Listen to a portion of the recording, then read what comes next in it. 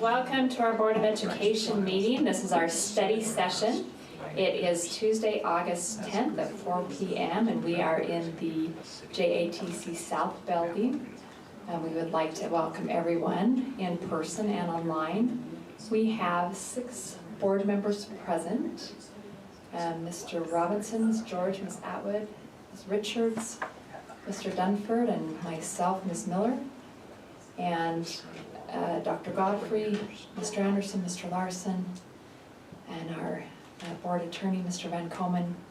Thank you all for being here today. We have another full agenda, so buckle up. Here we go. First up, I gotta get on the right meeting page. I'm on last month's meeting. Well, now it's too long. That one was First up is a review of Administrative Policy AS90, drugs and alcohol. This has come to a couple of previous study sessions. We've notified parents, held an open house, and it's on our agenda for our business meeting to vote on. But we wanted to have one last opportunity for board members to ask any questions or last minute changes if you have one.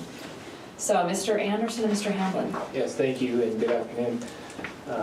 Since we last met, the board asked us to bring any data on carryover suspensions from previous violations of policy AS90 with students and any new violations that occurred since the beginning of the school year. So Mr. Hamblin is here to give any details, give the details on those, and we're happy to answer any other questions that the board may have at this time. Thank you. Good to be with you. As far as the numbers, we had 4 carryovers from last year, 3 with 45-day suspensions, 1 with a 180-day suspension. We've had 3 offenses this year, with 2 of them occurring today.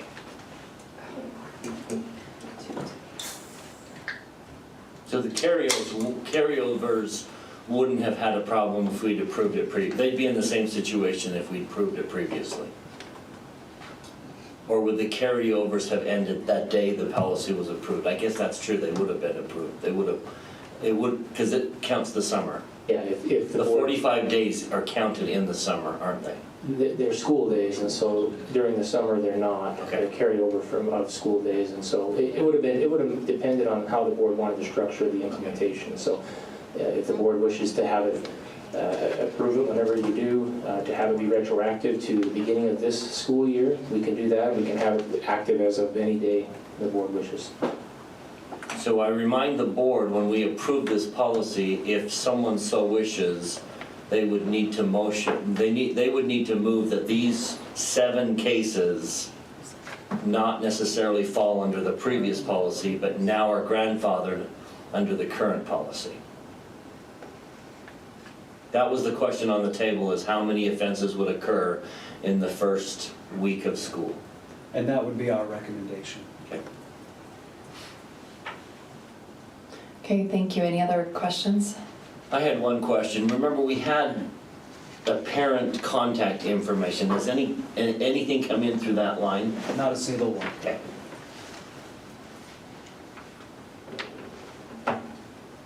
Okay, any other questions? No. Thank I you. have one. Oh, one more. Just a real quick. Do you have a feel for how the administrators are feeling about this and how to apply it, if you will? Yeah, in fact, the comments that I've got over and over again are, thank you, it's about time. That's about the essence of it. So I haven't had anybody with any concern that couldn't be resolved rather quickly, actually. So it's been a widely accepted, in my opinion. I'll be really interested in the data at the end of the year and Yeah. to see how it goes. Yeah, thank you. And we're tracking that really closely. Okay, thank you. We will have this on our business meeting for a motion and a vote, and we'll take public comment at that time also. And thank you for all those who worked on this policy. We appreciate it. And next up is review of proposed revisions to Board Policy GP 110, public participation at board meeting. We've also discussed this in the last couple of meetings, and it is on our agenda to vote on it in our business meeting. The changes have been made that were discussed last time about adding specific language of where they can email their online comments to, and then a within instead of a with. Does anyone have any additional questions or concerns about this policy?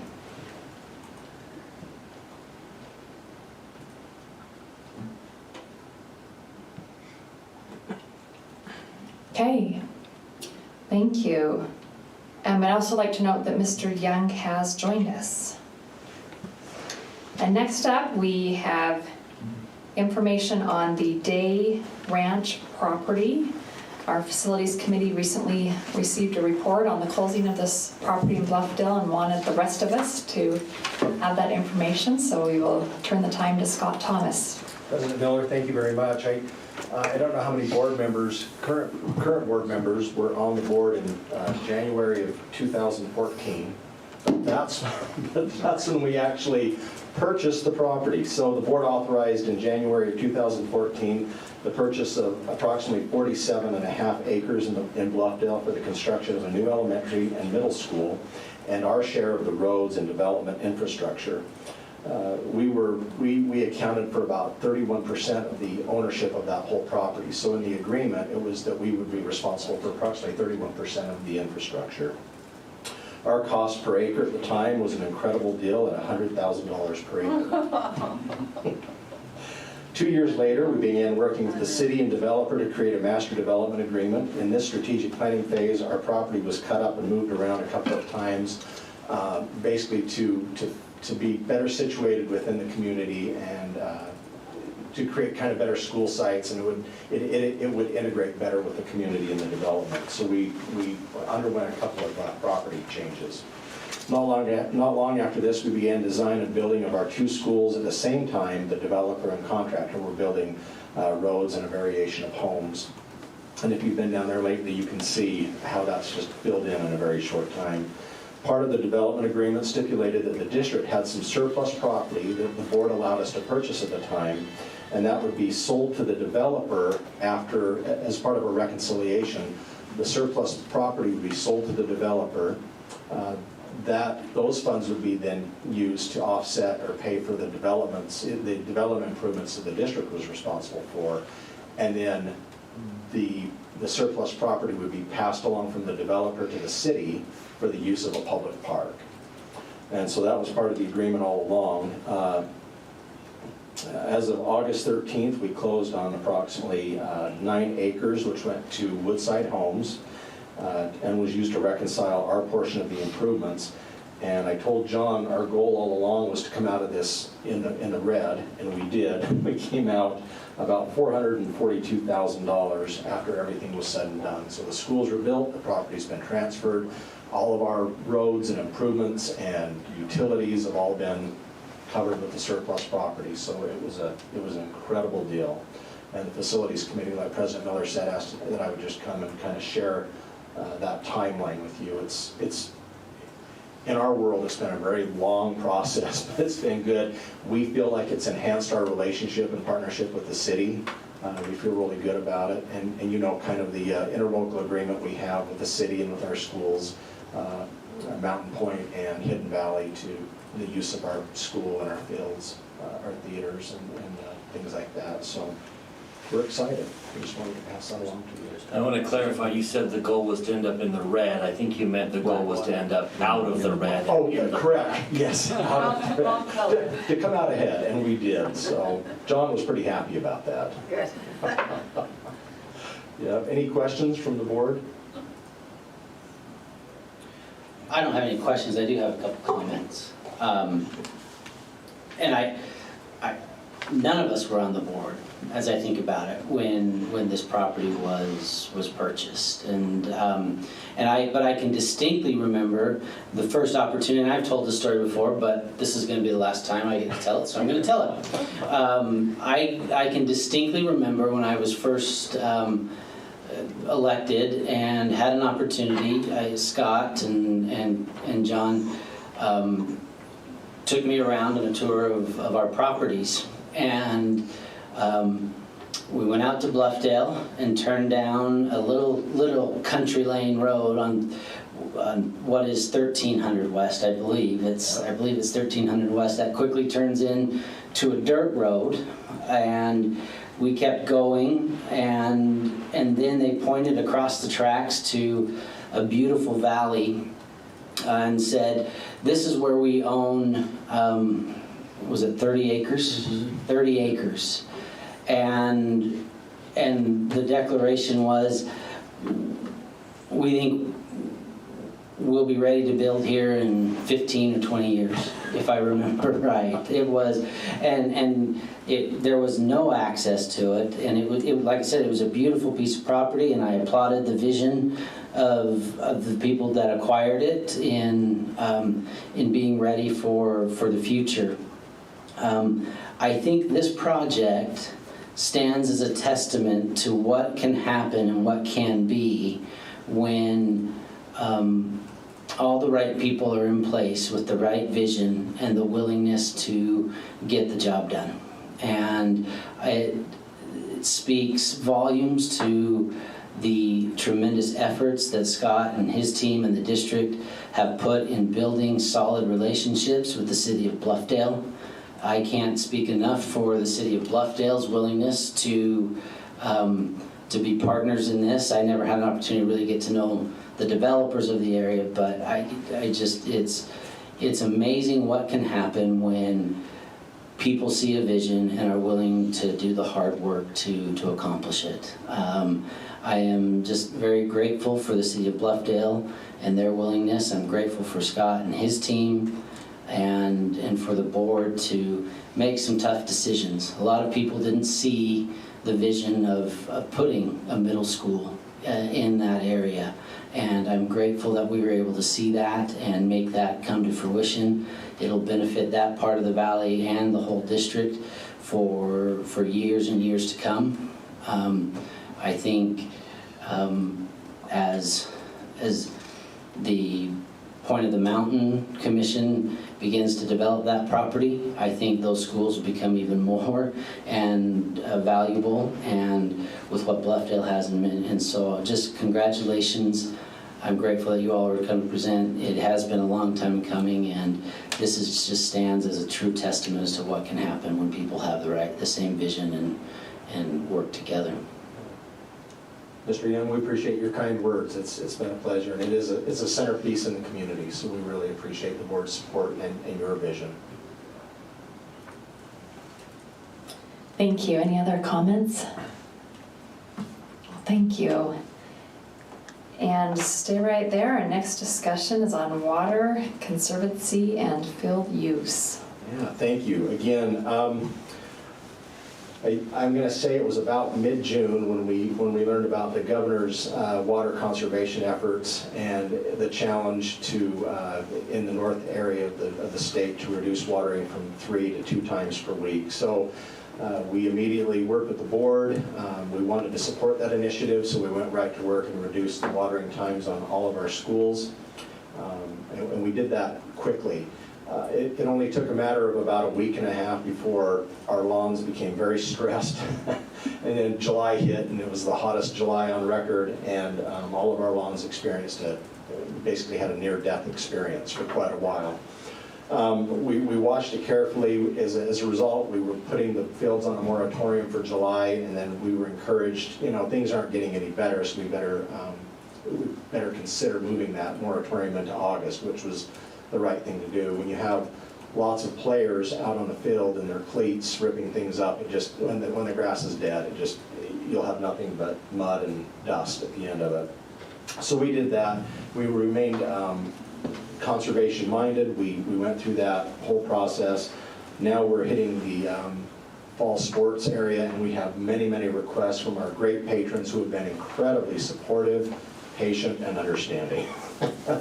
And now we're at that point where they're wanting to get on the fields for football and soccer and a whole lot of other different things. We've asked them to be patient with us before we come back to the board and offer some information and maybe make a recommendation. We've discussed this in Facilities Committee. One of the assignments we had was to call and maybe talk to some professionals about where we go from here. We were able to reach out to the Jordan Valley Water Conservancy District and talk to them about what we had done, where we are now and where we'd like to go. And they basically said to us, the manager actually said, as long as you're showing that you're trying to protect an asset, a public asset, that's very, very good.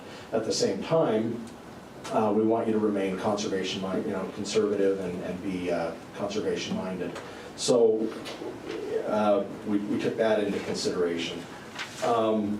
In addition, I was asked to provide some information to the board, which was actually a great idea. How many gallons have we saved in part of June, July, and August? We were able to pull some data, and the comparison that I'm going to give you is from March 20th to July 20th March through July of 2020, and then March through July of 2021. And this takes into consideration all of our schools. In that 5-month period, and please keep in mind, we don't have the data yet for the end of August, so this is just March through July, so it would be an even greater savings. But last year, from March through July, we used approximately 319 million gallons of gas, of water. This year, same time period, we used 240,820 gallons of water for an overall savings of over 78 million gallons of water. And I would imagine the bulk of that would be June and July, since those are the big watering months. That does not yet take into account August, which we assume will be an even greater savings. So we were asked to come back with a recommendation based on what we've done. We have been recognized, I know for sure, by Harriman City. I mean, it was obvious early on that we were certainly doing our part. Daryl, Mr. Robinson called one night and just kind of gave us a shout out and said that Harriman had recognized our efforts. And we know several other people have talked to us over time and said, wow, it's obvious you're doing your part. So our recommendation would be going forward, a consideration for the board would be to allow the district to move forward with some conservative watering, targeted watering on fields. And we would just, especially the play fields, so that people could get on those. We think within the next week or so, and with the recent moisture we've had, we could bring those fields back to a play state, play-ready state and do that. You say that again, you think within like a week that would bring it back to Mr. Rostrom? play ready? Yeah, I think so. The recent watering, the rain we've received has really made a big difference in our fields. So we felt comfortable that they can handle the play. So let's be clear, board members, we cannot maintain these fields in playable condition without increasing our water consumption. That's the bottom line. So we either increase water consumption or we lose the ability to play on our fields. And there are a whole domino of services, parks and recreation, Little League, numerous groups that depend on our fields for participation. So that's the debate before the board. We either increase water consumption, targeted. We're not proposing that we go back to normal across the board. If we target our water consumption to make the fields playable, or we maintain our current water conservation level, and we would have to keep everyone off our fields. And one of the challenges of that is how do we prevent people from going on the fields anyway? We do not have the manpower to police all of our fields. So if we don't increase water consumption and people go on our fields and play, they may very well ruin our fields. So by targeted, there could still be areas that are looking yellow and brown. You would just target the areas we know that people are going to be playing on the fields. Correct. To the best of our ability, we would target those areas. I mean, different areas are on different stations, and so we'd do our best, I mean, to make sure that those areas were watered sufficiently so that people could play on them, and other areas would remain 2 times per week. I think we can do that, Mr. Rostrom. Yeah, correct. I talked to several districts yesterday in another meeting, but we talked specifically about this, and several other districts are already doing this sort of thing of targeted watering, and they've had the go-ahead from their cities and from their districts. I think it's a really good idea. They say they have just certain fields that they're doing additional watering and letting the others go, and I think that's a good solution, a good win-win for everybody. What does the normal use of a grass field for a school playground recess time? Do they, the young elementary school kids and stuff, do they rip the field up by their use, or is this just mostly outside sports? You know, any traffic, it's mainly cleats. You know, cleats seem to rip things up pretty well. Kids, normal every day. I mean, certainly you put anybody on stressed grass, it doesn't do it any good, but the overuse by cleats and things like that, especially if it's stressed and then it gets wet, and then everybody kind of just tills it up, you know. And would it destroy the whole field? Probably not, but there would certainly be bare spots that we would have to then come in and slit seed next spring and let grow, and then the teams would be off of them for that period too. So there's a balance there that we've really tried to pay attention to and take care of. Any questions? Are there any of our elementary schools that are not being used by county or other organizations for sports? There will, I would imagine not every school will be used, but I think most will. Yeah. Just wanted that to be heard by the public, just Yeah. if they see that watering is happening. Yeah, Just an it's, idea that it's not just our students that are using these fields, but we do service more than just the students within our district. I would imagine the large majority of teams are people within our communities in our district. So President Miller, I would move that we direct the superintendent to target an increase in water consumption to make our fields playable. And that we move forward, we remove the moratorium, and as soon as the fields hit playable condition, we allow participants on our fields. Can I second that, but can I add something to it just a little bit? Can we, as those seasons round up, cut that water back immediately? Oh, certainly. Yeah, we would do that anyway. Yeah, I appreciate that comment, and we would do that. That's part of the targeted strategy. That's the target strategy. I'd second that then. Okay, so we have a motion by Mr. Dunford, second by Mr. Robinson, to increase, or to end the moratorium, to increase watering in targeted areas in order to allow for field use. Is there any discussion to that? I just want to just express my appreciation and gratitude. I know it's difficult for our facilities people to see something they care about, their facilities, and the grounds are something that are really an important part to that. I'm appreciative of your team's willingness to be part of the solution that we as a state are with the great problem that we as a state are faced with. I, for one, am so impressed with, even with the rollback of the watering, how well our facilities looked, even in that. And so I'm grateful for their willingness to do that. I'm grateful for the community's understanding that limited access to those fields in August.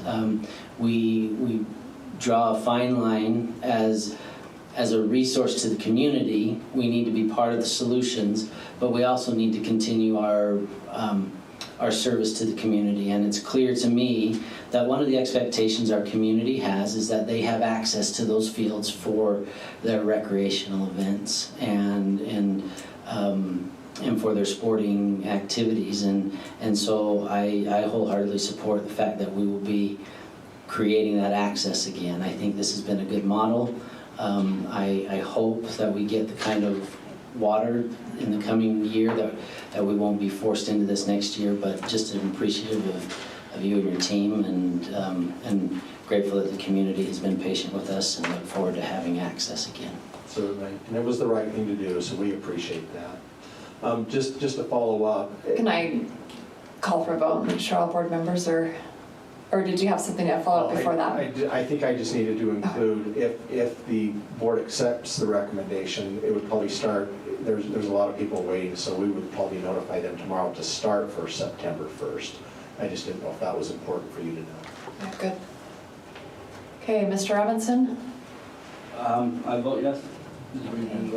Ms. George? Yes. Ms. Atwood? Yes. Ms. Richards? Yes. I'm a yes. I'm a yes. And Mr. Young? Yes. Okay. I think you have your direction then. Thank you very Go for much. it. Thank you to your team, and All in favor? I'd also like to acknowledge some Little League coaches that are here tonight. And Right away. Can I, before you leave, Mr. Thomas, does everyone need to wait until September 1st, or can we give an assessment field by field as specific needs come up? I have a specific request for West Hills. Okay. Is that something we could look at, or should I tell them wait until September 1st? You know, in the morning, we're going to talk to our rental folks who have also been very patient. You can imagine they just have a lot of people calling them, and so I guess we could look at that. Dave?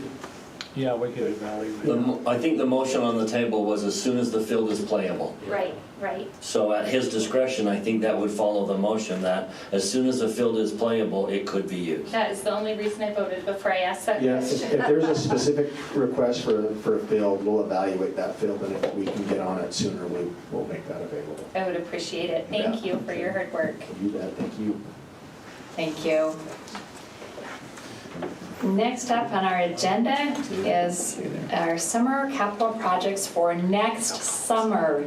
We have just wrapped up this summer, well, mostly wrapped up this summer's projects, and now we begin the discussion of next summer's projects. And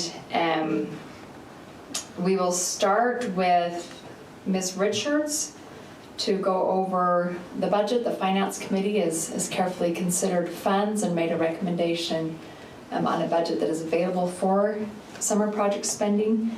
And then we will have Mr. Dunford lead us through the capital projects in which Facilities Committee has spent a lot of time. It's a long process with Facilities Committee and our facilities group. I'm starting in January to go out and assess the needs of all of our facilities, and there are a lot of needs. And our Facilities Committee has done the work of narrowing that down to some recommendations, and now our task tonight is to fit budget and recommendations together. So we will start with Ms. Richards. Okay, thank you. First off, I'd like to just remind everyone, this is a projection for the 2022-23 school year. And I know we've had several discussions in board meetings about the amounts that we will consider tonight. And as a committee, we talked about a lot of different scenarios, starting at a lesser amount and kind of looking at what was available. You have that document on board docs, and you had it prior to the meeting also. So hopefully you've had a really good chance to look at that. At this time, the committee is recommending, and may I say amounts, is that okay at this time? Yeah. Okay. We are recommending a $15 million summer project fund from our capital funds. And I would just ask for any questions or discussion. Just a couple of clarifications.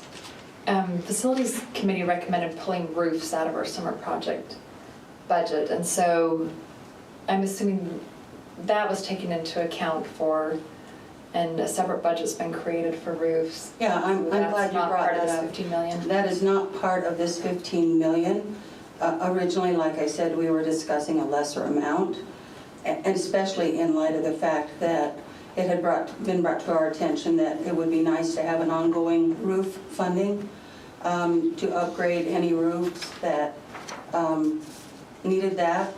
And at that time, we got information from Scott's office that they thought, and can I say that amount, is that okay? 2.25 million ongoing roof funding for at least the next couple of years, because there are some large projects that they're looking at. And then perhaps it would, after 2 years, perhaps go down a bit. So 2.25 million in addition to the 15 million. Also, as a reminder, a few years ago, we also added an ongoing HVAC/boiler fund, and I believe that was about a 1.4 million. So take all of that into consideration. Those are ongoing funds in addition to the 15 million.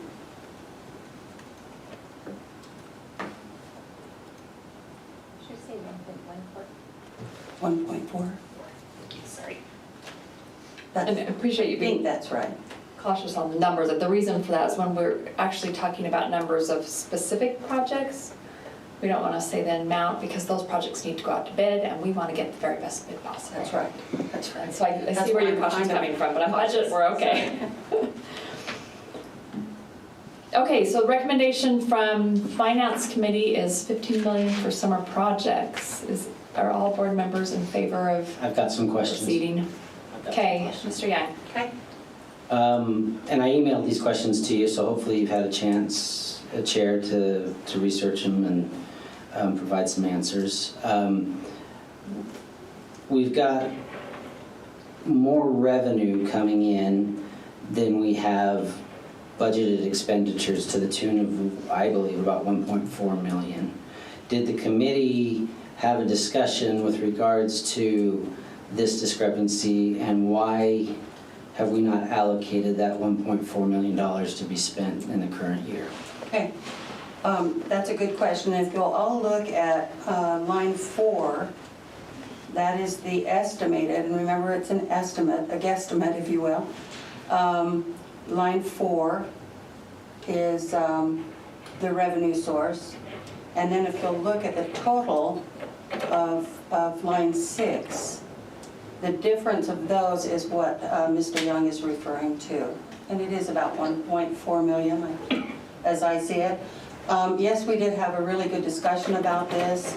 We asked questions of Mr. Larson especially, and noting that there was a little bit of a surplus there, and his caution and our caution actually within the committee was that we would like to have a little bit of a cushion there. It's like spending something that we aren't sure we're going to get. And so that was our response, is to kind of keep that 1.4 as a cushion. So how was the estimated revenues derived? If that's the hesitancy, is we're not sure that is an accurate number, how was that derived that creates such a level of uncertainty? Okay. I will have to defer to Mr. Larson because he and his staff did that guesstimate, so. Did you all talk about that in your committee meeting? We did. And what was the explanation that you all received? That very thing that I just said. And we came up from our original amount. We were originally going to go for 13 million. I understand that. I'm just curious how that revenue estimate was derived. That I will defer to Mr. Larson because his staff and he they're the ones who arrived at that guesstimate. Guesstimate or estimate? Well, Esther. Call it what you may. It's, so the revenues is looking back at what the historical revenue has been and then placing that in, so it's a more of a solid foundation, and we're not guessing beyond what the revenues might be beyond that. So it's just looking backwards, seeing what they've been and pulling that forward. So you looked backwards. And what was the property tax revenue for the current year that we're in?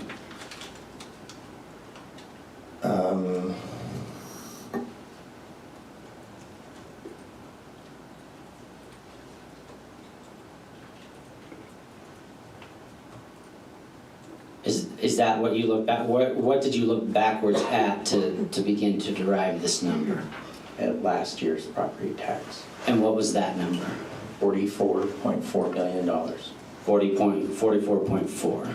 Yes, And what did we track for this year? same. It's the same guesstimate coming forward. And then, So you use the word guesstimate as well. I don't like the word guesstimate. did I? Sorry. Is it estimate? Is it an estimate or is it truly a guess? It's an estimate based on the prior year. So what did we build any type of increase in? No, We didn't build any kind of increase. So we're basing this off of essentially flat property tax. flat property tax. Yep. And when was the last time our property tax revenue decreased? 2000. Yeah, I can answer that. It was 2016. And how much did it decrease by? 2 million is what I have. Is that correct? Finding it. Yeah, 2.1 million. Okay.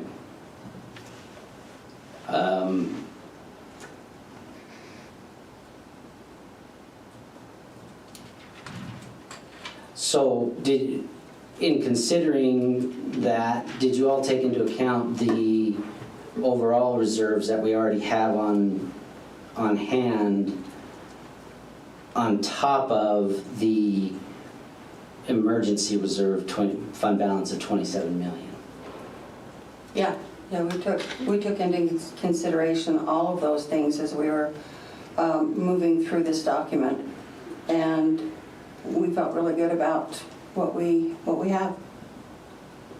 There was a lot of conversations about what the budget had been in years past and how it is moving up each and every year, and with the availability of time to be able to complete the projects, as well as the increases of costs going up. So there was a lot of conversation, and like Mr. Robertson said, I mean, if you look at, was it 4 years ago? Maybe we were at 10 million when we were proposing. Maybe it was a little bit longer than that. I'd have to look. I know, I think I had that written down in something else. But I mean, it's just gone up quite a bit each and every year, but we also have to take into consideration the time that we have during the summer. I can appreciate that we need to take that into consideration. I don't think it's the finances committee's role to take that into consideration. I think we as a board in our overall projection should, but I think the finance committee's role is to come up with an appropriate number, dollar amount. And we did. Given the budget.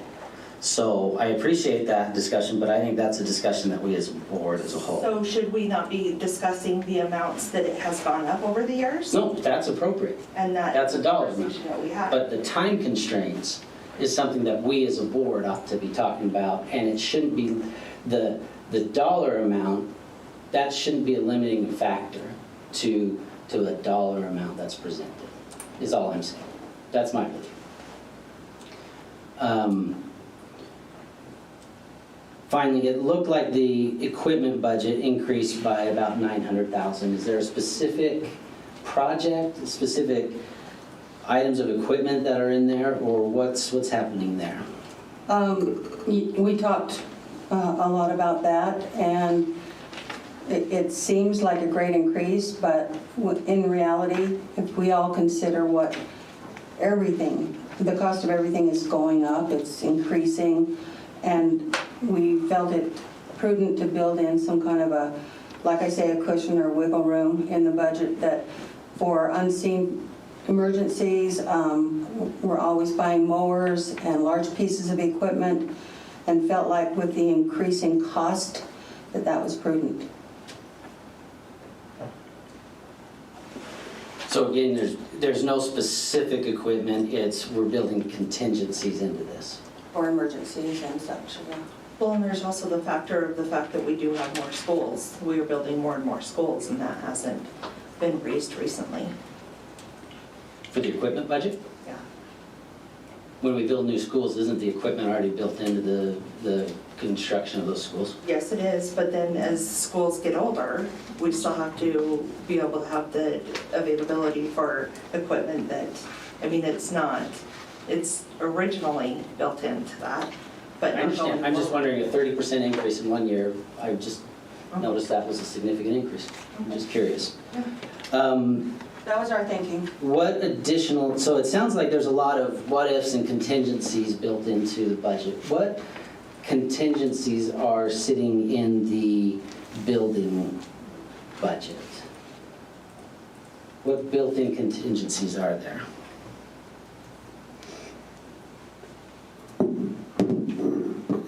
There is a contingency fund of $1 million in the building.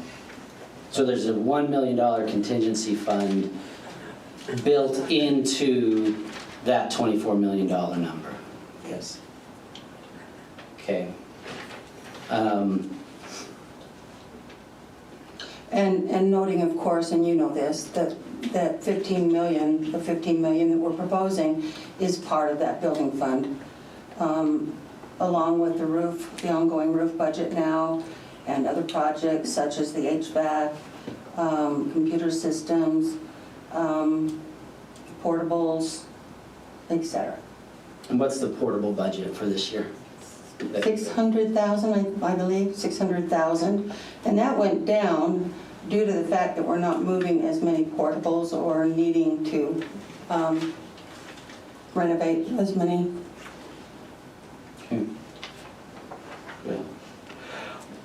Well, I appreciate the work that's been done. I think that this is a unique year. I think given the size of some of our projects, given the size of our reserves on top of our emergency reserve, so just to keep that in mind, we've set aside 27 million as our emergency reserve, and then we've got another 26 million on top of that. I would propose that we increase the summer projects spend to 16.5 million. I think that gives us the This is super opportunity. unfair for us because we have not seen all the projects you're bringing. So Yeah, you I'm have. okay with that. You've seen all the I projects. haven't seen them all. I don't know what you're recommending. Bryce sent that I out sent them this a week last ago. week. I haven't seen them. Well, that's on you. Yeah. So given the scope of one of the projects that we all know is a large Item M. piece of what it's going, I would like to suggest that we increase this by $1.5 million and go to 16.5 million. We would make that a motion. I'd like to make a motion that we, Well, go ahead. I would propose that you pick the projects and spend the money you want, and then as we approve the projects, the board can decide where they stop. That's what I want to do. I mean, that's why I was even willing to say 13 because I would like to see a range. I want to see those projects that are going to push us over into that 16 or 17. So I was grateful to hear their recommendation. I'm grateful to hear your comments. What I would suggest we do is, as you pick the projects, and if you want to spend 16.5, spend 16.5. At the very bottom of that, I have a list for everyone to include what your total expenditure would be. And then we can just start, as we choose, okay, these are the projects that are going to be approved. We could then choose to go up to 16.5. We could stop at 15. We could do whatever we want. That's what I would propose that how we handle this is you spend we've heard their recommendation, we've heard an explanation from a board member. I think we're ready to allocate the funds however each board member wants. So the total that you put at the bottom is how much you think Yes. we should spend? And I think every board member can say, my projects total up to 16.5. Or someone else can say, no, my projects total up to 15. And then we'll know exactly who's proposing what, and then as we say, okay, this is the number one vote getter, so let's add that to the list. This is the number two, and then we can see as we go down the list where those expenditures put us, and we can decide how many of them are approved or not. Mr. Dunford, before we do that, when might we have a discussion about projects not on the As list? soon as they turn the time over to me. Okay, all right, thank you. That's, But I mean, that's what,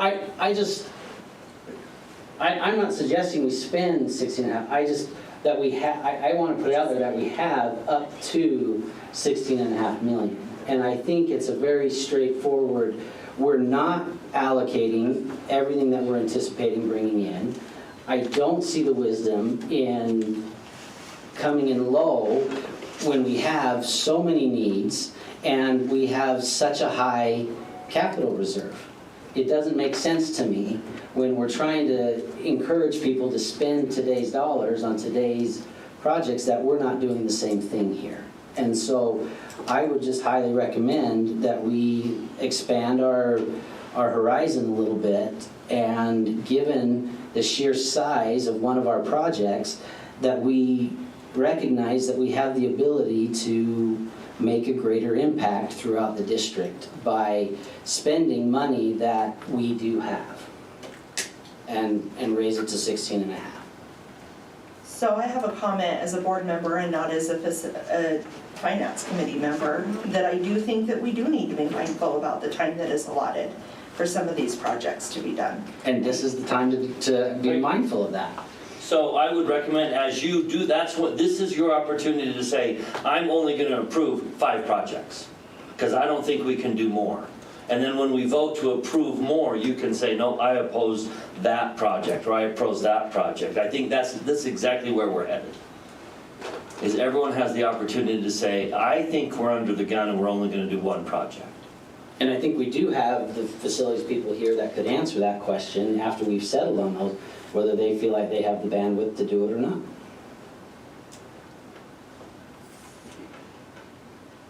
Okay, so is everyone good moving forward with that? So we know what the recommendations are, we know what another proposal is on funding. We're okay to move on to I have- Dunford's discussion? At what point, I mean, we've talked as a finance committee a lot about the other funds available to us. And, you know, some ideas about those. When might be a good time to discuss that? That's my question. That's now my question. What is facilities recommendation with regards to the South Jordan RDA money? Or, I'm curious about the amount underneath the South Jordan RDA money. Are you talking the 23 form? Yes. Am I okay with telling you our ideas? We have enough money in that fund to build an elementary school. And that really is something that intrigues us as committee members. We also have looked at middle schools. Of course, that won't build a middle school, but we have looked at ways maybe to configure that.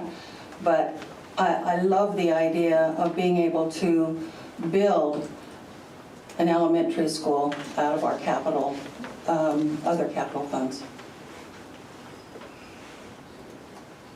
And I think that we're looking forward to the conversations of being able to at least explore the possibility of obviously not being able to pay for the full amount of a middle school, but what would be some of the ways that we can explore using these funds along with other ways to build a middle school as opposed to an elementary. So can you tell me the source of the 23 million? Yes, if If you take the total up at the top, the 52, take off the 27, you get the 25. Are you with me? No, this other fund, this 23 down here? Yeah, I'm just telling you how we're getting there, but it's the 26 minus the South Oh, Jordan okay. RDA. Okay, I see what you Does that did. make sense? Okay. I thought you were suggesting that out there were other funds Oh, no, no, available no. for our use. No, no, So no. summer projects is part of this number. Okay. I see where you got that number. 23. What did you say? Okay. The summer projects money that we are recommending is not part of that 23 million down at the bottom. It's part of the taken- 24. It's taken out of number 6, buildings, line item. Right. Okay. That's just something that I really am in favor of.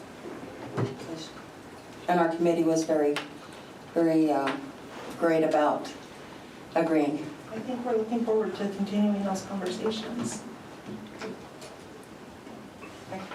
Okay, so let's move on to facilities.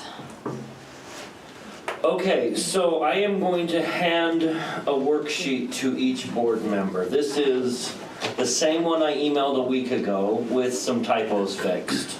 But this will allow you, I think this will help us walk through what's about to happen. If you want to put the facilities committee's budget recommendation at the top.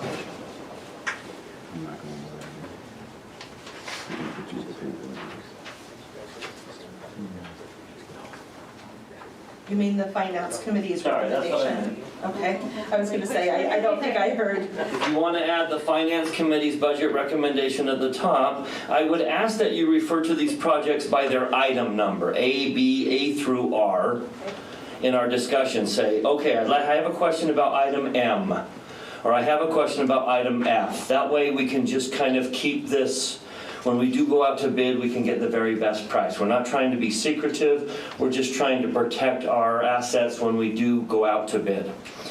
So, Then Bryce, are you saying we can refer to the estimated cost? No. Or are we still keeping those? yeah, quotas? let's keep costs and projects. And again, the project is less of a concern that we talk about than the cost. For example, Mr. Young is, I'm going to turn the time over to Nikki and Mr. Young in just a minute. And I think he's very comfortable saying, let's talk about the school itself.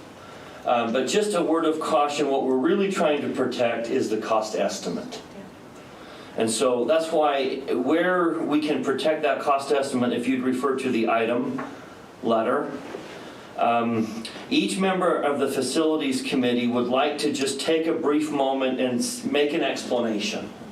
As a reminder, I'm in charge of South Jordan, Nikki's in charge of West Jordan, and Matt's in charge of Harriman, Riverton, and Bluffdale. So Matt will take a minute, Nikki will take a minute, I'll take a minute. But before we do that, we had a late addition to this list. Marilyn would like to add a project to the list.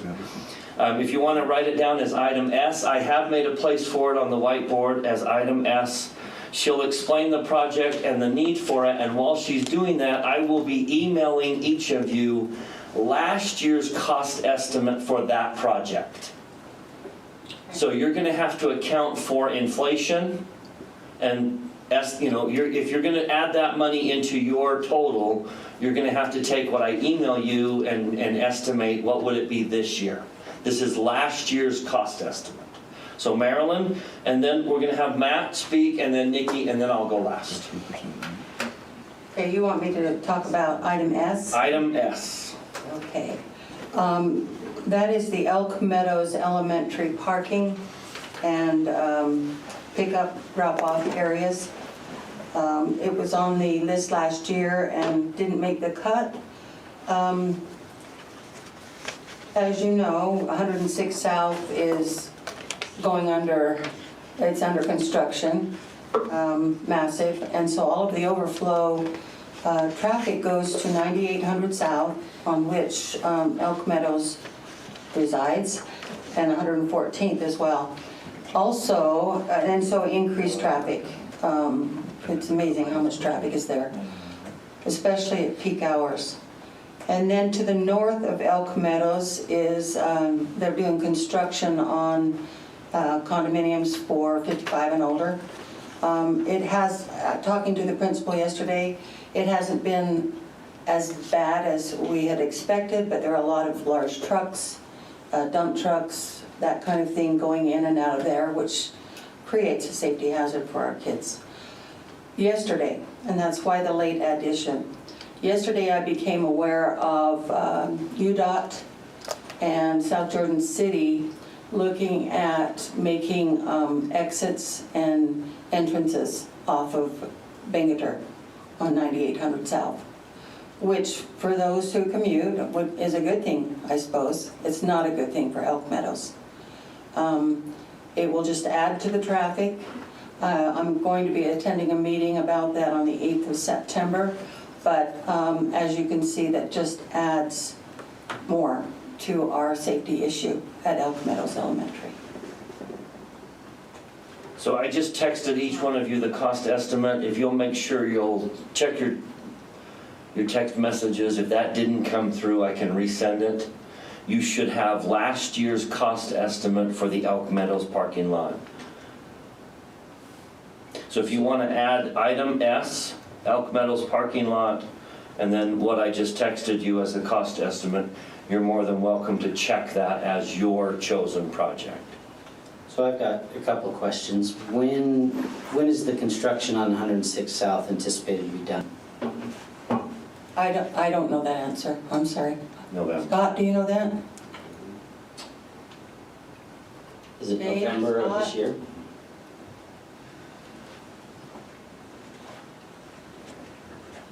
I'm looking right now. Curtis is looking that up. We've been made aware of the same.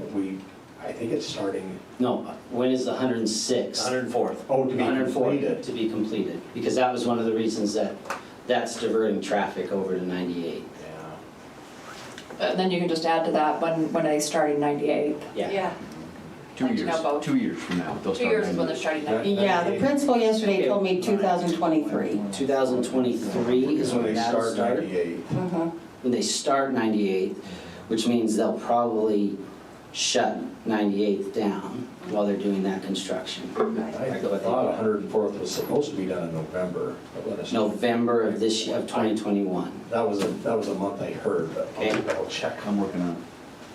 And so we wouldn't even start this project until June of 2022. Correct. So that won't be an issue by the time we started this project.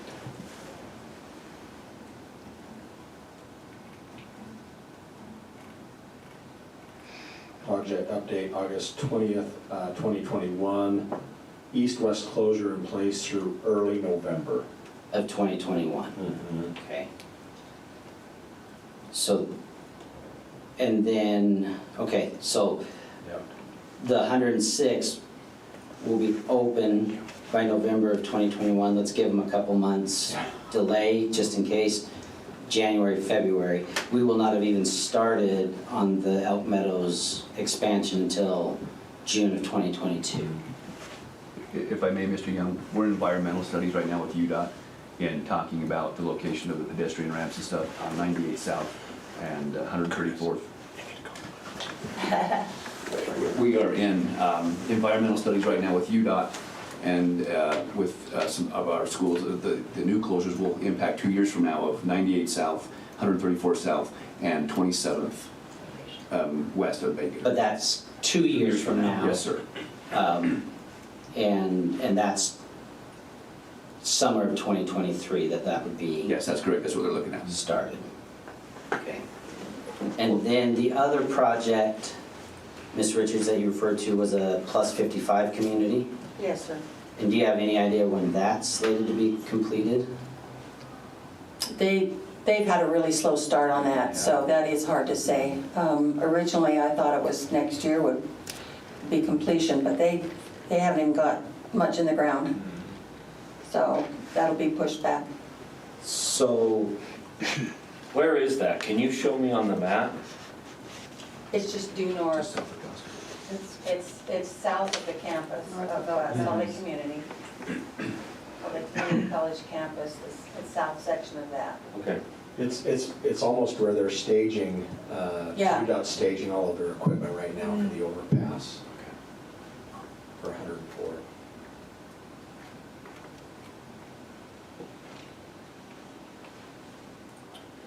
what is a decent inflation figure? Give me a percentage. The figure I just sent to the board, what would be a reasonable inflation amount from last year to this year?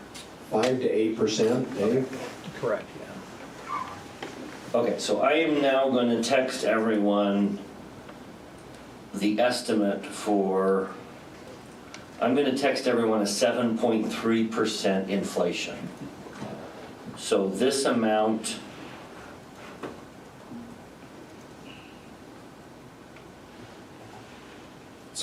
is probably the more accurate estimate of current dollar. This is a 7.3% increase from last year.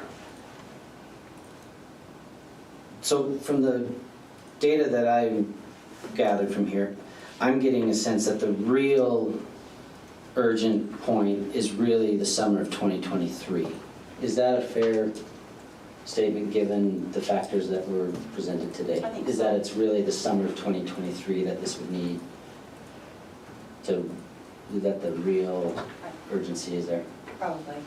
Does that change your recommendation? You still want it on this year for 2022? Or are you rethinking and now saying this is something you would push for 2023? I think in light of all that is going on there, I would still push for this year. Okay, so that is item S. And that's a project that's barely missed it the last 3 or 4 Right. That is item S. You now have an updated cost estimate given an inflation increase. So thank you, Marilyn. Matt wanted to talk about a couple issues in his area. Nikki has a couple issues in hers, and then I want to explain something in South Jordan. And then we'll open it up to questions before we start choosing projects. Matt? So I'm not doing specifics, it's just the one major one. Right. Am I referring it to by the letters or? I think we're fine to talk about it. Okay.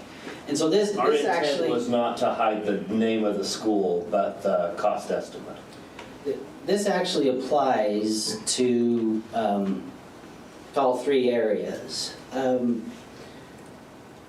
each of those areas, there's a middle school design that we've continued to utilize, but these 3, I think, would be fair to say we're on version 1.0 of this middle school design. That's Oker Hills, Joel P. Jensen, and South Jordan Middle. You all will note that there's other schools in the district that are based on that same design, Elk Meadows, South Hills, West Hills, but I would say those are 2.0. And a lot of the improvements that we need to make in those other 3 were made in the improvements of that design for those 2.0 versions. Each of those schools, and I don't know South Jordan as well, they may have improved. Tracy, did they improve the walls in the South Jordan? They did get the walls right on They got South the walls Jordan. right. So it wouldn't need a significant of investment, but it could still use, there's still some projects in there that are really quite significant. The question that we don't need a final answer on, but we need some type of direction is there a desire on the board to seriously look at, as we go out to bond, when we do, at looking at making the case for doing wholesale renovations to those 3 schools? Yes. And if that is the desire, there's a hesitancy on my part to continue to throw money, nickel and diming isn't the right word, 2 millioning and 5 millioning projects at those schools. I don't know if there's wisdom to continue that and suck up the valuable summer projects money if that's our desire to make that case within the bond. And so that's kind of my question to the board, and we as a committee thought that's a much higher level than our committee. What are your all's thoughts? And I heard a couple of yeses, but if you can elaborate on some of those, that would be appreciated. So are there any additional to South Jordan than are listed here? Yes, there could be. Okay. Yeah, yeah. The Kiva being one of them. The South Jordan that's listed here is just the kitchen upgrade. One of the issues in the last bond was there's a area in West Jordan that felt very slighted by the bond because they felt like they got nothing. When in reality, they got something right before the bond and they got something right after the bond. In fact, it was even included in the bond. But if you're gonna survey people in the West Jordan area, they think that they were left out of the bond. And these projects, these major projects, will sprinkle that new bond throughout the district so it has a higher chance for people to be clearly invested. Secondly, I love what we're doing with the Bingham High School. I love the amount of money we're saving by redoing it instead of tearing it down like other districts do, just rip the school down and rebuild. But it has significantly crippled us in our summer projects. And I'm not sure, our plan originally was then to move to West Jordan High School. I'm not so sure I could support that anymore. Just because I've seen what it does to the other projects. So many projects need to be done through this fund, but we're rebuilding schools out of it. And so I would totally support these big projects being placed in the bond. So Mr. Robinson, are you saying that West Jordan should be added to the bond with the improvements that they're gonna need? Absolutely. Instead of giving them a little bit every year, I would just rather get West Jordan done. Can we do that with our timelines? Yeah. In 6 weeks in the summer? Well, maybe we have to be creative like we're doing at Bingham. So, does anybody else have anything else to add to that? Because that changes, at least the way I look at a lot of the proposed projects. If we're a year, even 2 years, and again, I don't know when we're going to go for bond, but if I know that it's on the horizon, I'm not sure I'm interested in consuming summer project dollars for any of those projects, but for probably K&L. There might be some justification there, I don't know. But I think that's where I'm leaning, if that's the overall desire of the board, is to find a way to include those in our bond proposal. I would be more hesitant to, unless it's, I mean, again, last year, Oker had literally a hole in their, was it their sewer system or their sewer system? I mean, unless it's to that point, that functionality is, I would like to maybe postpone any of those projects until we can see if it's successful in a bond. And I would just like to add, Mr. Young, that when I was making my list and trying to You already came to be that lead, conclusion? I came to that very conclusion. Yes, that's exactly right. And for me, I'd halfway come to that conclusion. As far as Oker and Joel P. Dealing with their wall situation and being able to upgrade them to permanent walls is a huge project. I was thinking that would be appropriate for a bond. I don't know, so let me ask on Oker Hills Middle School, the boiler room being brought up to level. If the bond's 4 years from now, can that wane? So, Scott was gonna. yeah, I've talked to, and if there needs to be depth to that, we can talk. But that design is actually in each of those schools, is in Joel P., South Jordan, and Oker Hills. It is functional, and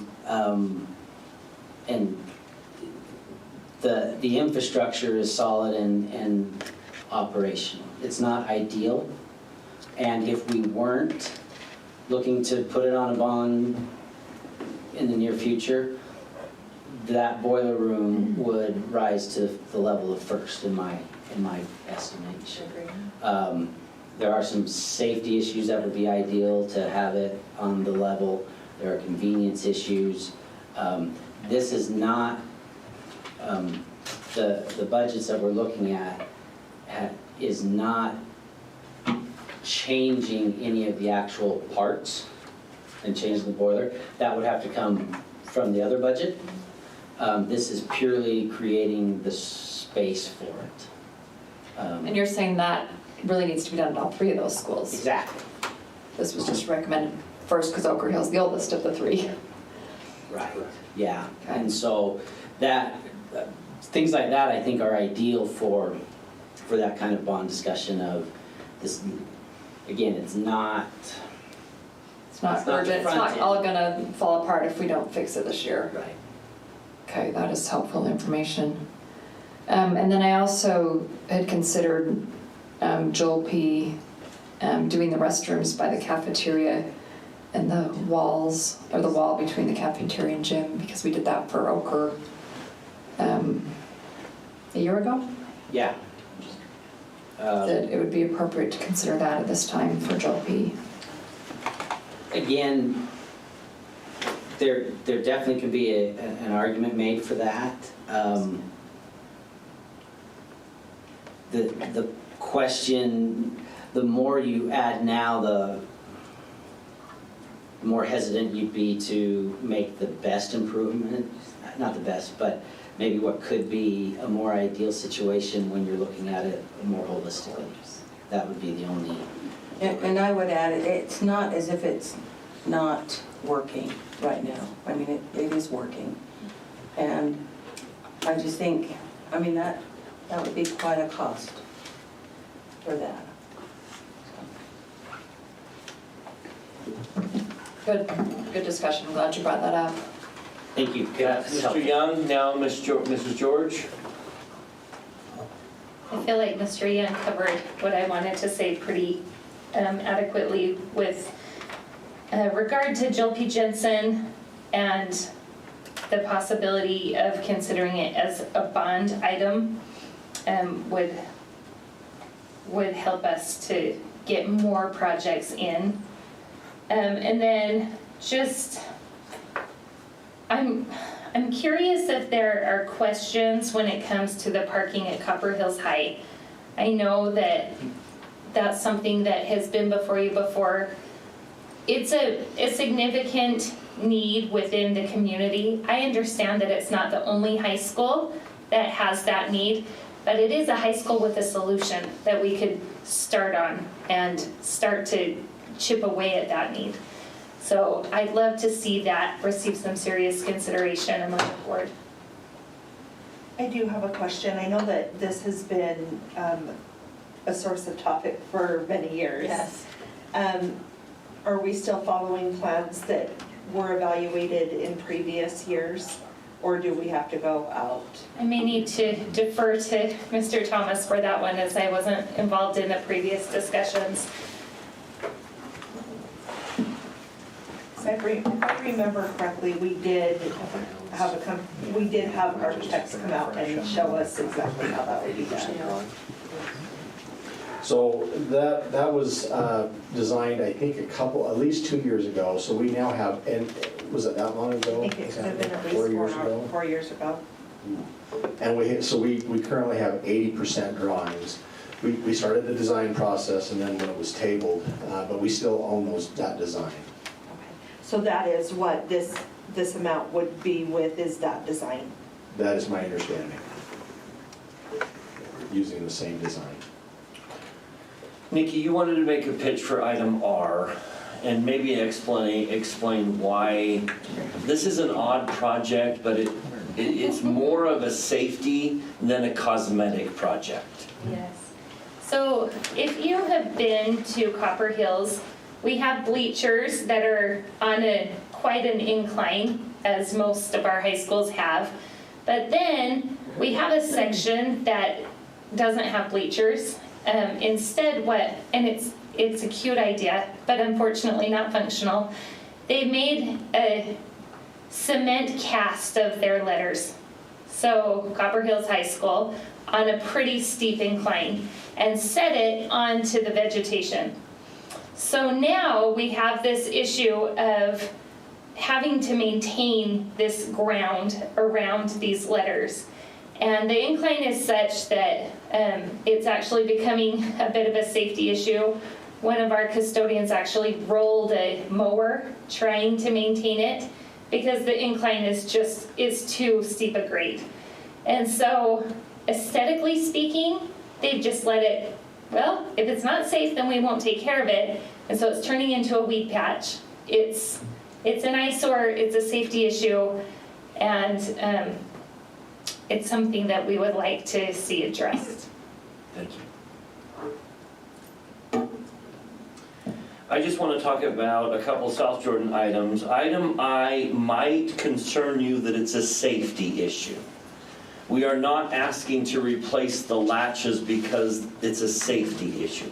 We can fix the latch problem without a summer project. But the question is, would you be interested in just going ahead and replacing the windows? I don't want you to be confused into thinking that oh, they're gonna break into the school unless I approve this project. We can fix the latches.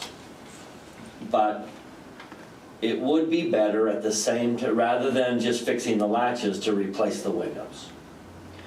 And there was a question on items K and L, South Jordan Middle School.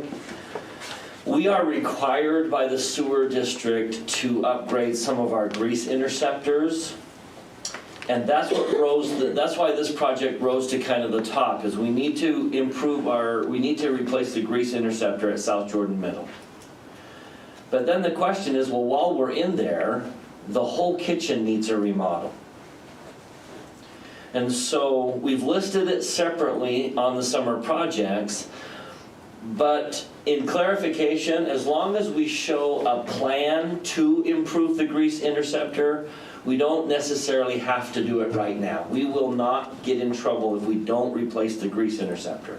So given what Mr. Young said about South Jordan Middle School, we could put off the grease interceptor replacement until there's a plan to redo the whole kitchen. If you want, you can choose to upgrade the kitchen and the grease interceptor right now.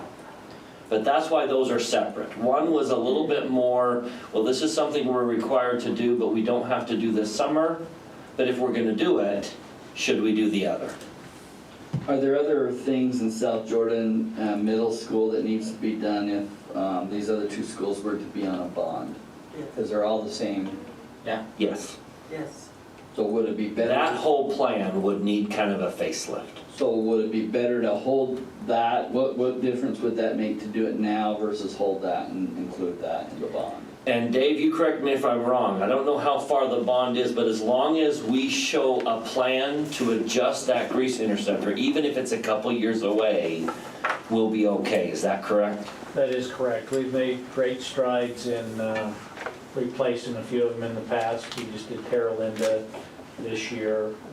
We just did Ochre when we did the kitchen down there. So we've made great strides that way. So that is correct. As long as we're showing some progress, we can be a few years out. Because there may be other projects at South Jordan that needs to be addressed. Correct. Because those three models are awful.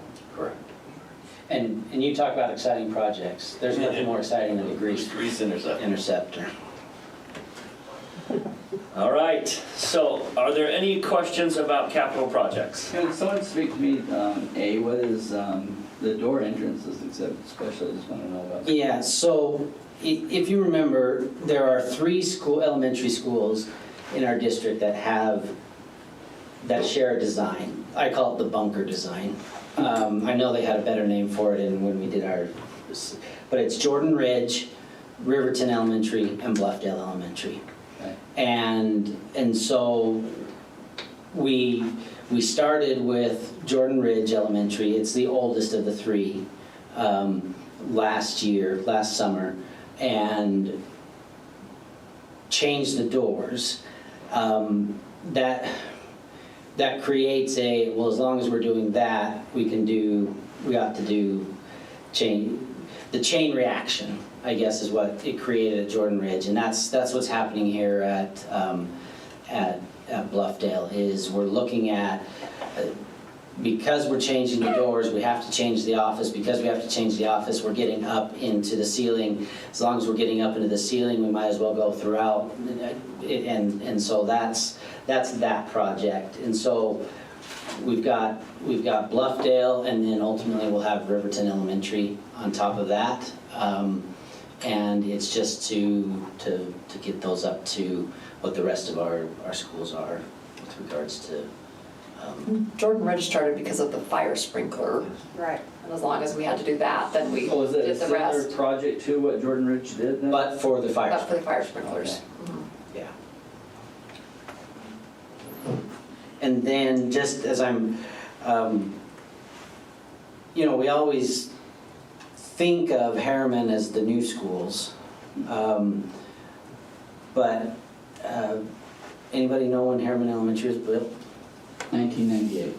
99. Was that right? 99, yeah. Clearly. So yes. it's a turn of the century school, I guess we could say, or it's a pre-century school. And it is very much in that group of schools that are working through getting the LED lighting updated. And so they're in that rotation, and our Harriman schools aren't all as new as they used to be. So that's why that one's on there. Okay, if there are no other questions, it is now your turn to take whatever budget you're recommending, check which projects you want to spend, and then if you'll add up your total. When you're done and you're confident that you're satisfied with the list, if you would go to the Memorial Bryce Dunford whiteboard and check off the projects A, I didn't leave much room above A, I'll change that. I apologize. Specific color? Nope. If you'll mark off the projects you want and then put your total at the bottom. ADR. I hope I did my math right.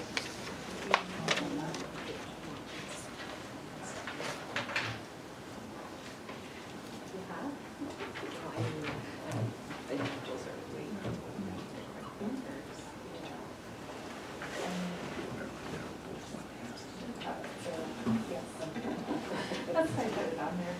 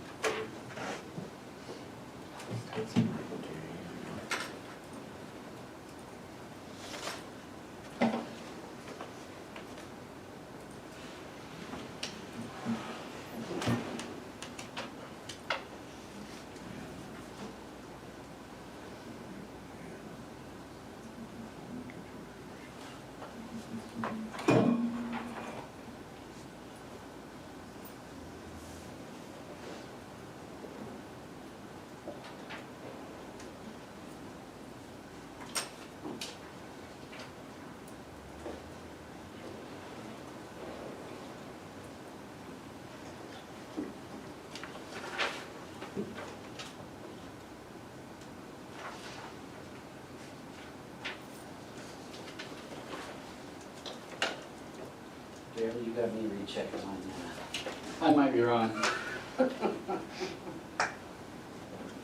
But then your math, you're probably correct. Okay. Do you want me to do all of them? Am I okay? Yeah. Yes. Is mine wrong? I don't know yet.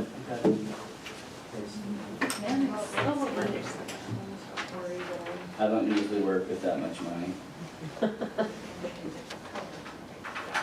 It's usually a $5 bill.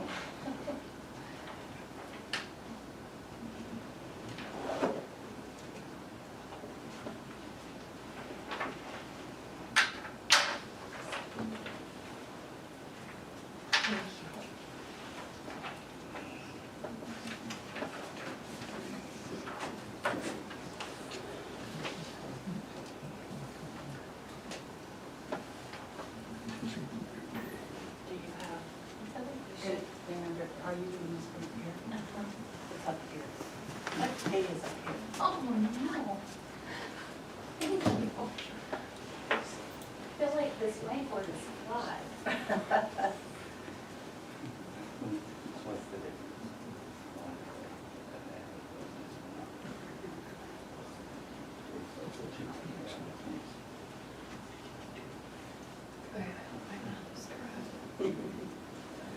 John will check it out one more time. John will check it. The right projects.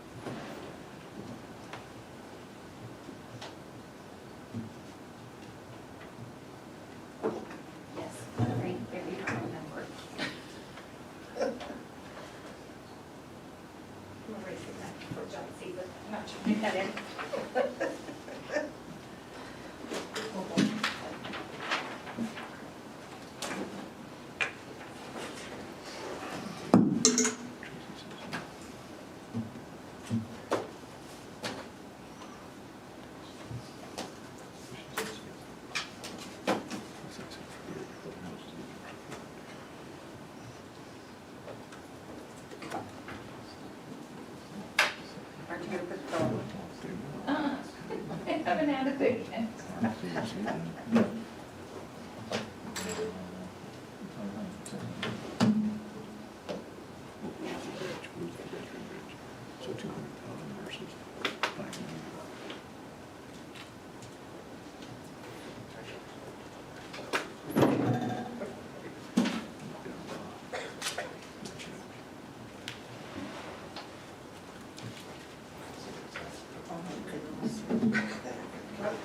Now he messed up your lines, Bryce.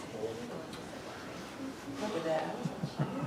You gotta go try your shit again.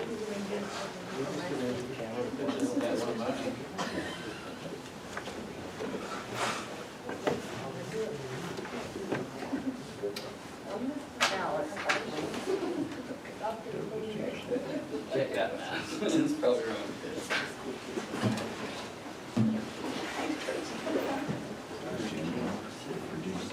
Yeah, these are, I was fixing what I was. Some of us.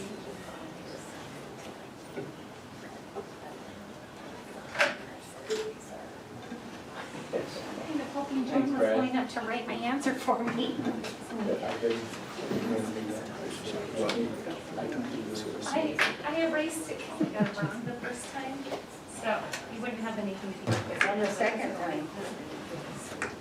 Sorry for missing your mind over. Fix it, Felix. We've got kids in this group, little A ones. random number at the end. I was ready. I'll come and react. There's Bob, Fix it, Felix Jr.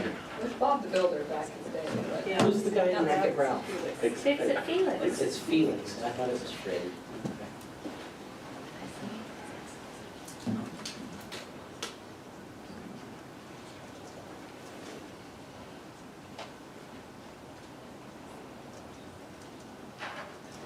You're set on your list?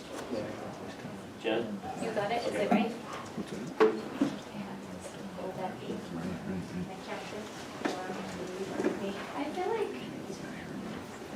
could we rank order these? We may have to. We may have to if they come out close. So I feel like I know which ones I had advice to cut. Yeah. Which ones I would add by the budget.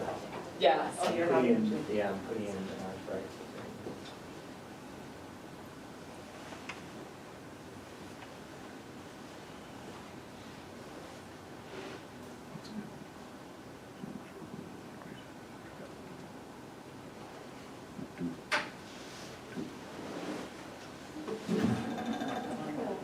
Calculated. I think probably. You're off, Jen, you don't have enough on there.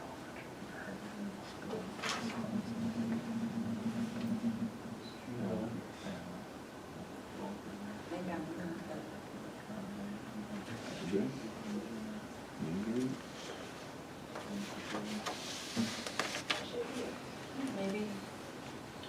maybe those are just big projects up there.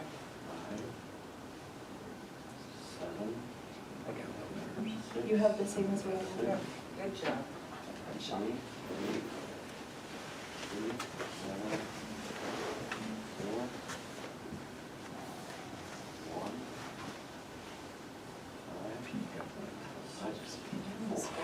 Okay, so here's our one.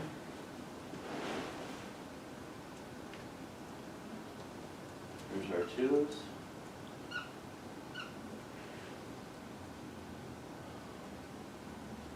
Here's our threes.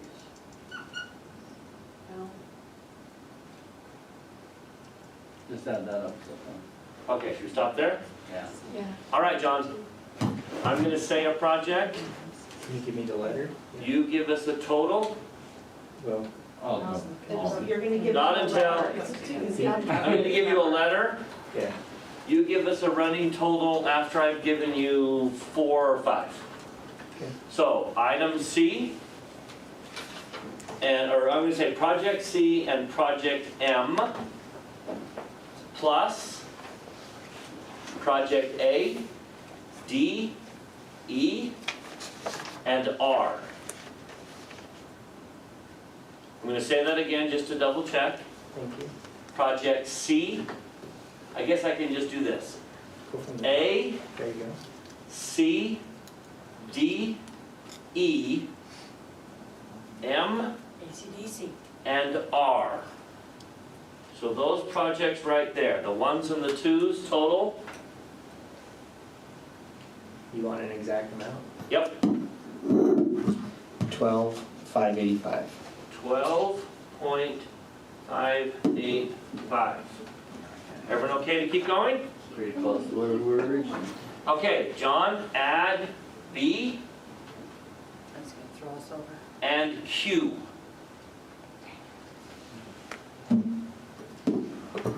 That is 15,170. That's pretty close. Okay, so just so everyone can continue, let's do the 4s here, which is number 4. S, So we've got N and S. and S. Right, are there any other 4s? Okay, add N. With N, the total is And then That would reveal how much N is. Oh, that's true. Okay, give me N and S, but we've never said what N is. I think we're okay on that one, right? Is everyone comfortable announcing what N is? Because no, we haven't announced what N is, so give me that Just do total. N and S together, because we have What? said what I Put the want two together. S is. We can all see what Just one put them is. together. Okay, Pretty easy. if you need a breakdown, we'll give a breakdown, but with N and S, what's the total? 16,545. Huh. Okay, those in favor of continuing? Okay? I'm just gonna go backwards. Everyone comfortable with the 16.545, including all of the projects up to 4? Raise your hand if you're comfortable with that amount and those projects.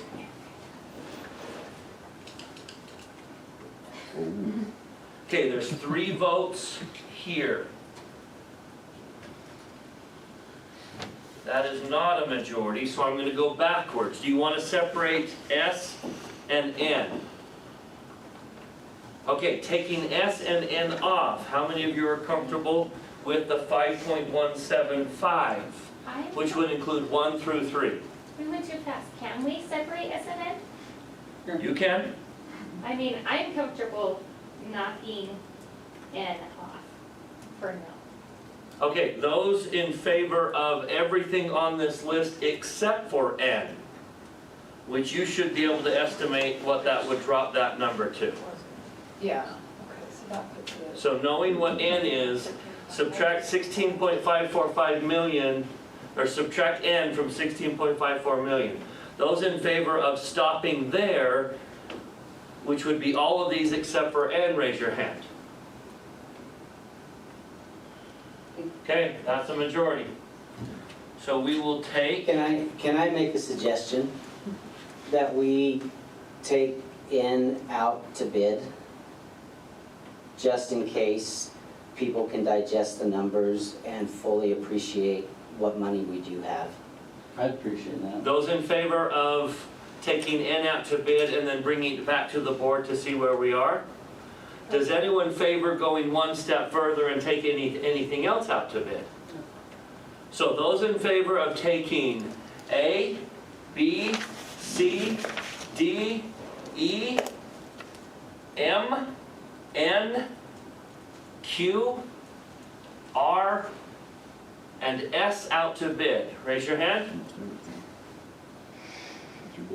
Okay, let the record show that all 7 board members have approved those particular budget, or those particular summer projects going out to bid.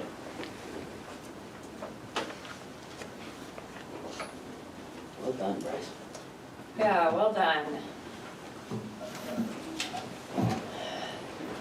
Okay, Mr. Thomas, do you have the information that you need?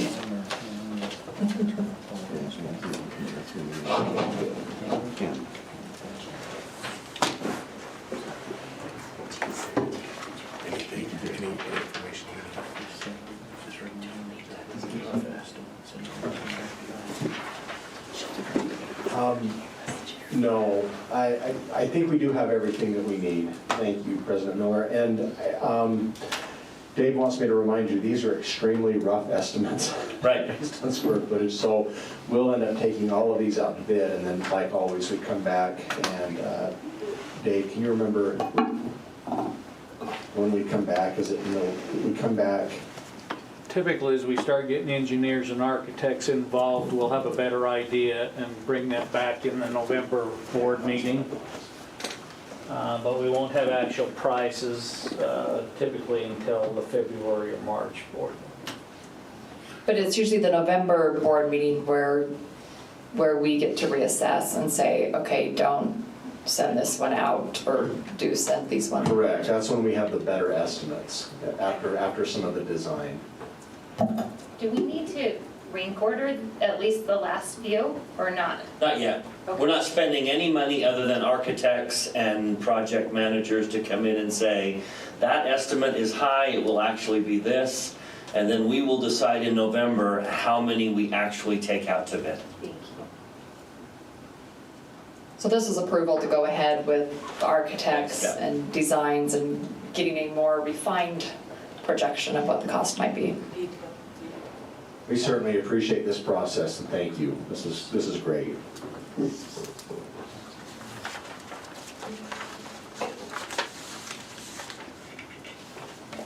Yes, thank you, everyone. Thank you, Finance and Facilities, for all of your work and all of our staff, for everything that's been done to get us to this point. And we've got this system down as a board. Well done. Our next item is a discussion on administrative policies AA 442, middle school philosophy, and AA 443, student clubs. Mr. Cody Curtis.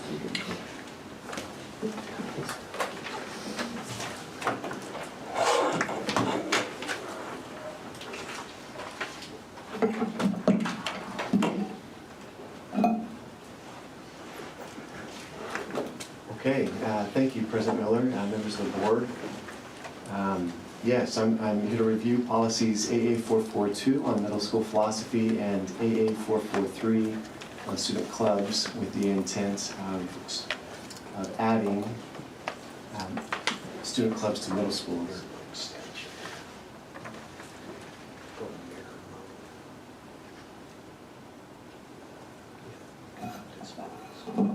I do like the desert screensaver. It's nice. My son would probably say, that's Lexia level 7, the Desert Hills. He knows every level of Lexia 5. I'm impressed that you knew that level. Okay, thank you, appreciate that. Yeah, so to explore these policies, I just want to give kind of an update of where we are currently. Under policy AA 442 and AA 443, middle school students are not permitted to participate in formal student clubs. Middle schools provide after-school programs and activities that are school-directed, but are not formally identified as clubs.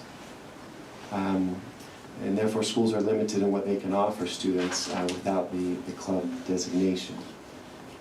So the proposal is to allow middle school students to participate in student clubs in a limited open forum under the guidelines of policy AA 443.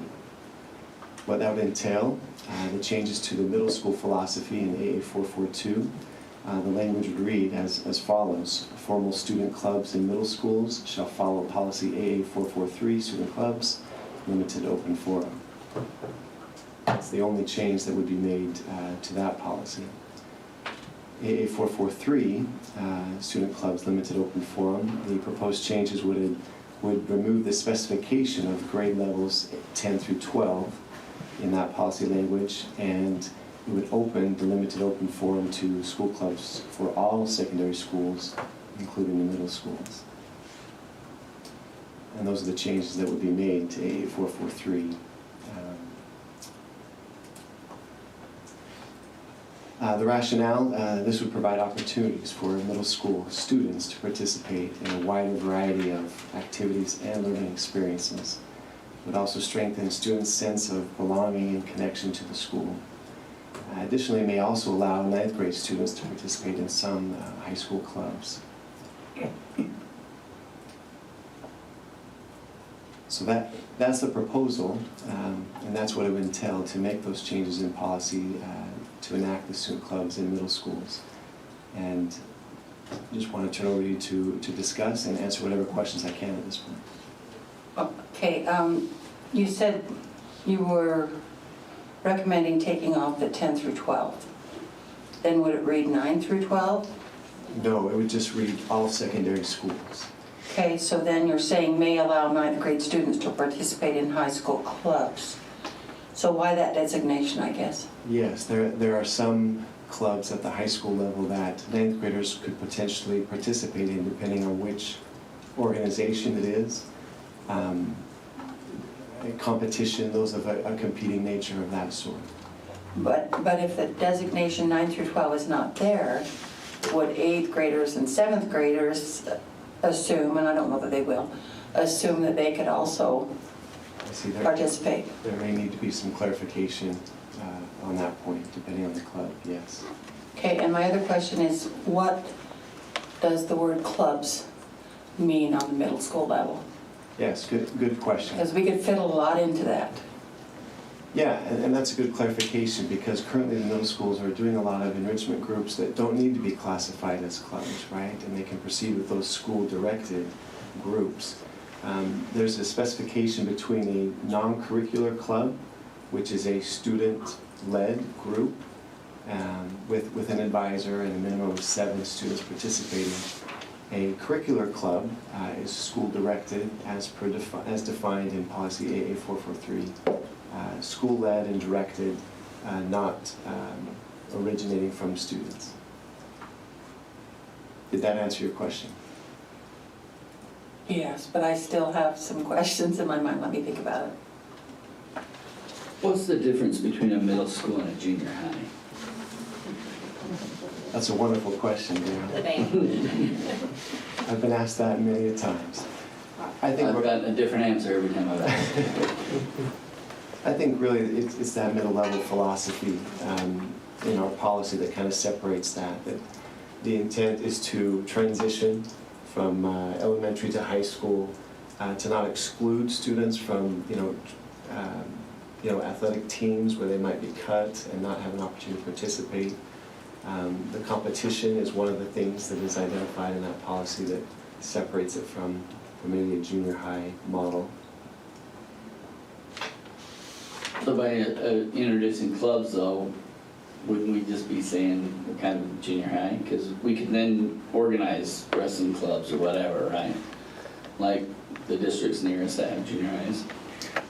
So if it involves competition, that's something that needs to be reviewed. That's a part of the middle level philosophy 442 that defines non-competitive athletic groups are not as part of that policy. So that takes it to, if it's a group that's competing, that's not included in what we're proposing. Originally, when middle school concept was brought into the district, the intent was not to have them be mini high schools. Thus, competition, between other schools, other districts, that kind of thing, because that used to happen. So, what's that? Still does in some districts. Well, in some districts, I'm talking Jordan now. Also, such things as yearbooks, that kind of thing. Instead, they have memory books. So, there have been We just start yearbooks with a different name. This whole thing is yeah, semantics. it's kind of morphed into that again, yes, but originally, that was the intent. So if a middle school wanted to start an esports program, like the high school, and they're going to compete with other middle schools, they would not be able to do this.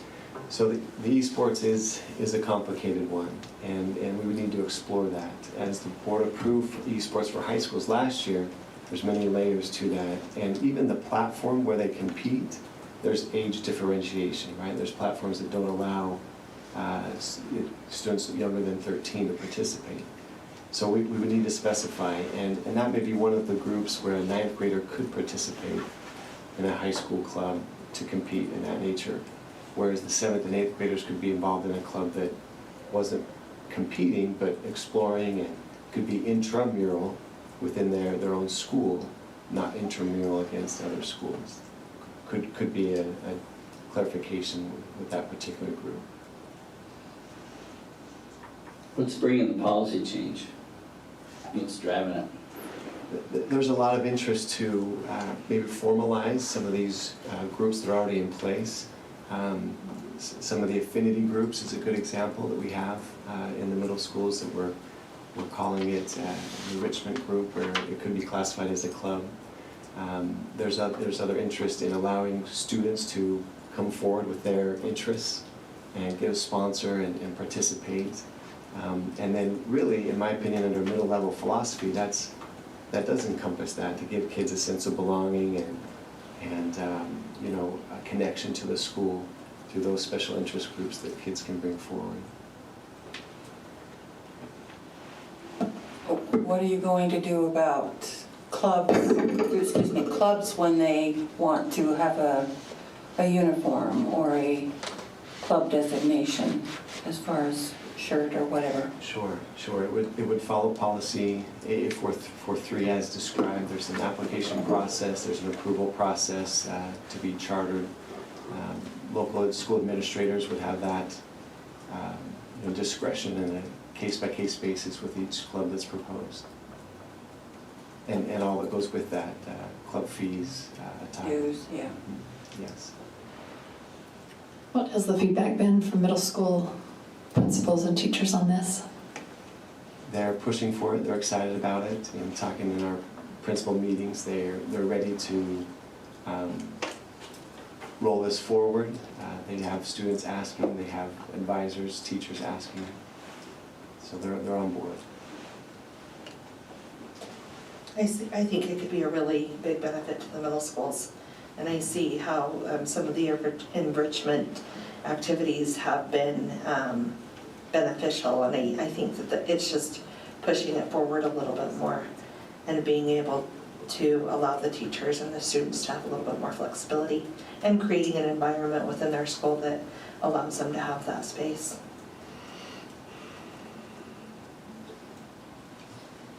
My only comment is, I'm curious how board members feel about competition within schools. I mean, we're looking at a policy that was set in 1995, and I'm just wondering if that's still how we feel.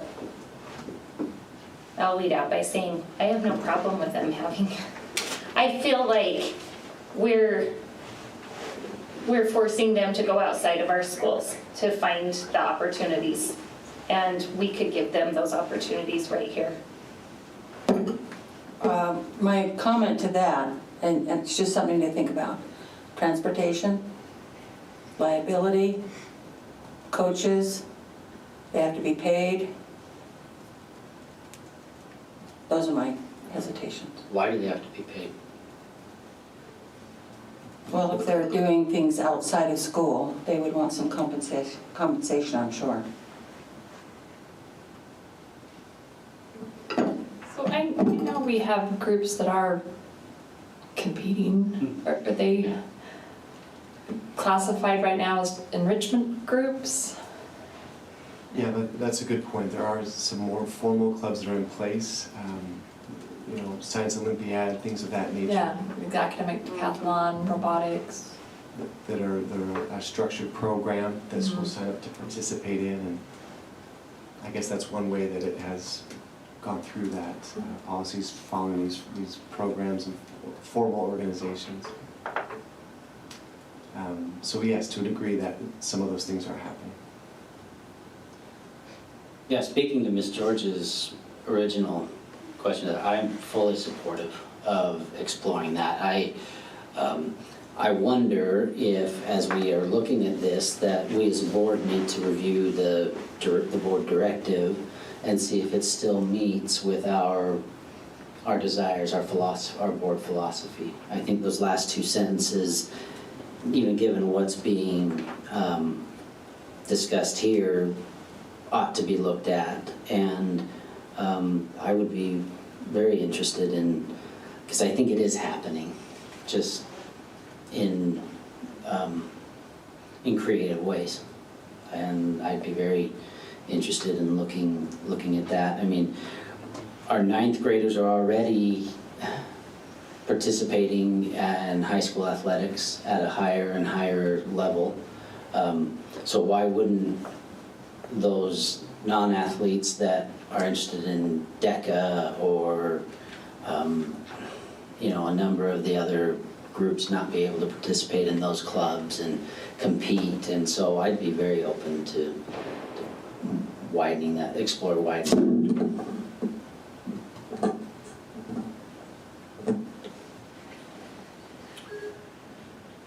I'm going to ask a question that, Cody, you can't answer, but maybe Superintendent, you can. I've had enough experience with policy writing to know that at some point, some board felt strongly enough to not include middle schools in clubs. I don't think it was ignorance. I don't think it was oversight. some policy that, or some board that preceded us who wrote this policy felt middle school shouldn't be included, and I'd like to know why.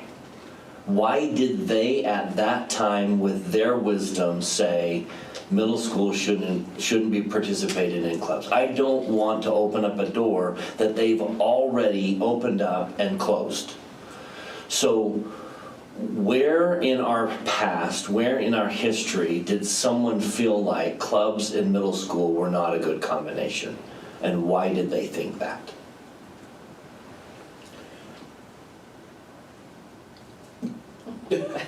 I thought at one point, I understood at one point that the law, I thought there was a law around clubs at one point that indicated that clubs could only be at the high school level. But I could be wrong about that. When we switched to a middle school philosophy, the idea that competition, middle school competition, not ninth graders competing up, and that's a question for me. I think well, I'm answering three things at once. Let me back up a little bit. The middle school philosophy, which is the idea that you don't have to compete for the opportunity to try something, was really, I believe, the guiding force behind keeping clubs at the high school level. There was also some concern about outside groups coming in and creating clubs. And so that's why you see some of the language around a student has to initiate the club, as opposed to an adult outside the school establishing a club. So there were a number of different layers in the 90s when this was initially talked about in the 95 middle school philosophy, and then some club policies after that. Over time, the restriction on clubs has prevented ninth graders from some types of competition, some of which were mentioned by Mr. Young. And so I think that there are a few different layers of student participation that we can talk about right now in middle schools. What makes middle schools a bit complex is that you have high school students there who are earning high school credit at the same time that you have 12-year-olds who aren't, some of them in the same class.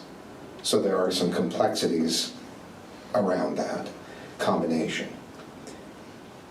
In my mind, having a ninth grader compete with a high school group, DECA, robotics, esports, HOSA, changing this policy opens up the opportunity for some CTE and other competitions that have previously been closed off to ninth graders. So they could participate in athletics, but they couldn't be part of HOSA. And so already this allows for some competition for middle school age students, or middle school students who are in high school, if that makes sense. So it opens up some of the doors that were described earlier.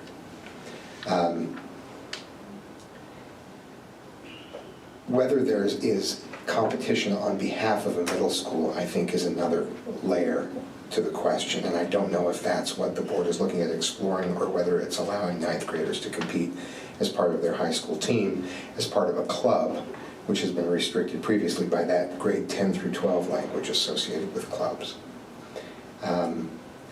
So the club rules, for those listening that may not be familiar with that policy, require that it's initiated by a student and that there's an employee at the school that is the liaison or the sponsor.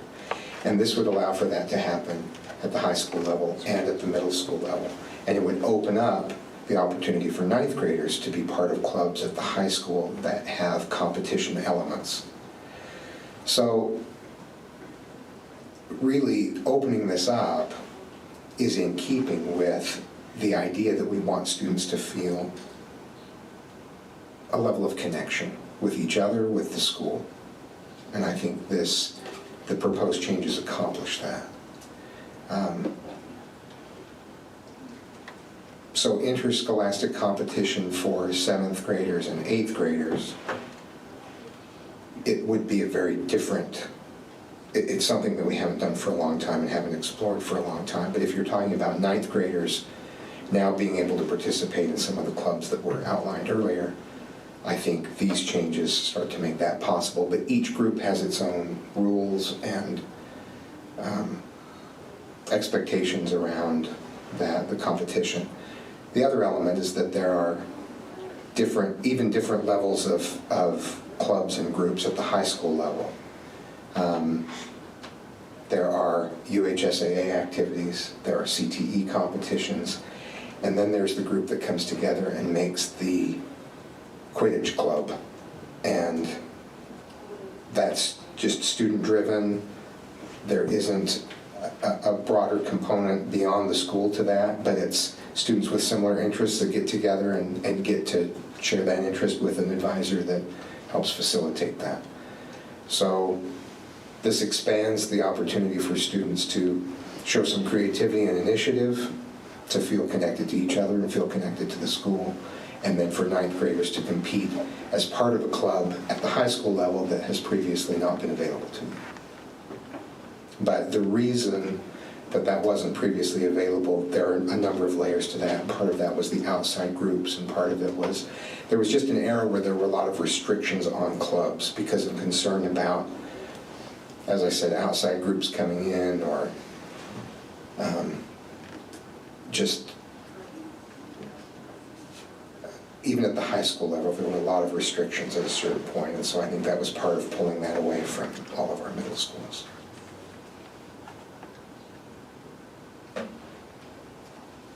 What's the initial and long-term cost of changing this policy?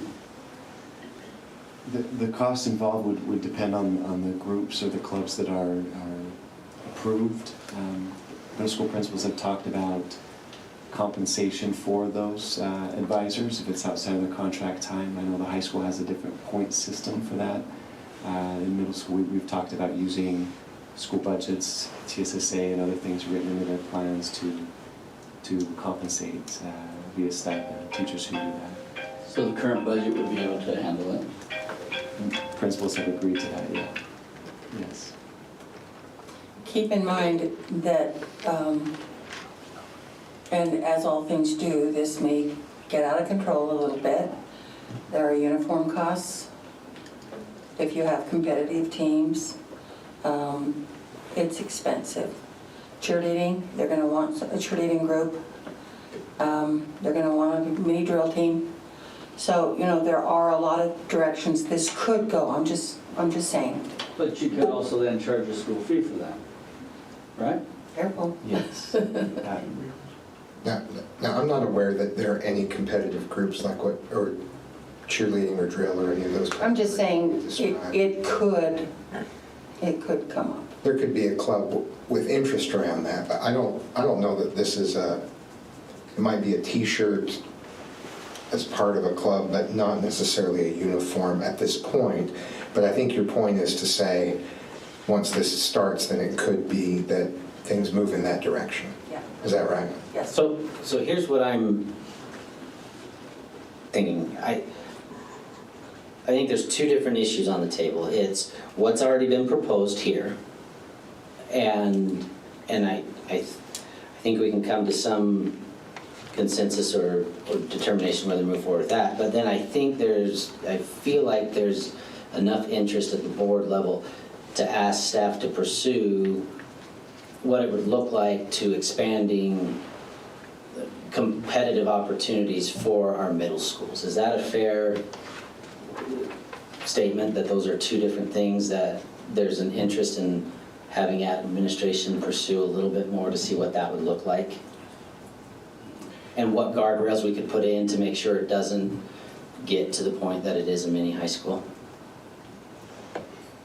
Nikki, does that kind of meet where you were at? Yes. And Daryl, that meets where you're at? For sure. Can I ask for some additional clarification on that? Mm-hmm. Ms. Richards, when you talked about cheer and drill and those sorts of things, yours is a concern that it would eventually move that direction. Right. Do you feel like these changes move it in that direction? I would have to see the final policy, but yes, I think it could be creatively taken in that direction, yes. With what, the wording that's been proposed tonight, do you think it can go there? There's two, so. Yeah, that's what. So Matt suggested two things. So the current proposal, do you think it could go there, or is it just this next step that we're, Well, I think it's Considering- all in how people, understand it and how far they want to take it. And you think what's been proposed tonight allows for that? I'm thinking it could. I'm not saying it will. I think it could. I'm just, bringing that up. Okay, and the reason I ask that is to be sure that we take a look at that language to see if there's, because that's not I don't believe that's the intent. No, We and want to I don't make sure either. that that's. I don't think that's the intent, but I just, Can I ask a clarifying question? So under this policy, esports would be a great example. So they could then participate in ninth grade with the high school. But seventh and eighth can form a club, but they could not be competitive. Well, they could compete with each other within Compete within the school. But not, it wouldn't be interscholastic. And so what we'd be looking at is, could we develop a competition with seventh and eighth graders among the district or a neighboring district or something like that? And is that Outside of what's been proposed That's the here. second part. That's the second part. I think if you look at this language, there's no way you can leap from what's being proposed to cheer and mini dance and all of that. I just don't, I think this language is good for what administration is attempting to do. I think the next, what some of us are looking for is to explore what an interscholastic competition would like and what guardrails could be put in place so that it doesn't get to that point. And so I like the language. I don't think the language needs to change to accomplish what administration is coming to us to propose. But you're asking that we, aside from this, also bring back what it would look like if we started to allow for interscholastic competition separate from this. Yeah, explore the idea, how we could structure it so that it doesn't get out of hand, and what that would look like, and give the board an opportunity to think about that, and then think about providing that at a deeper level. And what districts do that already? So can I maybe make a suggestion, and this obviously is just a suggestion. Should the board be looking at our directive part before we ask administration to look into those other things? I think we can do both at the same time. I'm very interested in just looking at the board directive and then going from there, but. I think they may come back and say, this is what it'd take, and this is the, oh yeah, we don't like that, let's stick with what we've got.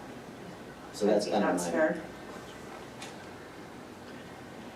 One question that I would have as far as like competition does, and I'm not trying to throw this out there, but I do have concern about travel and what the legalities are of these students at their ages traveling. and I think that would need to be included in this The presentation. next round, what we're asking for, but yes, good. Are you asking for like overnight travel? I think it needs to be evaluated. I'm not saying I'm in favor of it. I'm just saying that if we're having the conversation, I think the conversation needs to be had. I think when we talk about what guardrails need to be in place, that would need to be one of those guardrails that would need to be considered. Okay. Here, but let me put a pause on that and make sure because again, what this policy is allowing, let's use DECA, because I don't think DECA is offered in middle schools, is that correct? So a ninth grade, right now, if a ninth grader is participating in a varsity sport, they travel with that varsity team no matter what. Right? And so if we were to allow for this, then that DECA student who's competing could travel and do overnight travel with the DECA club. Right. Is that the concern you have? Yes. Okay, so that needs to be addressed. Are you talking about 7th and 8th graders? I'm No. talking about 7th and 8th graders. I'm not necessarily as concerned with the 9th graders, but I am concerned with 7th and 8th graders. Okay, so if a 7th and 8th grader is participating in a high school, but don't all those clubs have, they don't allow for 7th and 8th graders to be part of their groups, or do they? They don't allow for 7th and 8th graders. But is So that's part of my question is we need to identify what would and what wouldn't, and how would that how would that, Like if we started an esports teams for 7th and 8th graders, would we allow them to go to Arizona to a competition? yes. Is that what you're asking? But not necessarily if the 7th, 8th, or 9th grader is participating in the high school and they have to travel with them, that's not a concern that you have. Or it is. If it, yeah, I'm not necessarily comfortable with 7th, 8th, and 9th grade. I'm Traveling with the high school with the high group. school group. But aren't those details that we can choose to write into the policy if we pursue this? Yes, but I'm just saying that I believe that those are things that do come along with. Sure. And those are things that we should be mindful of. Just to clarify, I'm not aware of a group that would allow 7th and 8th graders to travel with high school students right now. I wouldn't be comfortable. 9th, 10th, 11th, and 12th grade students may travel for debate, DECA, athletics, a number of other things, but 7th and 8th grade competition is really what I think is being asked about here. And That's likely inter-district and maybe neighboring district. Okay. And I appreciate all these clarifying questions because that, as Ms. Richards mentioned earlier, that really is not our intent for the club policy to move in a direction of 7th and 8th grade competition. But as Mr. Young indicated and requested, that's something that we can explore as a separate issue. Either, and as Mr. Robinson mentioned, look at what other districts do. Other districts have done that for a long time. And anyway, there are lots of layers to that. Overnight travel is a question. There actually is a provision for overnight travel for middle school students under very narrow circumstances right now. But so we can take that assignment if that's what the request of the board. Mr. Van Komen, did you have something? Yeah, I was just going to say that the administration can look at some of the other policies that would naturally be impacted. A 414, 415, superintendent I think is aware of those. There's a spillover as you start looking at them. And there was mention about some of what's happening in the community because we don't offer that, so we can look at the relationship there as well. So there are lots of layers to it, and we can certainly explore that. Okay, so we've got two questions. One, are you comfortable with the current proposed language? And then two, would you like to ask the superintendent to look at expanding competitive opportunities in middle school and what that would look like and what guardrails would need to be put in place? So, Mr. Robinson, you good with 1 and 2? Yes and yes. Yes and yes. Okay. Yes and yes. Yes and yes. Okay, I'm yes and yes. Yes and yes. Yes and yes. Okay, Mr. Curtis and Dr. Godfrey, do you have the direction that you need? Yes, one thing I would add, there's a window in policy 443 for signing up, registering for these clubs, and so upon board approval, we would need to allow for a window here in the fall for middle schools to apply, to submit their applications, probably a month after approval. That would be outside of what 443 currently says. So just keeping that in mind as far as the timeline. Does this have to be approved in a public meeting, or is this a change we can just make here? But we need to vote on the policy in a public meeting. Do we need to go ahead and vote on just the current changes while we continue to explore the others? That's what I would be in Can I- favor of doing. I don't want to hold it back. Policy 443, we probably, it will need additional tweaks based on what the board wants it to go. There are, in both Utah code and the policy for student clubs, there are some, it's tied to the school that they attend. We need to look at if that can be, or the feeder system, if we're doing it under the guise of a club sponsorship, rather than just a school-sponsored activity. So this policy, as has been proposed, you don't think is ready for approval? I would tweak it. I agree. If we're going to say 9th graders can participate in certain clubs at the high school or through the high school, they're not currently enrolled at that school. That's happening now. So, Couldn't we use the eligibility rules for any particular group and apply that to the ninth grader as long as there wasn't a policy restricting ninth graders from participating at the district level? Our activity and sports athletic participation is broader than our school club definition, so they don't have to be at that school. That's why we have the High School Activity Association standards, and we have other national organizations and such, so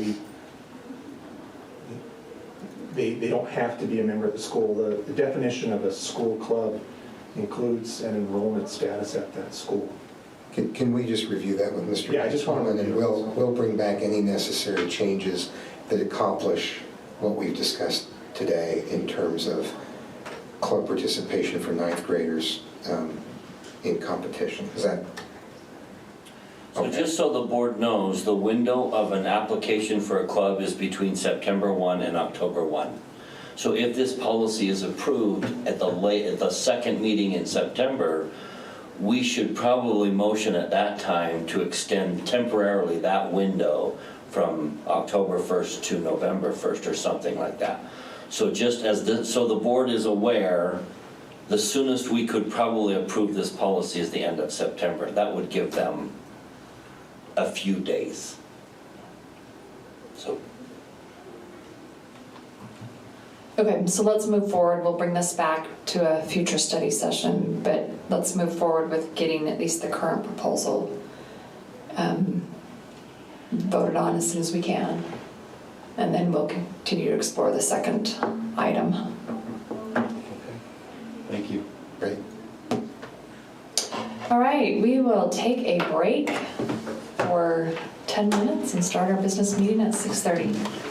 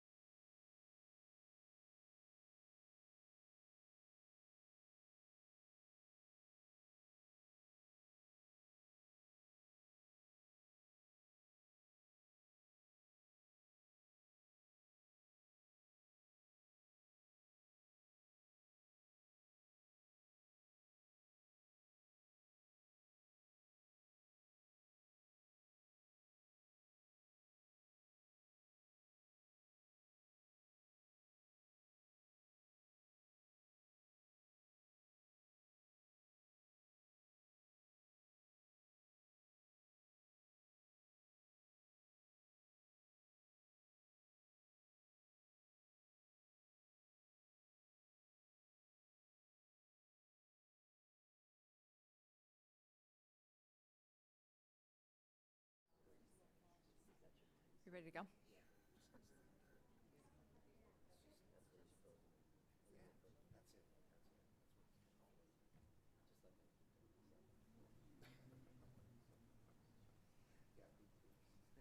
All right, welcome. This is the Jordan School District Board of Education General Session. Today is Tuesday, August 24th, and we are at the JAT South Building.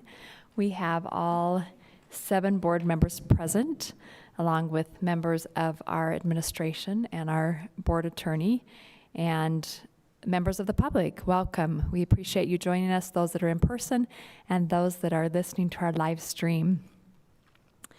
This is our first meeting officially of this school year, and we would just like to give a special thanks to all of our teachers and all of our support employees for all that they have done to get us started off on the right foot this year. It's an exciting time, it's an anxious time for a lot of people, and a lot of work and blood, sweat, and tears goes into it. So we really appreciate everyone. We will start out tonight with our Pledge of Allegiance and by Dr. Shelley Nordick, followed by our Reverence by Mr. Cody Curtis.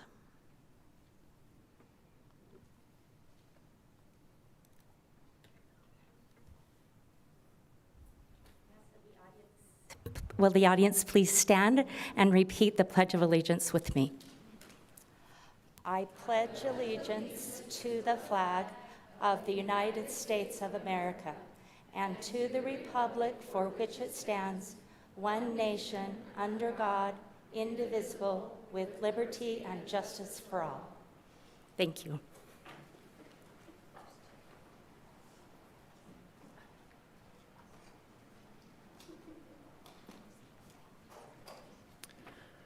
From Meditation 17 by John Donne. No man is an island entire of itself. Every man is a piece of the continent, a part of the main. If a cloud be washed away by the sea, Europe is the less. As well as if a promontory were, as well as any manner of thy friends or of thine own were. Any man's death diminishes me, because I am involved in mankind, and therefore never send to know for whom the bell tolls. It tolls for thee. Thank you. And next we'll have our resolutions of appreciation. Ms. Richards.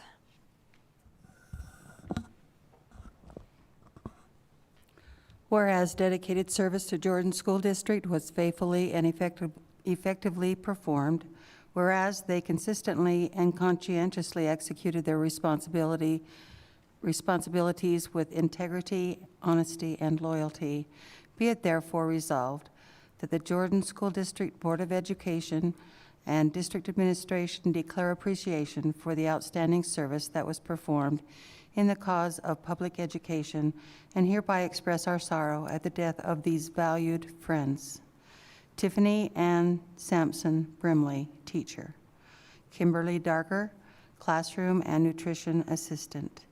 David Richard Nichols, bus driver, and Nancy F. Wilson, school psychologist and guidance specialist. Thank you. Now on to board member recognitions. Do any board members have any recognitions they would like to do?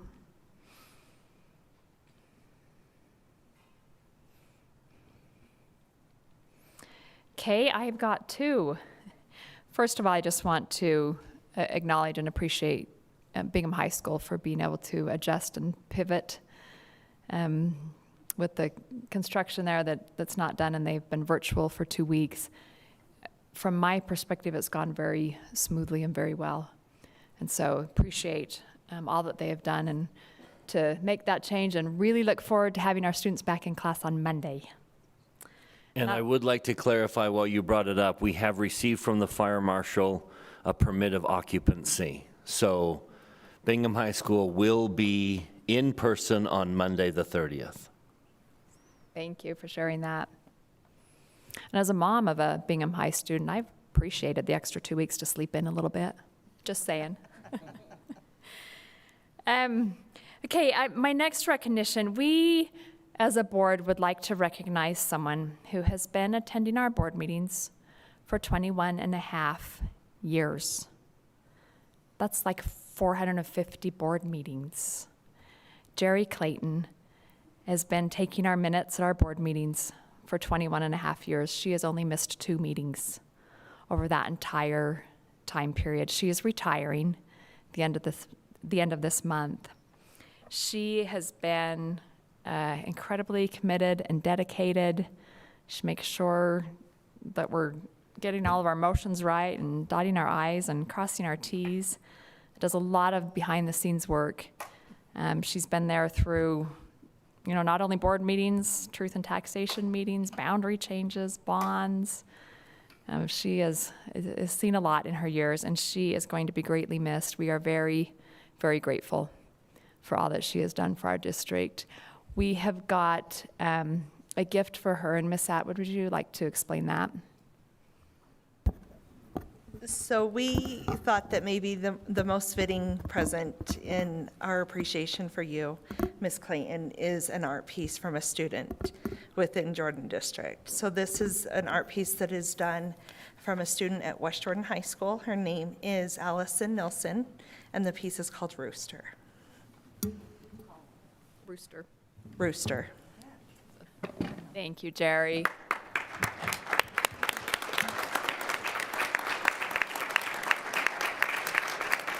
We're not going to make you give a speech. No speech.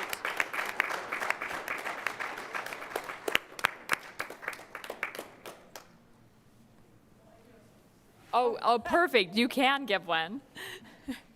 So first is thank you for those expressions of appreciation. I do appreciate that. So that was nice of you. So I don't know. I think somebody already told you all those things I did. I went downstairs today and I thought, well, I wonder how many books I filled with minutes. And it was 24 and a half books of minutes, and they're pretty thick. And there were 5,090 pages. So those have my work in them, that I guess that's my legacy. So. Yes, it is your legacy. No, but it's been a great place to work. I've really enjoyed it. The environment is good and the people are good, and I've really enjoyed it. And I also counted there were 28 board members that I wrote down what they said every week, or every couple of weeks. So it's been really fun, and I really do appreciate this. So thank you very much. Thank you, Jerry.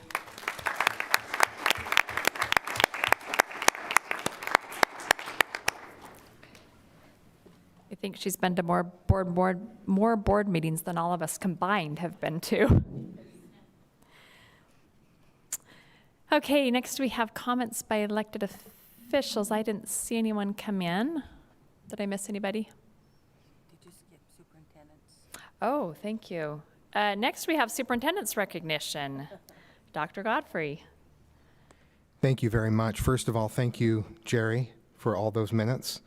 And may I just note that your legacy cannot be destroyed by law. We have to keep those minutes permanently. So not many people can say that their work is preserved by law, and no one more deserving than you of that type of protection. So thank you. I'm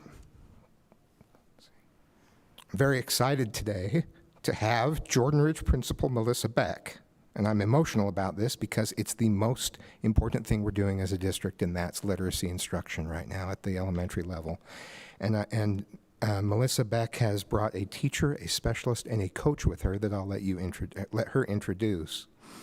But before she comes forward and tells us a little bit about the experiences they've been having at Jordan Ridge over the summer with literacy, I just want to, again, thank all of the teachers in Jordan District and everyone in teaching and learning who's worked so hard to move this forward. The enthusiasm for moving forward on a new initiative and a new way of doing things has been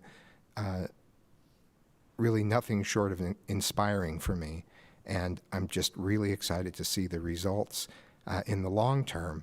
But here to share with you some of the results in the short term and some of the things that they've been working on, and just some excitement around literacy instruction at Jordan Ridge is Melissa Beck and some of her team. So I'll let her introduce everybody.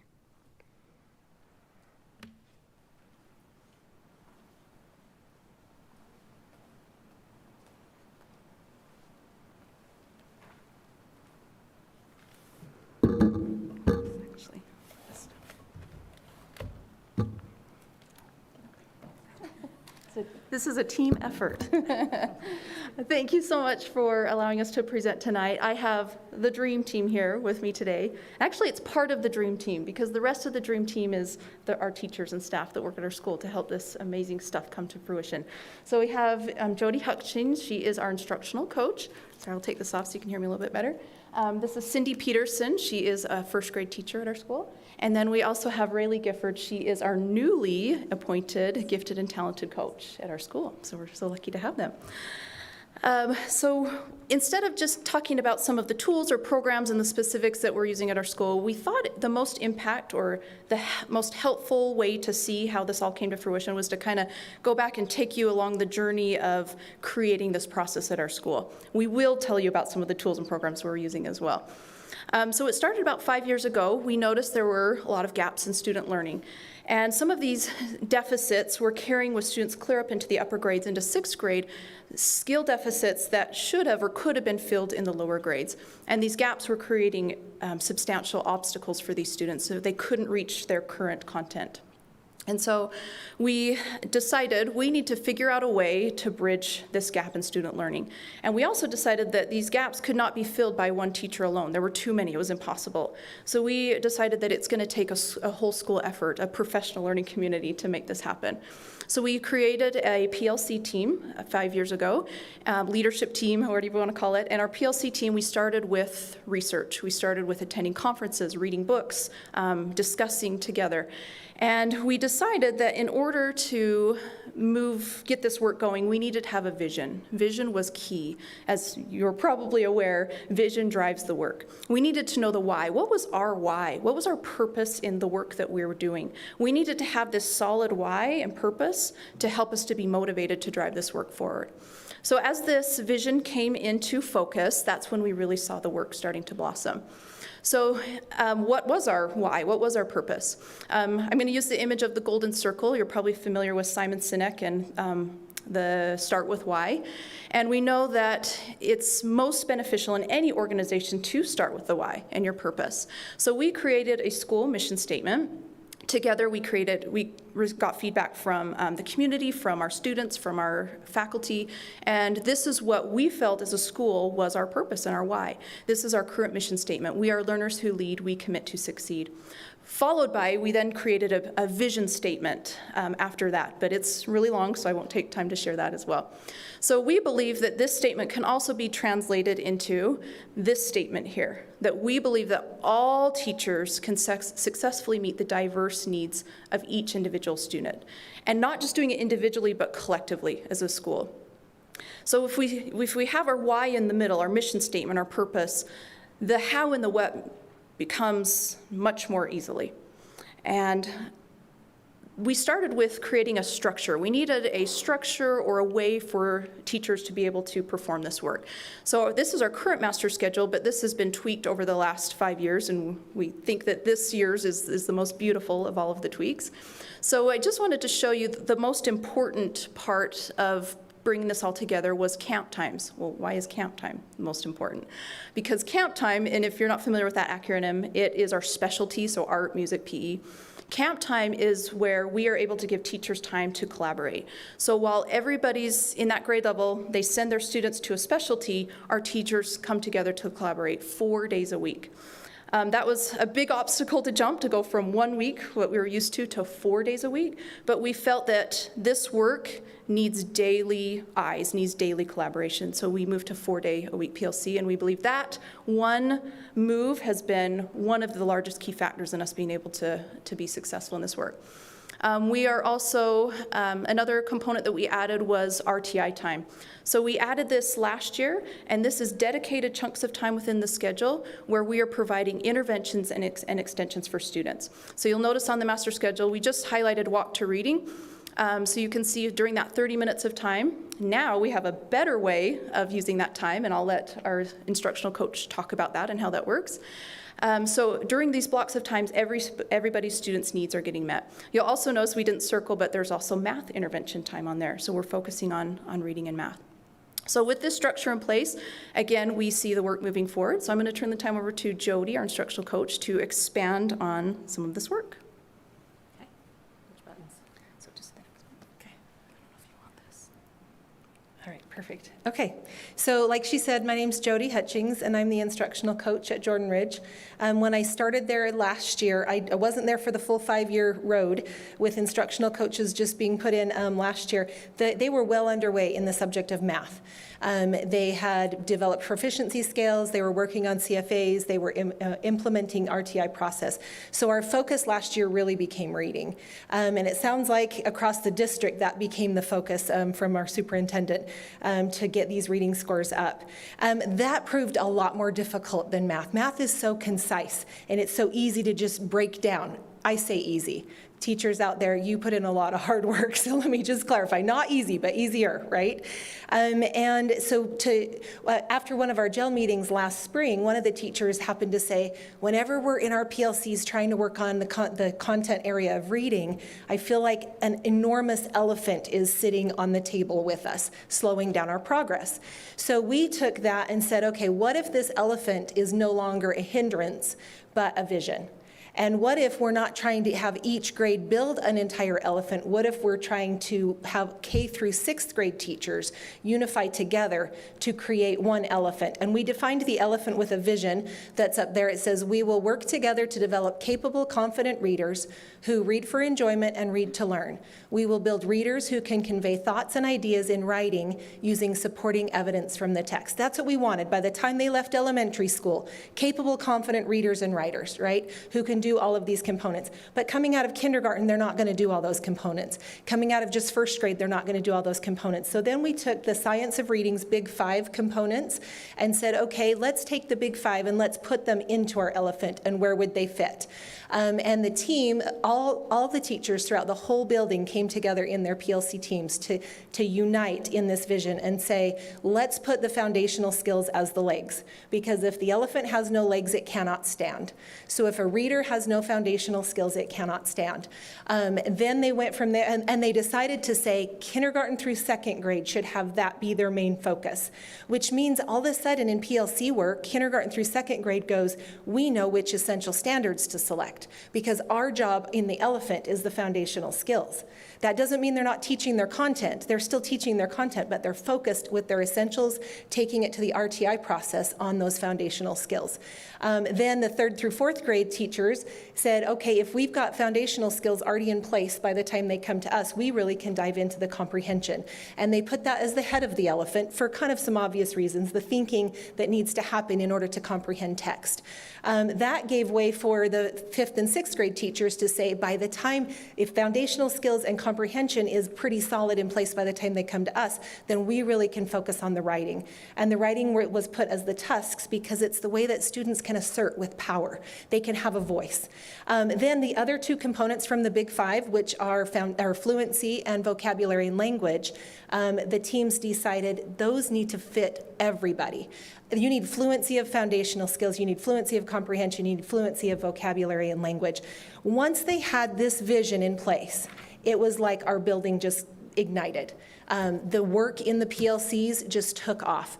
They had a focus. They knew how to select their essentials. They knew how to create proficiency skills, and they knew what they could do from there. So it was really exciting to watch as all that went on. Now I want to show you some of the work that came out of those ignited PLCs. Here we've got some proficiency scales, and you'll see that they're in the ELA content, which again started out to be a harder area, but then they really narrowed in. They've got a 3rd grade ask and answer questions. They've got literature and informational in there. 6th grade was focused on writing. They've come up with their race writing, which now they've got their proficiency scales saying what do good writers look like and what are the components within that.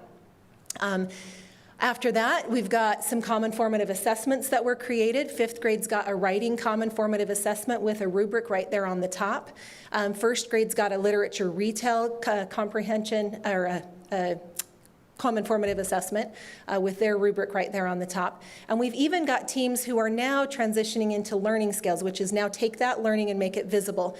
And the kindergarten version was adapted from some work of Lori McCarty at West Jordan Elementary, and they've adapted it to be very kindergarten friendly, and yet the kindergarten students are super excited when they earn a treasure coin because they've reached proficiency on one of their levels. You kind of see the contrast there with the 5th grade side being more for upper grade grade students of this is what proficiency looks like. So super fun stuff has been happening. Then what really happened from there is last spring, as our teachers were ignited through this whole ELA process, they were begging for the new programs. Instead of going, oh, we're gonna have to change our schedule, we're gonna need to adopt Walk to Read or Really Great Reading, they were like, bring it on, bring it on, bring it on, because we know our kids need it. So we had some pre-training, pre-literacy launch training, and then last spring successfully ran a Walk to Read cycle with the main focus of get through the Walk to Read cycle. But it was amazing that even with our main focus of let's just work out the kinks, these were the results that we saw. So you'll see that kindergarten through third participated in this first Walk to Read cycle. You see the total number of students in the intervention piece of Walk to Read. And almost all of the students made growth, meaning at least one level's worth of progress in that 3-week period of time. Then you'll see that in that same 3-week period of time, almost half of the students in intervention grew at least 2 levels. Just amazing. And you have to think, like, we were not a symphony of efficiency yet. We were like behind the scenes, we were running through the halls trying to make sure teachers had their materials. Just imagine what's going to happen.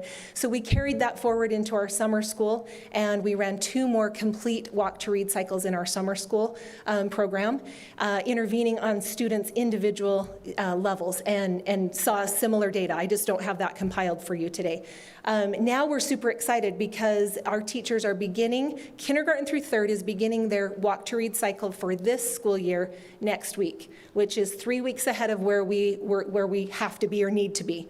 They don't want to wait. They're like, the kids need this. We can see the gaps. Let's jump right in. And then our 4th through 6th will come on board at the end of September once they've gotten through their Acadience testing and their diagnostic.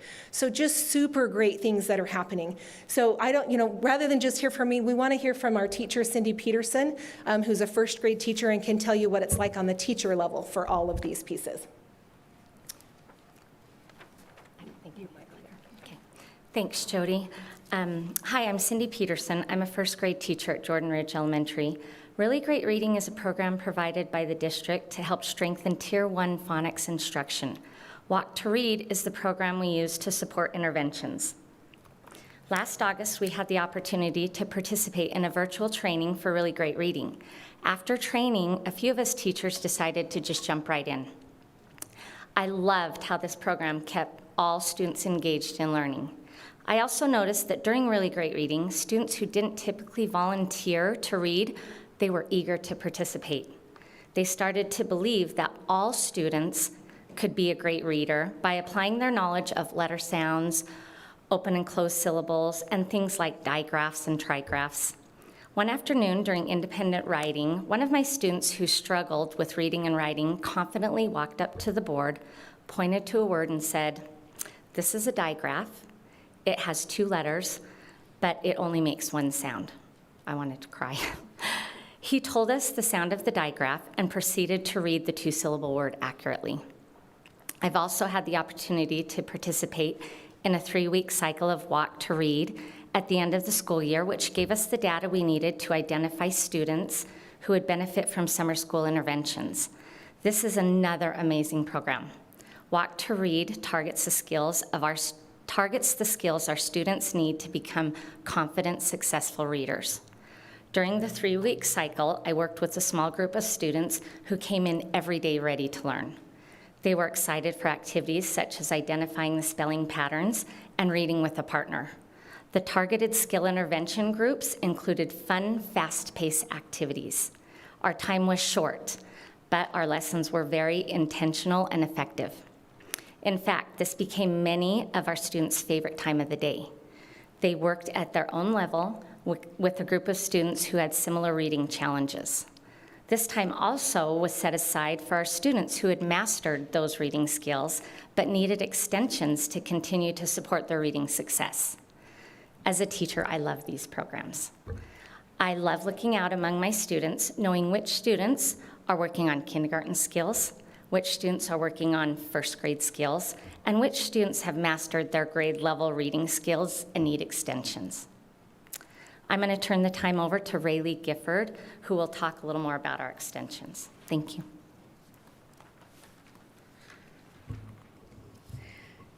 Thank you, Jody and Cindy, for sharing about our success as a school working with the students that need intervention.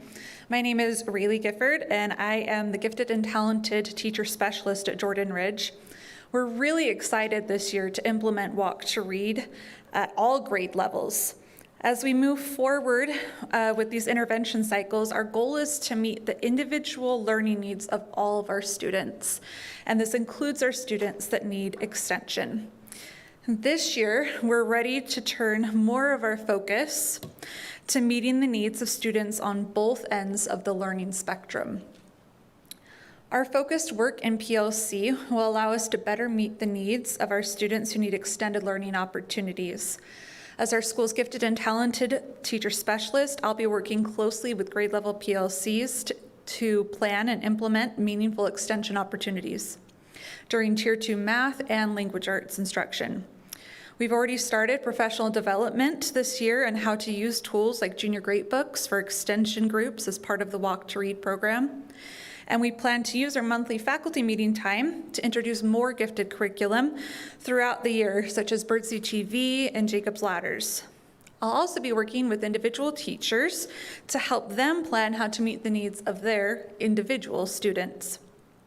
We are so grateful to the school board for allowing us to be part of the Gifted and Talented Specialist Teacher Pilot Program. Through this pilot program and the Walk to Read program, our teachers are feeling excited and empowered to meet the needs of all the learners in their classrooms. And thank you for inviting us to be here tonight. Thank you so much. As you can see, these really are amazing people. We have quite the dream team at our school, so thank you for letting us share our work with you today. Thank you very much, and thank you for adding a night on your calendar to talk with us about this. This is just an example of 4 amazing educators that are moving this literacy forward. You can see the enthusiasm that they have and the skill that they bring to this as professionals, and I'm so excited for the work that they're doing at Jordan Ridge, and just really applaud them for moving this vision forward so quickly. You know, they've been working on it for years, and yet they move it forward quickly and care about every individual child's progress, as you can tell, and they do it as a team. It's just, it's really inspiring to me. So thank you very much for being here tonight, and thank you for your hard work.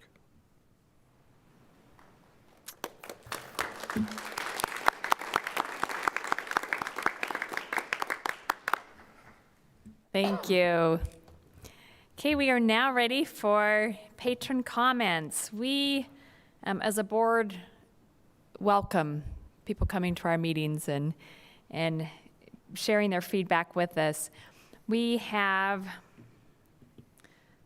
several people that have signed up. I didn't count. But we will go ahead and take patron comment right now.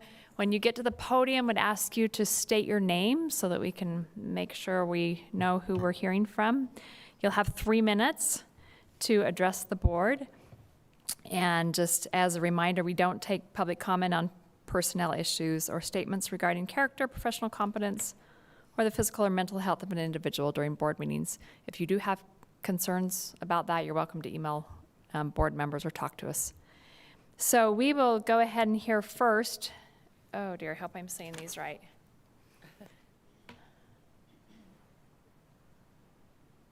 Okay, Chelsea, is it Chelsea? McMichael?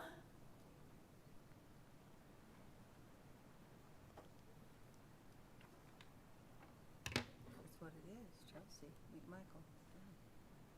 Okay, Chelsea McMichael here.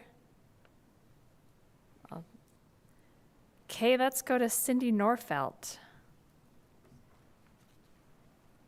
And then on deck will be Nicole Christofferson.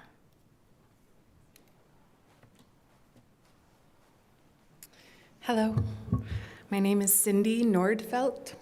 I don't know if you need that spelled or however that goes. So I spoke with the Mike representative yesterday, and he suggested I come today. I'm concerned about advanced options for the students in Jordan School District, especially for girls. Not that I'm trying to be sexist or anything, but my daughter transferred to the first year Hidden Valley Middle School opened. She had been in the ALPS program in Oker, and she hit that 1 year where there was a gap. There was no ALPS offered, and I thought, oh, it'll be okay. They'll have an honors program, surely, so that these kids can still have some academic rigor. And there wasn't, which I know that might be a district policy, but I want to make a case for that. What I have realized and seen is it seems to be that there are a lot of resources given to our very, very, very exclusive ALPS kids, which is very difficult to get into. Your wait list is really long. Or our resource kids. That leaves about 60% of our kids without any enriched learning options in our middle school years. That concerns me. Especially because my son is in an ALPS program. He's gone up through Riverton Elementary. We love it. He started 50-50%, 50% girls, 50% boys. There is a trend. He's in 6th grade now, 18 boys, 5 girls. My daughter is brilliant. She's in 3rd grade. She took the ALPS test. Her teacher thinks that's where she should be, but she doesn't test well, so she didn't get placement in that class, and we only have 3 schools that give that class. The more I thought about it, I realized that we're doing a standardized test for admitting our ALPS students, which I totally understand. I was a high school teacher. I've been in spots where you have to have an equilibrium. You have to have a bar or a standard so that people can be included. Problem is, that's not the way the world works. Girls and boys are different as apples and oranges. My college admittance, my job admittance, anything right now does not follow that standard. And what I am seeing is that our girls are dropping out before they even hit middle school. So I would plead with you that if we can't bring some sort of way to give a more appropriate measuring stick for kids to be able to access our advanced learning, then you need to at least present honors or some sort of options. My daughter's currently in 9th grade. It's her choice to be there, but she has no honors options at Oker, and that will affect her college transcript. That's my case. Thank you. Hey, Nicole Christofferson and Kirsten Glenn on deck.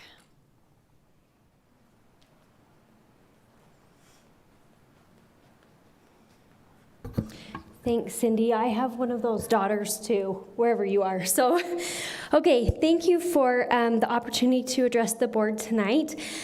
I wanted to talk about the redefinition of the controversial issues policy that has been discussed in previous meetings. I have spent hours researching similar policies in other districts in the state as well as throughout the country.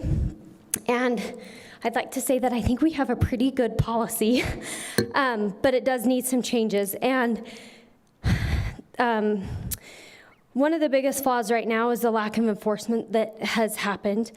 And so we know it needs some directives and for the administration, and I know the board is looking at that, but I wanted to talk about the actual definition. So in the last study session, it was suggested that legality might be considered as a standard of something that has been socially resolved.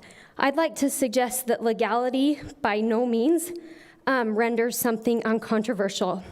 A couple examples of this would be abortion and gay marriage, as is currently being demonstrated by a surprising number of our congressional members petitioning the Supreme Court to overturn Roe versus Wade. Something that's been considered legal for several decades can still be controversial.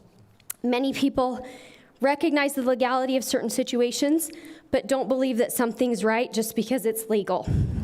Additionally, there are laws that have existed since the writing of our Constitution that many groups and organizations continue to spend countless hours and dollars trying to amend over 250 years later. So, a concern that came up in the last study session was the use of the word some in the policy. And I think the intent of this statement is noteworthy. A protection, especially for minority views, is necessary within the policy. But it might be that this protection should exist somewhere else in the policy, as the word some is ambiguous. Possibly a threshold could be included, something similar to the COVID thresholds being used now. Like if 2% of parents bring a concern to a school or teacher, the unit can be brought to a halt until it's reviewed by the SCC or whatever process for review the new policy determines. I'd also like to suggest that we add something to the definition that gives a little more specifics, but that doesn't have to be constantly changed with the rapid evolving society like ours. An example of a definition like this would be an issue is considered controversial if it remains socially unresolved due to the alternative value systems, generates highly divergent opinions and or solutions, or contains issues about which there are strongly or persistently opposing viewpoints, often in the categories of current events, academic discourse, and social, political, or ideological matters. I don't want to take more time than I'm given, so I will email you my statement, but if I can just have another second. If a topic were to fall under these categories, it almost always is a controversial issue. So it might be slightly redundant to provide a list of categories that help identify a topic as controversial, but this redundancy gives a little more specificity and a guide for teachers when deciding if it must go through the approval process that follows in the policy, and also helps teachers by relieving some ambiguity. At the same time, the generality of the categories prevents the need for frequent revision of the definition. Thanks so much for your important work in making this policy a protection for students, teachers, parents, and families. Thank you. And if you will email that to the board members, that would be helpful. Thank you. Okay, Kirsten, then followed by Heather Belchers. I'm Kirsten Glenn, and we've also collaborated with Nicole on that, so that was representing a big group. This year, when I registered my children on Skyward, I was shocked to see the traditional gender box with a drop-down menu giving me two choices of male or female had been replaced with a gender identity box that allowed me to type in anything that I wanted. First, I typed in my child's biological sex, then the next child's biological sex, and the next. But by the time I registered my sixth child, I was pretty upset that I was being forced to subscribe to the ideology that my children can choose their gender identity. I could have typed in any number of responses that would have all been based on feelings, but would have provided the school district with very little accurate information. So the tone set at the highest level in the district has carried over into many of the schools and individual teachers' classrooms during the first week of school, as some teachers have asked students for their pronouns. Because the district has effectively made the case that each child has a gender identity, it then makes sense that the teachers would need to follow up by asking the students their pronouns. Fortunately, none of my children were asked their pronouns by their teachers, but I have heard from quite a few family and friends of teachers who have experienced this. This is wrong, and in some cases, it is subverting parents. It compels students and parents to speak a certain way and unwillingly subscribe to gender ideology. How often will we ask our young and impressionable children to question or discover their gender identity? And also, depending on the age of some of these students, which I don't know what the youngest age was who was asked pronouns, but I would argue that the following rule applies from R277-217. Educators are prohibited from exposing students to materials the educator knows or should have known to be inappropriate given the age and maturity of the students. So I know some parents have filled out complaints with the USBE hotline, but have been referred back to the local school board to address these grievances. I also know that the USBE has met with the school district's equity directors to discuss the pronoun issue, and that it is going to be addressed in the September meeting. But I do encourage the board to bring the district policy in line with Utah Code, which Heather Belcher will cover more. Thank you. Thank you. Okay, we'll have Heather and then Mark Thomas on deck. Heather Belcher for the record. Last May, the legislature added Utah Code 53E 9-203. It reads, policies adopted by a school district or charter school shall include prohibitions on the administration to a student of any psychological or psychiatric exam, test, or treatment, or any survey, analysis, or evaluation without the prior written consent of the student's parent, in which the purpose or evident intended effect is to cause the student to reveal information concerning the students or any family members, and then it lists a whole lot of things. Item C says sexual behavior, orientation, or attitudes. I read this as you cannot ask a child their pronouns. That's in the code. It was written last May. So within our district, students were asked on the first day of school their pronouns. According to the code, that's not allowed. I understand that keeping up with legislation and its changes is a large task, but a necessary one for all involved. I've spoken with 2 principals just this morning. One was aware of what happened and had already addressed it. The other was not aware of this happening or aware of the new written code. The principal assured me that it will be addressed now. This happened among 5 teachers within 2 schools. This is not an isolated incident. I would be curious to know, all these parents, if you had a child who was asked their pronoun, would you please stand? Thank you. I'm asking that the board legal counsel be better at communicating these updates. They are put in place by elected officials to protect our children. For teachers to know on the first day of school that a legal change such as this is not acceptable. For a teacher to not know. I would also ask of the board to find out where this is coming from. Is it a district level, a state level? 2 of these I know for sure were brand new teachers coming into the district. Are teachers doing their own thing? Where is this stemming from? I also ask that the Utah Code be included in future administration and teacher trainings so teachers are aware of what they are allowed to do in the classroom. On another topic, in reference to the new programs within our district, particularly the reading program and SEL programs and other related programs, it'd be appreciated if parents were notified of new programs being used within the district. I really feel like this is another way you could use your school community councils to be able to initiate that if we're putting in a new reading program, if you would like to find out more about this reading program and how you can support it as a parent, please attend your local school community council. This is another informative way to get parents involved. The new social emotional learning program with the second step, we as parents were not notified that this was going to happen. And so I would love more information to be able to discuss this in my own school community councils and plan on at my own school to be able to ask that this be added to the agenda so I can see what the agenda is within my own schools. So if you could encourage that through principals and through parents and as a district, I'd appreciate that. Thank you for your time. Thank you. Okay, Mark, and then Jada Olson on deck. I'm sure there's much more good about Jordan School District than there is bad. I don't mean to be a pessimist, but something is bothering me. My name is Mark Thomas. I'm the grandfather of the student whose history teacher at Oker Hills Middle School told her class that the story of Paul Revere is false. You know the story, 1 if by land, 2 if by sea, followed by his midnight ride to alert the colonists the British were coming. You know, the same British we fought in the American Revolution to gain our independence. There is now a counter-revolution in our country that my grandson's teacher will not allow me to ignore.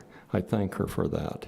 This counter-revolution seeks to destroy our American society and impose autocratic or tyrannical rule. This counter-revolutionary movement is Marxism, the same Marxism that is responsible for the death of tens of millions of human beings and the impoverishment and enslavement of over 1 billion more.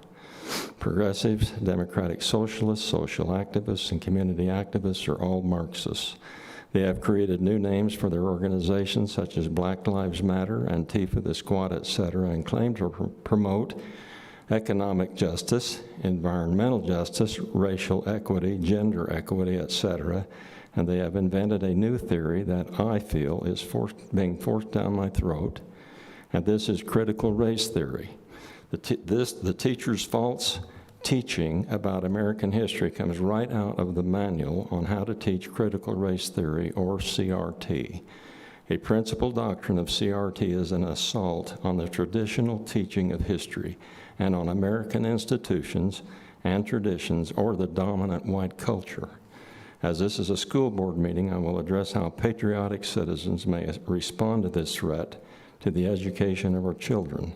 1, local committees of patriotic community activists must organize. That includes you. Get involved in virtually, I assume you have children in school or grandchildren. Get involved in virtually every aspect of public education. We can no longer rely on the, quote, professionals, unquote. Members should attend every school board meeting to ensure that the best interests of the students are being served. There should be hundreds of members showing up and being heard at every school board meeting throughout the year, not all these vacant seats that are behind me. Community committees should examine classroom curriculum, textbooks, teacher training, and seminar materials, the teacher's contract with the school district, and school budgets. If transparency is not forthcoming, activists should use local and state freedom of information procedures and other legal tools to gain the information. Persistence is the key.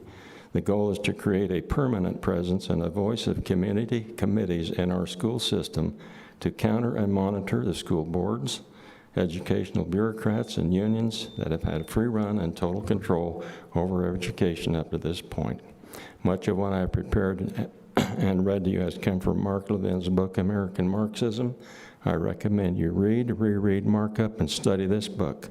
We must come together. Thank you very much. Thank you. Jada and then Jolene Phelps on deck. Hi, my name is Jada Olson. I am a mother of three. I'm a mother of five, three of which attend public school within the district. One is in first grade, and two are in a middle school within the district. I am the daughter of former teachers. My dad was a junior high teacher for 30 years, and my mom taught high school for 25 years. I have always thought public school was a safe place to learn, and have always believed that you can get out of it whatever you put into it. In accordance with the parameters stated in Utah Law Code 53E 9-203, none of the topics listed in the code are to be addressed in the curriculum of children without written parental consent. And if you go down to C, sexual behavior, orientation, or attitudes is included in that. Educators are required to comply with all federal, state, and local laws, which include the following prohibited conduct: exclude a student from participating in any program, deny or grant any benefit to a student, or encourage a student to develop a prejudice on the basis of race, color, creed, sex, national origin, sexual orientation, or gender identification. I was directed to report violations, which I have done, and why I am here. Requesting students' pronouns is all the rage this year, and I believe it is in direct violation of this Utah code. On Tuesday, August 17th, my 8th and 9th graders started school, and they were so excited. We did online learning last year, and they were so excited to go back. It was during 5th period that I got a text from my 9th grader, and the text was a photo of a handout where she was asked to tell what her pronouns were, with the suggestions of he, she, they, or Z. This text was soon followed by another from my 8th grader with the same picture of the same handout given to her by both her 6th and 7th period teachers. My 8th grader, being a little bit more bold, confronted her teacher about this, asking, "Why is this information needed?" And her teacher responded, "It's so I know how to address the students in the class." My 8th grader's thought was, don't you just call them by their name? So this was 3 teachers that we know of that possibly have 30 kids in each class and 7 periods, meaning that 630 kids that I know of were wrongly asked what their pronouns were on the first day of school. Last night, my 9th grader expressed being uncomfortable in one of her classes where she might be called on at any point to give a thought with no warning. We talked to her about what she needs to do to be prepared so that she can be comfortable in that class.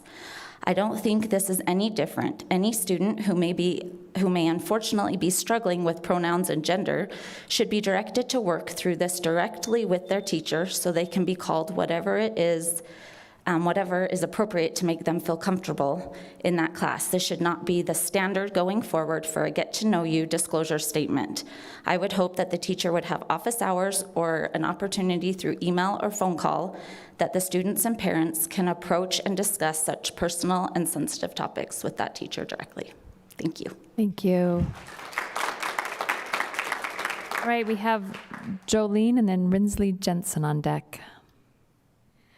Thank you so much for listening to all of us. You guys put in so much time, and I'm really grateful. So I'm Jolene Phelps. I, as well, am concerned with CRT. I'm concerned of the new class that we've been hearing about, and I guess it's been there a year, the SLE class. I feel like there's a lot of potential in this class to teach things that us parents are not aware of. And though I'm sure it might be helping in some ways, I feel like there's so much ambiguity in it, and that concerns me.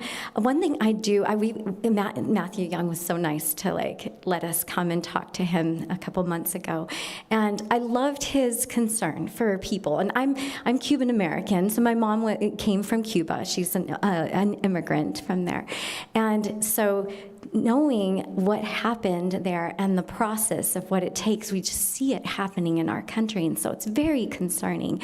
But I also see that there are problems. We're not perfect. We have a history, and we all take part in it. I mean, we did massacre American Indians, and that's horrible. And so, yeah, we're still part of the problem. So we should be aware of what people are going through and the racism that they might experience. Though I'll tell you, this country is better than any in the world. I mean, in Africa, I have a friend from Congo.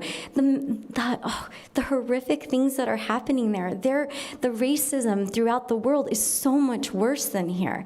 But yet, hey, why not shoot for better, right? I don't want to keep complaining that CRT is being taught. It is. It needs to not be because it's dividing people. But why don't we be the first school district to do something different? Not teach this ideology that divides, but one that unites. And so I'm going to actually, the young lady that's coming up after me is actually my daughter, and she is a missionary. She's been throughout the world. She's been in Uganda and the Philippines and has done a lot of work. So she's going to share with you some things that she has seen done that have really raised up communities that were just in poverty, and they weren't being helped and they weren't being raised up. So she's going to share her experience and tell you there are solutions that unite. So we can do something, and we can be the first ones that start it. So thank you so much. Thank you. Okay, we will hear from Rinsley, and correct me if I'm saying that wrong, and Rebecca Colley's on deck. Yes, that's correct. Hi, I'm Rinsley Jensen. I am a missionary. I've traveled to Asia and also Africa, and just had the privilege of working with children that have been in poverty, as well as children even in this country that experience poverty. I'm currently living in Hawaii. When people think of Hawaii, they think of beautiful vacation, but there is a lot of poverty that happens there in Hawaii. And I wanted to speak specifically on a people group called the Marshallese. They're from the Marshall Islands.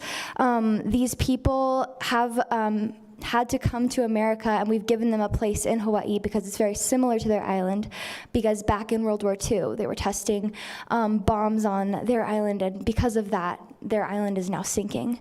And because of them coming to Hawaii, we see that the Hawaiians are angry and upset that the U.S. has brought these people to their land because it belongs to them. So there's a lot of racism that happens between the Hawaiians and the Marshallese.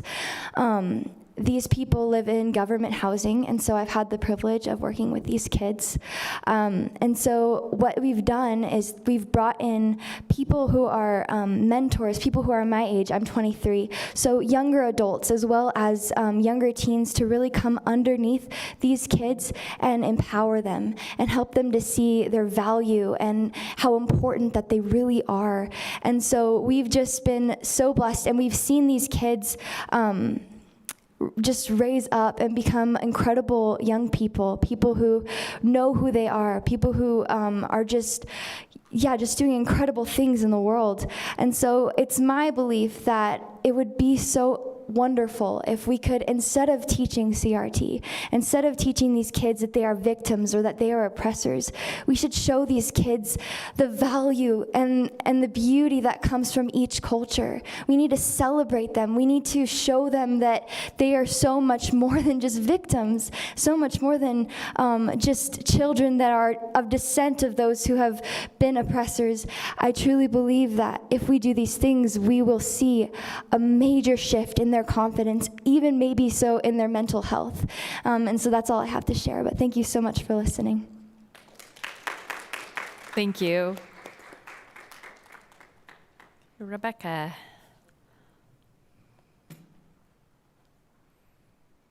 Hello, Rebecca Colley. Thank you. I heard a description yesterday on a podcast I was listening to, and it gave a description of Liberty Moms, and I was intrigued by that, and I picked up that definition, and I loved it. And it's Liberty Moms are the secretaries of defense when it comes to their home front. You would call them the chief operating officer for their family. Liberty Moms get riled up by others stomping on their family and their family's liberties. I imagine some of you are Liberty moms and dads too. I am. Earlier today, I emailed each of you a letter of concern relating to SEL and the Second Step program. I received feedback from one board member stating that the program was derived out of a need for suicide prevention. I've had a couple of suicides in my own family, so that really struck a chord. I also had a conversation with a parent who has children in this district and also had a child suicide in her own home. She stated, SEL would not have saved her child's life in any way, shape, or form.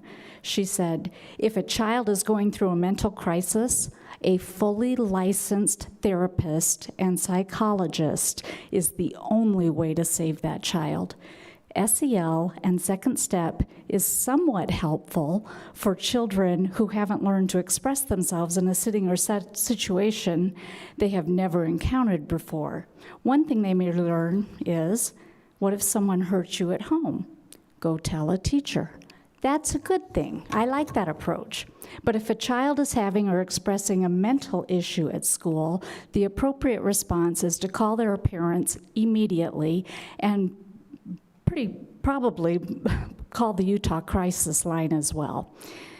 This is coming more from a medical standpoint. And if this program was truly initiated to save lives, it's important to understand that if it is a mental health crisis, it should not be handled at school or by unlicensed professionals.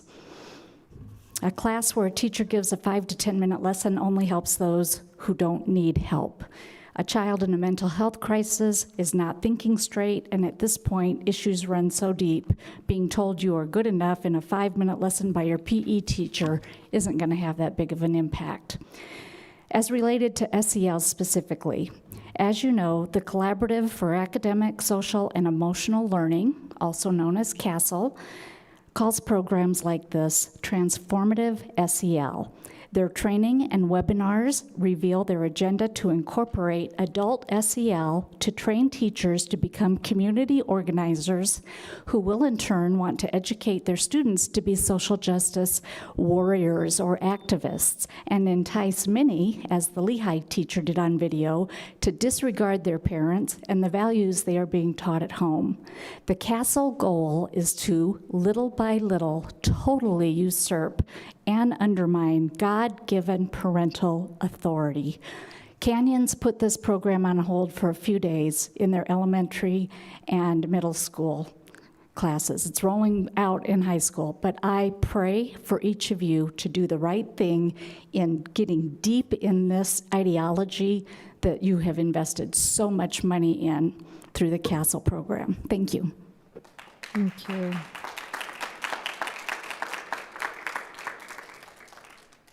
Thank you. Did Chelsea McMichael come in by chance? And was there anyone that intended to sign up that missed the sign-up sheet? Okay, we'll take 2 more then. You can come forward and state your name, and then in the blue next. I don't think This thing goes tall enough. My name is Dr. Haslam. I've been a teacher for 14 years, and I currently teach at Copper Hills High School. Unpopular opinion. Members of the board, Dr. Godfrey, thank you for permitting me the opportunity to speak today. Your task of choosing the future of this school district must certainly weigh heavy on your consciences, and I commend all of you for shouldering that weight. On the eve of the pandemic, when our country was shutting down, some colleagues and I were in Washington, D.C. attending a conference for secondary writing centers. As we arrived in D.C., our conference was canceled and literally the entire country began to shut down. We didn't know if we should be on the next flight home before they closed the airports, but the day after we arrived, a notice was put out that all of D.C., starting that day, would be shut down. All the museums would be closing indefinitely that day at 5 p.m. So we prioritized the museums that we could learn the most from in what would be a museum rush. Of the 3 or so museums that I sped through that day, one was the most memorable, and it forced me to slow down. It was the Smithsonian National Museum of African American History and Culture. In order to see the museum in its entirety, patrons climb onto a large elevator with windows and head down into the dark beginnings of African American history in this country. You then work your way up through their struggles until eventually at the top you see the successes in music, sports, literature, science, and much more. One of the most poignant and memorable moments for me was the first exhibit, The Paradox of Slavery, where there was a bronze statue of Thomas Jefferson surrounded by a giant stack of black bricks. Each brick had a name on it, and these were the names of his slaves. This is history, this is real, it is controversial, but it is real history, and we should not ignore that. My colleagues and I were excited to learn so many things that we can incorporate into our lessons. Now, I'm not a history teacher, but there is history in language and literature and in communications. There is perceptions and culture and diversity. In journalism and in creative writing, there is writing about what is reality. Standing next to those bricks made me really uneasy. Standing next to Emmett Till's open coffin made me very uneasy. Teaching students about the real history of this country, the darker shades of the red, white, and blue, can make people uneasy, but it's real. People's histories and people's realities make people uneasy, but they are not controversial. Human rights are not controversial. I know that many of my colleagues are afraid to speak, afraid to write in because they fear blowback. I'll be honest, they're fairly confident that many of you don't have their backs. They want to keep their jobs. They're walking on eggshells all the time, jobs. Because having a discussion, one of the best ways to learn, by the way, must be censored to appease the hordes who feel that the only history of this country is exceptionalism. That's a lie. This is an amazing country with amazing freedoms, one of which allows us to have educational institutions where students learn not only to be critical thinkers, but to think for themselves. It's kind of hard to think for yourself when you're raised in a bubble, as I was. Can I have more time, please? Yeah, just work on wrapping it up. Thank you. It's also difficult to become a critical thinker when you're only taught a sugar-coated version of reality. My colleagues and I keep our opinions to ourselves. We do not let religious or political influence impact what we teach. We teach truth. We teach history, math, science, English. We teach as much as we can in the short time that we have, but we teach facts and we discuss theories. We do not teach theories as fact. But it is okay to discuss them. It is okay to discuss how people perceive truth. Again, we do not teach theories as fact, but it is more than okay to discuss how other people see truth and to discuss their histories and their perception of the world because their realities are also truth. I ask you today to not only change the name of the controversial issues policy, but to either significantly revise it or eliminate it altogether. Its history and basis, which took too long to revise, was designed by a board that was and is still a panel of all white people who are deciding what subject matter is controversial as it relates to the lives of people who are not their race or ethnicity, who are not their religion, and who are not their sexuality. As you do revise the policy, I hope that you will purposely seek the input of employees and students of color because it is their histories and their realities that you have labeled controversial. If you are scared about what teachers are teaching, and I make this invite to the parents in the room, I invite you and parents alike to step into the classroom and to not just reward us when we've been voted or nominated for an award, to step in and see that we are not brainwashing. We are doing as the board directive states. We are teaching youth how to think and take a position when confronted with alternative choices. And we are allowing students a forum for examination and discussion of perceptions, which I changed from controversial issues, which arise in connection with the instructional program. I would also challenge you to publicly state specifically what you will do to support teachers who are accused of indoctrination. I know the parents of this district want what's best for their kids. It's one thing to perpetuate the little white lies of Santa, the Easter Bunny, and tooth fairies, but it's another to simply avoid entire histories and realities because they are deemed unsuitable curriculum topics by members of the community. In doing so, you limit teachers in their ability to be successful and powerful educators. You lower their morale, and you weaken their ability to give students the best versions of themselves. But you're also casting to the side your other constituents, not the white majority. They matter too. Thank you.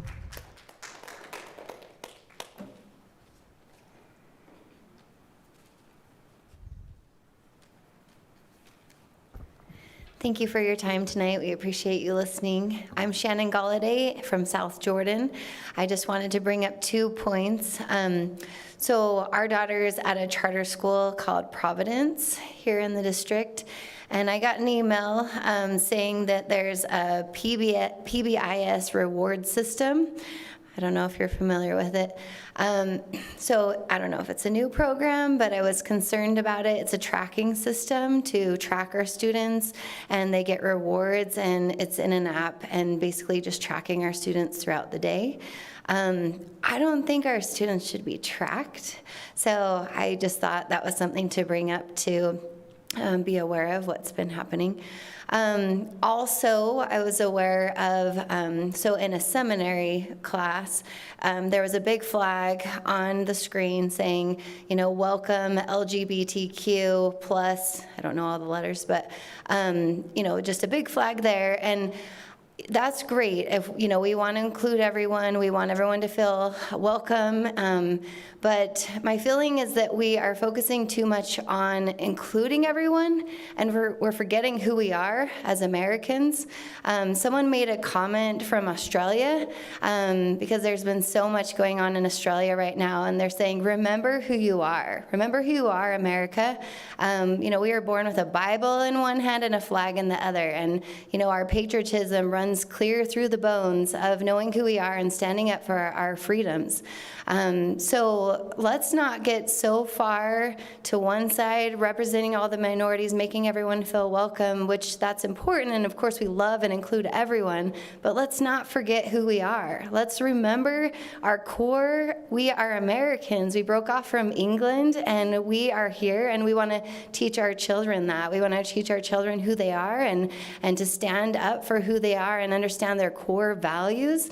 And it just seems with these new agendas and curriculums that we're kind of pulling away from that core solid belief of, you know, we are proud to be an American, and that's great to be proud of your country and to know who you are and to pass that on to future generations. Thank you for your time. Thank you. I just want to clarify, though, for people that Providence is not in our district. It is a charter school, and we have no jurisdiction or authority over them.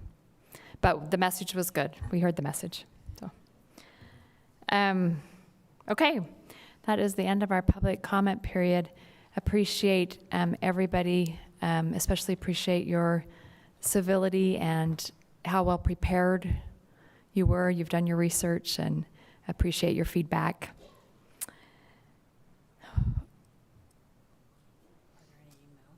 Oh, no, there were no email comments submitted. Is that correct? Okay, thank you. Okay, we will move on to our next agenda item then.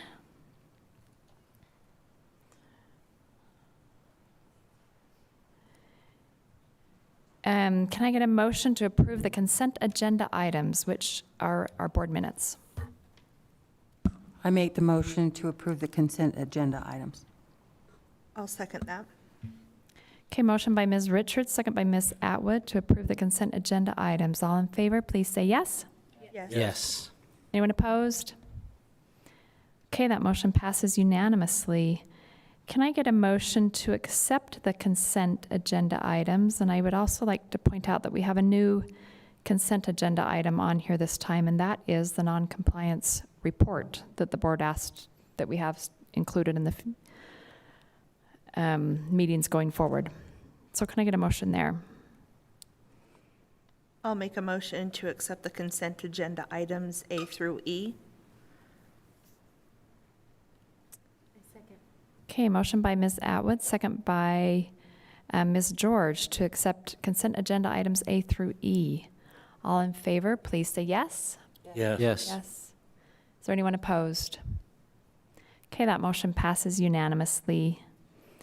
President Miller, can we get on the next agenda, since this is the first non-compliance report, feedback loop where we as a board can provide some feedback as to whether this was helpful or not? Okay, so feedback specifically to what information we're getting and whether or not it's helpful? Right. Yes.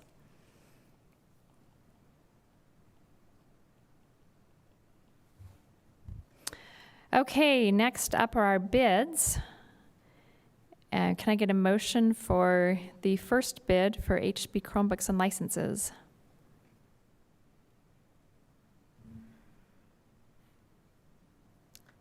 I'll make a motion to approve the bid for the HP Chromebooks and licenses. I'll second it. Okay, motion by Ms. Atwood, second by Mr. Robinson to approve the bid for the HB Chromebooks and licenses. Is there any discussion to that motion? Yeah, I have some questions on the justification. I'm trying to understand when we ordered 3,000, 40% of those ended up going to our virtual schools. Only 35% ended up going out on loan in our COVID year. I'm trying to understand why we're choosing to put 1,000 more on the sidelines when we have 750 waiting. Can somebody help me understand the logic? I didn't grasp it from the explanation. Why? I'm not opposed to getting Chromebooks. I guess I'm more interested in getting them out and getting them utilized. And why, I mean, do we anticipate having more than 1,047 loaned out this year? We currently have 1,047 on loan right now. Right. That's the amount now, not the amount that was out last year. That are currently out this year. How many were out last year? I don't have that total, but it was a little over 2,000 is my recollection. And then they were returned, some of those were returned? Yeah, what we did with this was created a loaner program so that the Chromebooks could go out as needed by the school and then come back and then given out to another school and come back, so that we didn't need 56,000 Chromebooks all at once. But as a school was on a test to stay or when they went out, we could then step in and say, great, how many Chromebooks do you need? Here they are. And then when they came back, we could then collect them back, and then the next school we could say, okay, how many do you need? And so they went around. So we peaked at 2,000 sometime in the year. Is that what I'm hearing from you? I understand it was a little over 2,000, yes. And so the 1,200 now that the virtual schools are utilizing brings us below that. And so we're just suggesting that maybe we should have more on hand in case there is a need.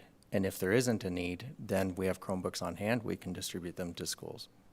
When would that plan be to distribute them to school, to determine that there is no need and we can get those out? Great question. I really don't have an answer to that until we see what is occurring. If things are going well and they're not going out loaning, if the schools are not in need of it, we can just distribute them right away, really. But right away, when, I guess I'm trying to, when did we hit that peak last year? When did we hit that peak of 2,000? Is it a matter of we've got to wait the whole year and then we'll say, yep, we only, and so we'll distribute it and order a new set? What's that thought process? My guess is we hit the peak at the height of those closures. So when was that? Around January, February? So just trying to be prepared, and if the preparedness isn't needed, then we have something on hand that's very useful that we can then give to schools. And that's my big, I have no problem with the expenditure. I have a problem with an expenditure that somewhat has an element of obsolescence built into it before they're utilized. And so I'd love to have a report back as to what the real plan is to ensure that these get fully utilized. Is that something that we could have clarified, not holding this off, but just as a follow-up report as to when that anticipation would be and how those would get distributed? Yeah, yeah, absolutely. We've talked about that, how they could be distributed based on a student count by school, since they're being utilized by federal dollars. But trying to get those out if not needed, and it's just being prepared. I for one, would appreciate a follow-up report on that, just so that we know we just don't have a bunch of Chromebooks sitting on the sidelines for too long. Oh, I get it, and even as you look at this, we have 700 sitting. So I understand. The thought was, well, if we had and I get nobody wants this, but if the test to stay protocol happens and maybe a high school goes out, are we going to be out 750 or more? And would we be able to help that high school out? Yeah, I just like some sort of follow-up sooner rather than later as to the real plan for true utilization of these Chromebooks. And included in that follow-up, I would be interested to know, where are we at in terms of one-to-one ratios within our schools? Because I am reading a lot of TSSA plans that are including that.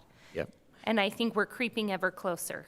We absolutely are. One of the challenges we're getting to is that the schools have a lot of devices and they're being utilized in a school. But if the devices need to go home, especially suddenly, then the devices need to be repurposed before they're sent home. And so it's not there's a delay in out and then coming back. So part of this idea was that something could be brought in addition to what the schools have, so that they're not having to take down and then reset up all of their systems in the school. Would the reason for that be because they're not at a one-to-one? Like, I know some of our elementaries maybe have upper grades one-to-one, but they use those as a moving computer lab. Right. So a lot of the schools have these labs or computers within a classroom that they have set up for a unique purpose. And so they might be one-to-one, but they have it all set up. And so if they have to go out quickly, it's just a faster methodology to then loan some Chromebooks out that are already set up for that purpose. Could I add to that? Sometimes one-to-one means we have as many Chromebooks as we have students, but those are used in the classroom as part of the instruction during the day, but students don't take those home. Sometimes one-to-one means that each student has checked out a Chromebook and takes that home. So in the case where a school has assigned a Chromebook to each individual student that they bring back and forth as they would a textbook, it's easier for them to transition to virtual learning, or they may not need to check out Chromebooks at the district level, like a school that has as many Chromebooks as they have students but haven't distributed them in that same way might need to. So we can bring you back information about both types of schools when we report back. Because I get the sense that as of recently, more of them are going to that model of the student gets the Chromebook, and it takes less Chromebooks when you do that. But don't you get the sense that that's been the model that most of these schools have been shifting to? I would just like to know, like, what does the school want to do and what's their needs? So we kind of have, like, here's the needs. The school wants to have classroom sets, or the school wants to check them out, just so we have an idea, like, how close are we to meeting their needs technology. With Bingham High School's construction, for example, we were able to make that process a lot easier for them. They didn't have to dismantle labs that they would then reassemble 2 weeks later. Because we were able to check those out. They're also already set up to check out through Skyward, so there's an efficiency there. I think the point about obsolescence is an important one, and that's something we can report back on. But there's also a supply chain issue that we've been told is going to get worse in the next couple of months. And so having them available for schools even as a replacement, because the more one-to-one schools you have, the more students you have that lose or damage those, and so the more important it becomes to have some available that can be switched out if supply chains aren't what we want them to be. But I think those are important questions from the board that we can answer in a report back.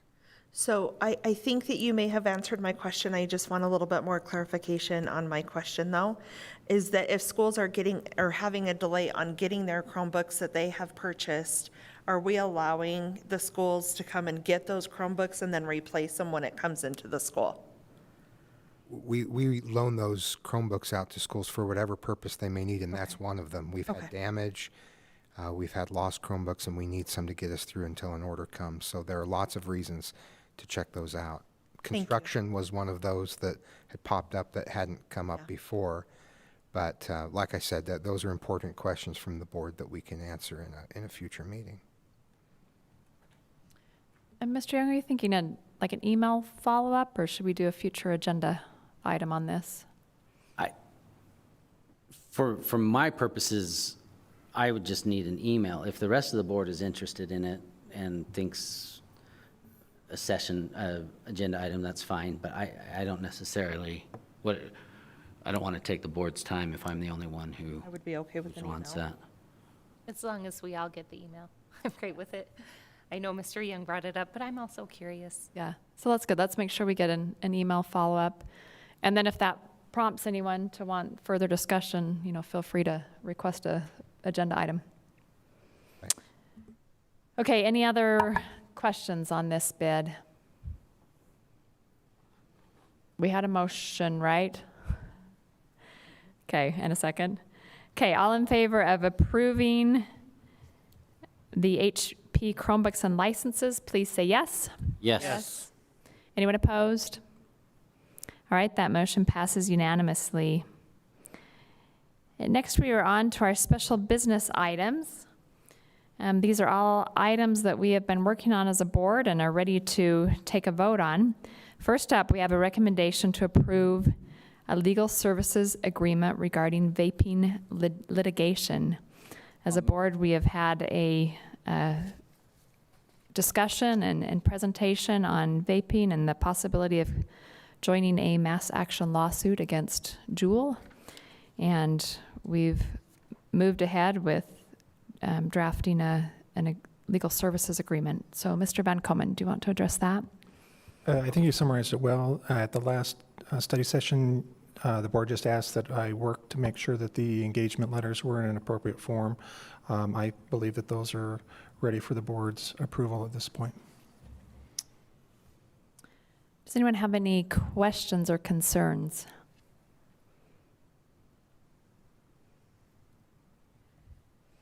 Okay.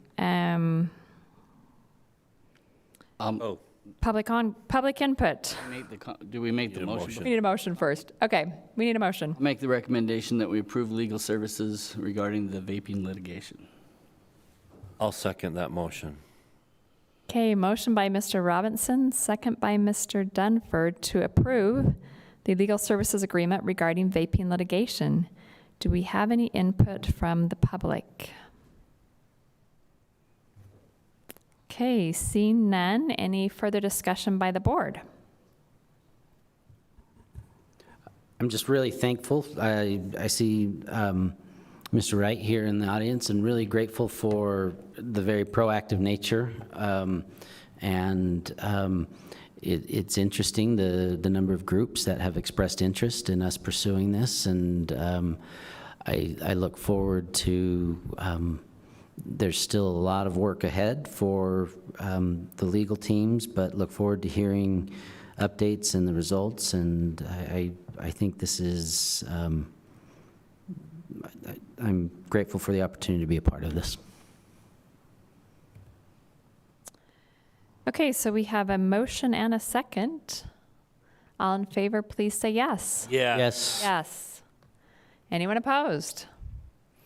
Okay, that is unanimous, and we are ready and excited to move forward and see what happens. Thank you. Okay, next up is a review of proposed revisions to board. We're on B. Sorry, I am on the wrong section. Next up is recommendation to approve our early literacy plan for the 2021-22 school year. And we have discussed this in a previous study session and are ready to move it forward for a vote. Ms. Nordic, do you have anything to share or present on this? Okay, anybody have any questions? I have a quick question. As I was reading over TSSA plans, I noticed that several of them talked about buying materials in relation to this curriculum. I felt like we were providing that. I was just unclear. What is left for schools to buy? And are all schools going to have equity in relation to those additional materials? Does that make sense?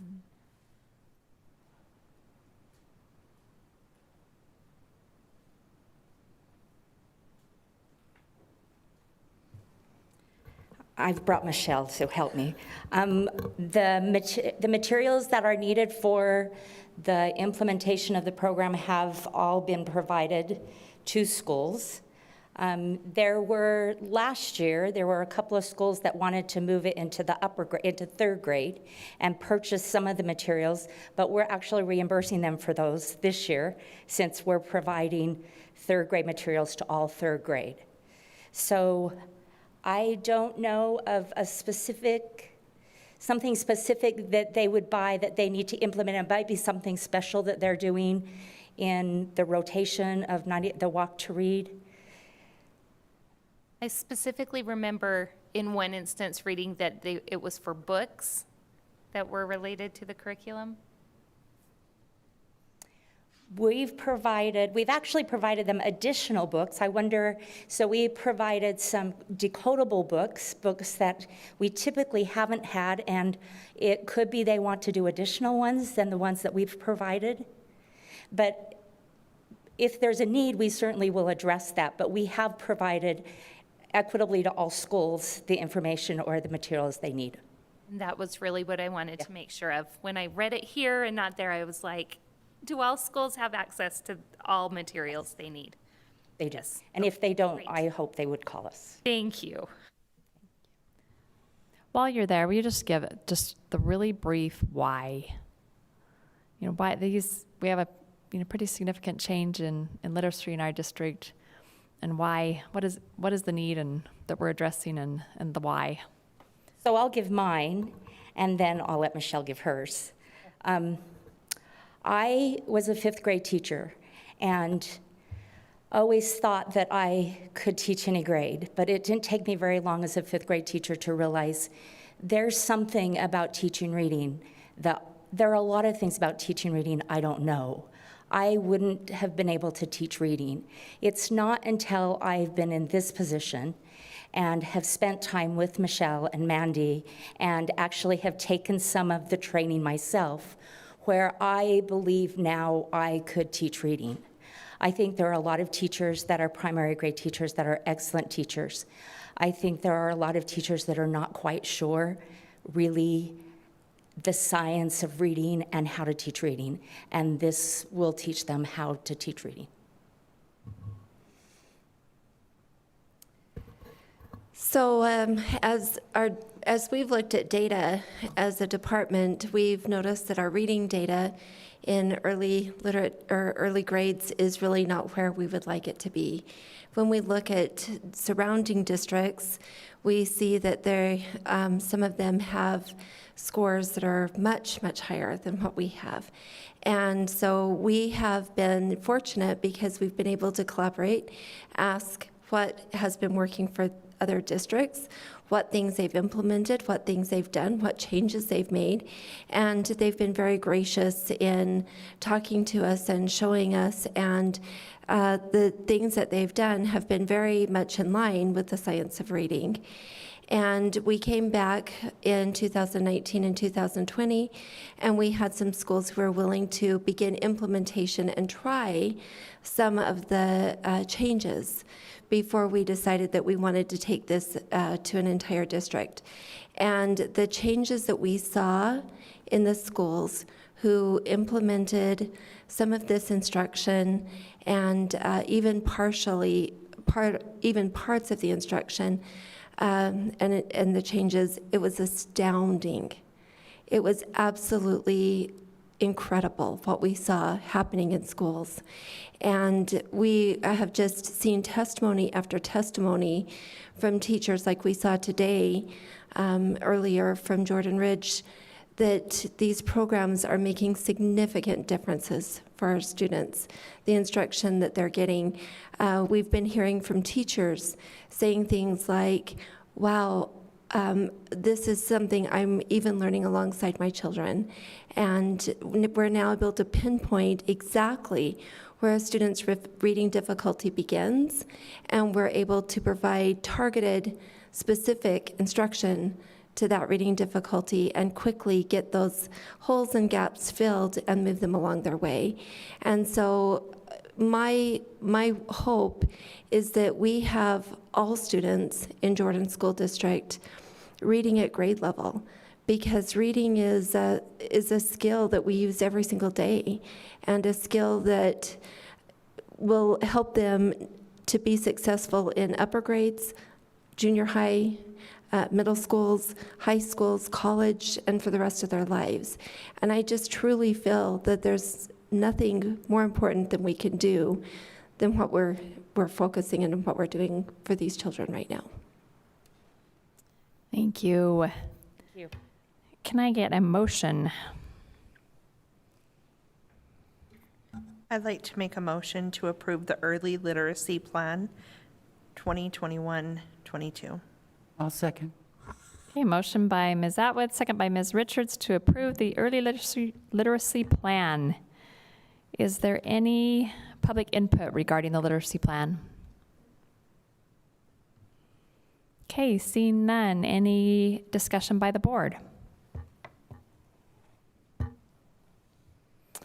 All right, all in favor of approving the plan, please say yes. Yes. Is there anyone opposed? That motion passes unanimously. Thank you for all of your work on this. All right, next up is a recommendation to approve the 2021-22 TSSA plans. For those of you that are not familiar with that, it stands for Teacher, Student, and Success Act. And these are plans that are coming from each of our schools on how they will spend funding that has been allocated by our legislature that goes directly to each of our schools. And we are incredibly grateful to our legislature for that funding. We see a big difference that it makes in those schools. I love reading the plans and seeing how they are working to meet the goals that we've set. And Mr. Anderson, do you have anything to add on that? Thank you. No, just a reminder that over the last year or so, we've worked to synchronize the TSSA plan approval process with the land trust plan process. We believe that both the land trust plans and the TSSA plans should kind of work in harmony to each other. They should complement each other. And this is the final step in synchronizing that plan process. So these plans that are on the table for approval tonight are for this current school year. We'll be revisiting the process early next spring in 2022 for the coming 22-23 school year. So this will be the final step in achieving that. So we appreciate the board's support in that. Hey, thank you. Can I ask a question on that? So in the future, I know we want them to come closer together. Will we be seeing them side by side in the spring? Yeah, the intent is to have them go out at the same time, and the only thing that could give a hiccup to that is if the funding is delayed at all from the legislature or some sort of bill comes up that may delay some of that. But TSSA is an ongoing funding source, but that's the only scenario I can think of in which they may not be able to be totally synced up. But the process will be almost mirrored to each other. That will be so helpful to be able to look at both plans at once. It's hard, at least for my memory, to be able to say, now what were they doing with this money and how do these work together? So I think that would be quite helpful. We think it'll be beneficial for our schools as well, so thank you. Okay, can I get a motion? I'll make a motion that we approve the 2021-2022 TSSA plans. I'll second it. Okay, motion by Mr. Young, second by Mr. Robinson to approve the 2021-22 TSSA plans. Is there any input from the public regarding the plans? Okay, seeing none, any further discussion from the board? Okay, all in favor of approving the plans, please say yes. Yes. Yes. Is there anyone opposed? And that motion passes unanimously. Next is a recommendation to approve revisions to Administrative Policy AS90, drugs and alcohol. This is a policy that we have discussed in a couple of study sessions. We solicited feedback from our patrons, held an open house on that. It is a policy with some pretty significant changes. And Mr. Anderson, would you like to say anything about that? We're happy to address any questions that the board has. We just want to express appreciation to Mr. Hamblin and his committee for the work they put into this and also for the public process that the board implemented. I think it made it a better policy all around. We're excited at the prospect of this in a program that focuses on prevention and intervention and really helps students focusing on education and appropriate consequences. So thank you. I've just got a point of order question. Do we need, when we make this motion, do we need to include in that motion that it's effective retroactive to the first day of school? Yes, that would be good to include in the motion. Okay. For that, though, are we going to include those that got it in the fourth quarter? Yes. What's that? So we're also going to include those who have current suspensions from the fourth quarter. So it has to be more retroactive than the first of the school year. So what's the retroactive date? I would just say in the motion, anyone who currently is dealing with this policy will fall under the current policy. Yeah, we have 4 students that were carried over from last school year that are currently on suspension under the current policy. We have 3 students that have violated it so far this year that would be on some level of suspension based on the current policy. And so for those 7 students or anybody else, that's who it would have.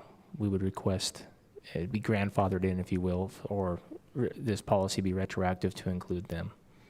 So can we get some clarity on what the motion should be? Yeah. So that there's no ambiguity? I think, yeah, a motion should just include the policy. All students currently under the previous policies will now be under this one.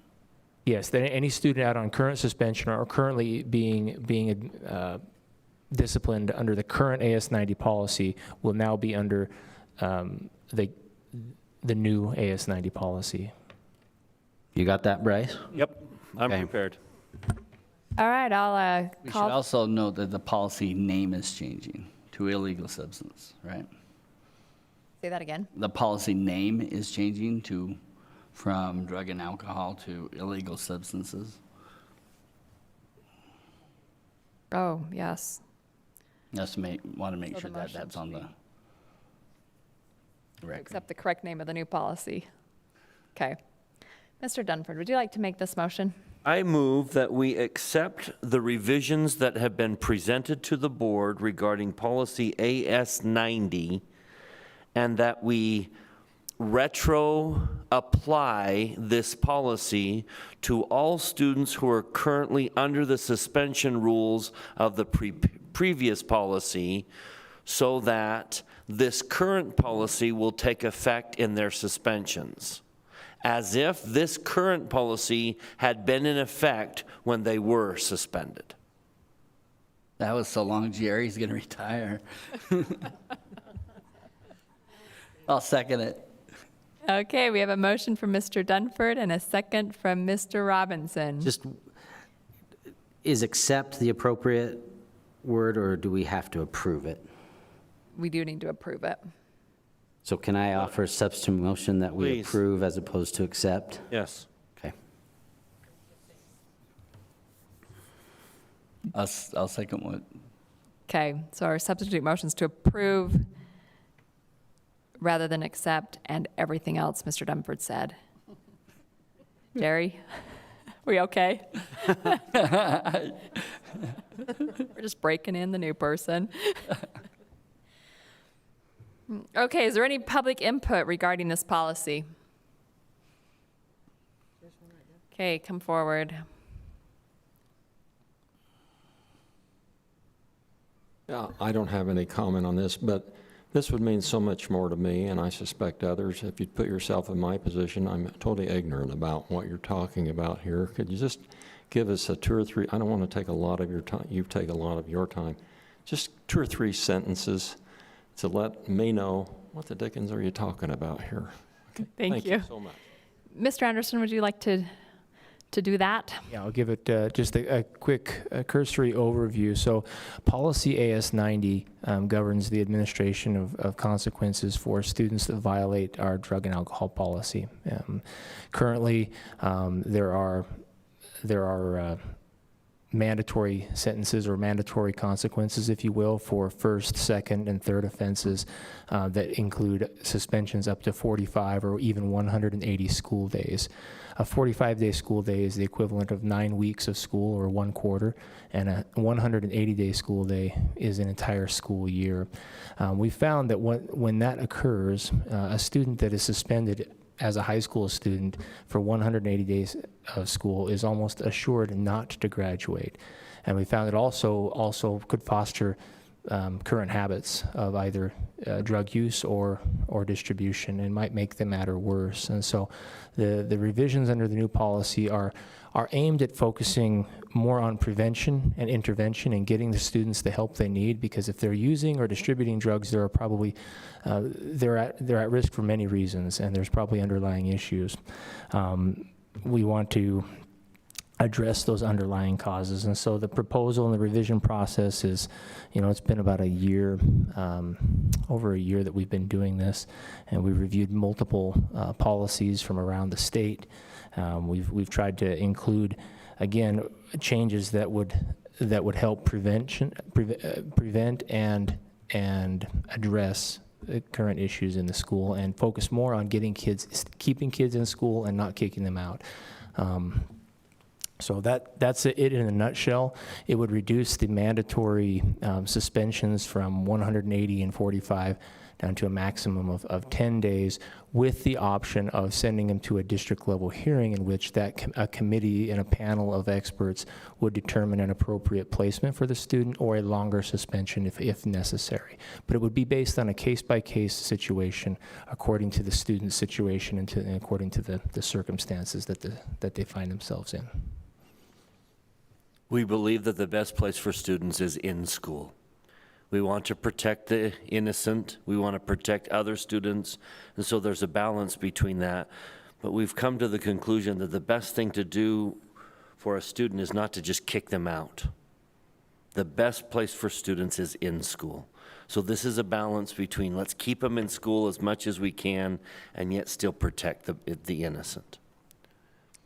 Can I say something about the process? When I first started coming to school board meetings, I'd listen to, they're always approving these special items, and I couldn't understand why everyone just agrees, but each of these items were hours and hours of either study sessions or committee meetings or open houses. And so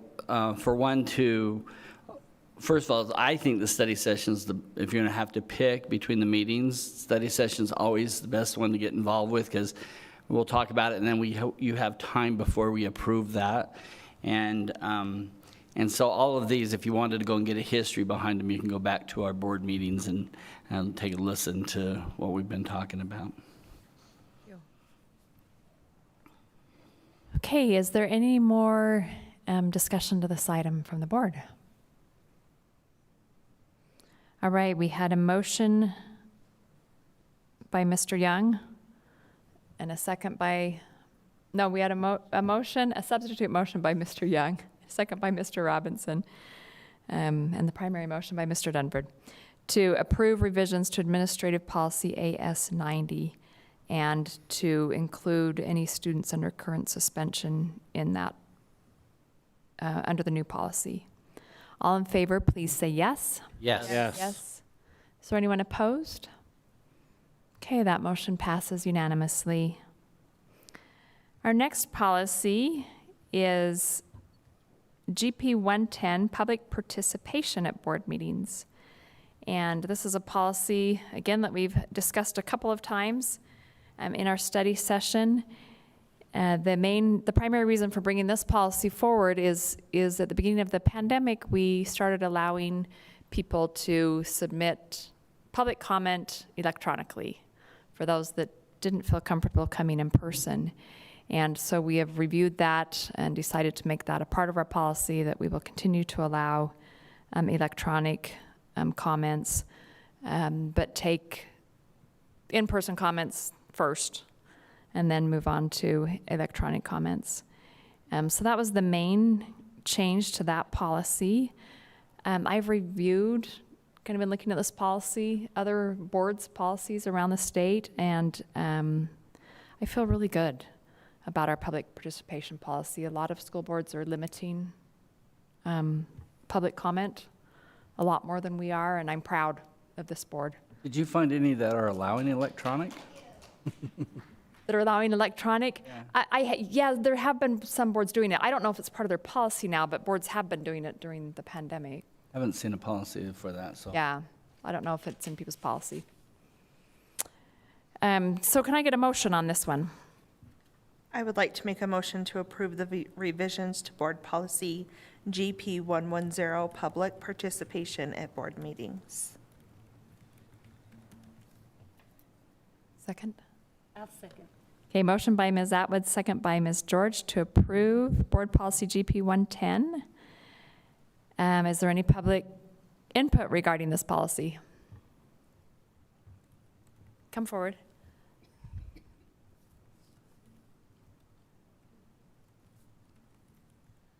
I just wanted to say thank you. We really appreciate you as a board.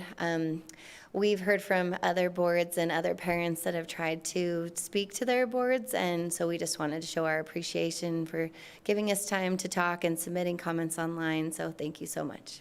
Thank you. Any further discussion from board members on this? All right, all in favor of approving the revisions to Board Policy GP 110, please say yes. Yes. Anyone opposed? And that passes unanimously. All right, that is the end of our special business items. We will now move on to our superintendent's report. Dr. Godfrey. I just want to echo what you said earlier. I think it was a great start to the school year.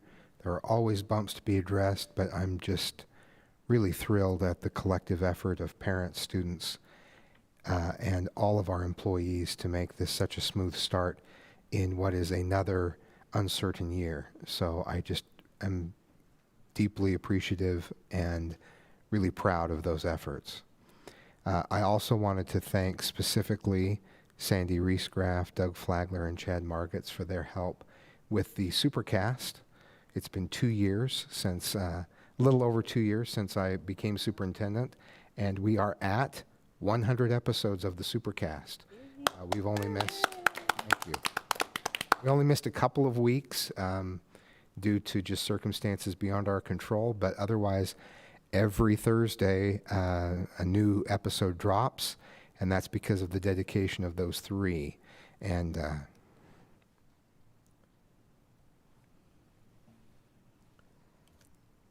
for episode 100, I got to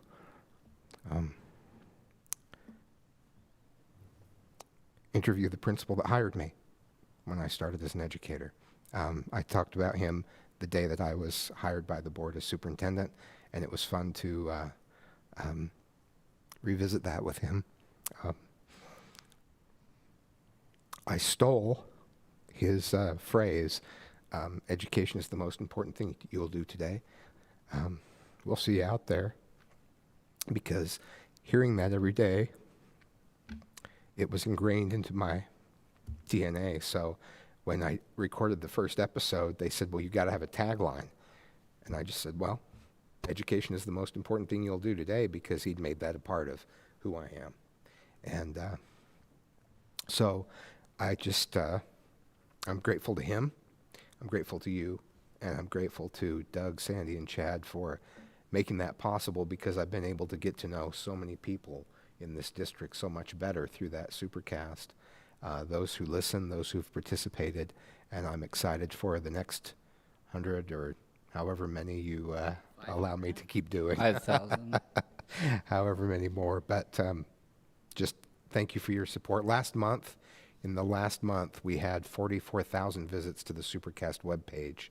That doesn't count all the access through apps and that to the episode. And so it's just, it's a great journey to be on, and I couldn't do it without those three or without you. So thank you very much.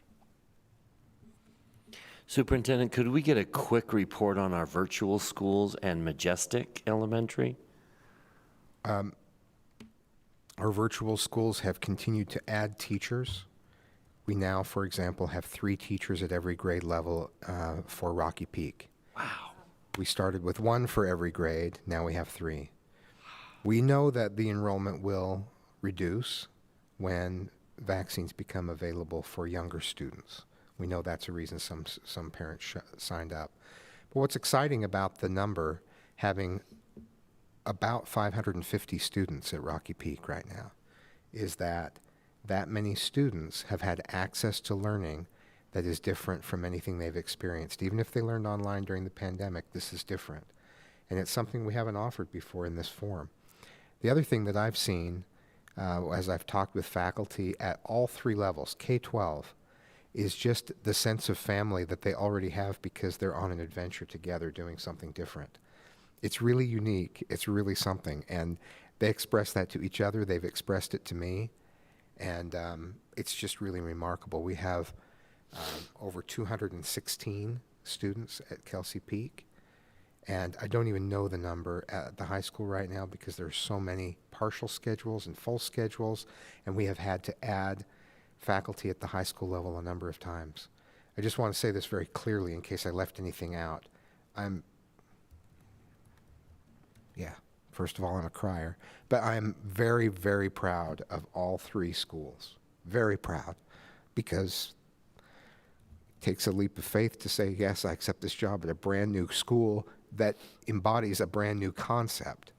And it takes a great deal of leadership from those principals, a great deal of work on the part of teachers and staff, and just, I'm going to leave people out, but I appreciate that question, because it's a great honor to be associated with the pioneers that these educators really are in offering this to students. And, enrollment will shift back and forth, but the importance of what they're offering will not.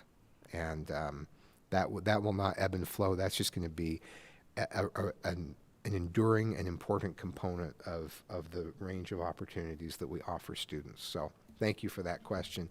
Lots of great things happening in this district because of the tremendous number of great people we have working together to make it possible. So thank you.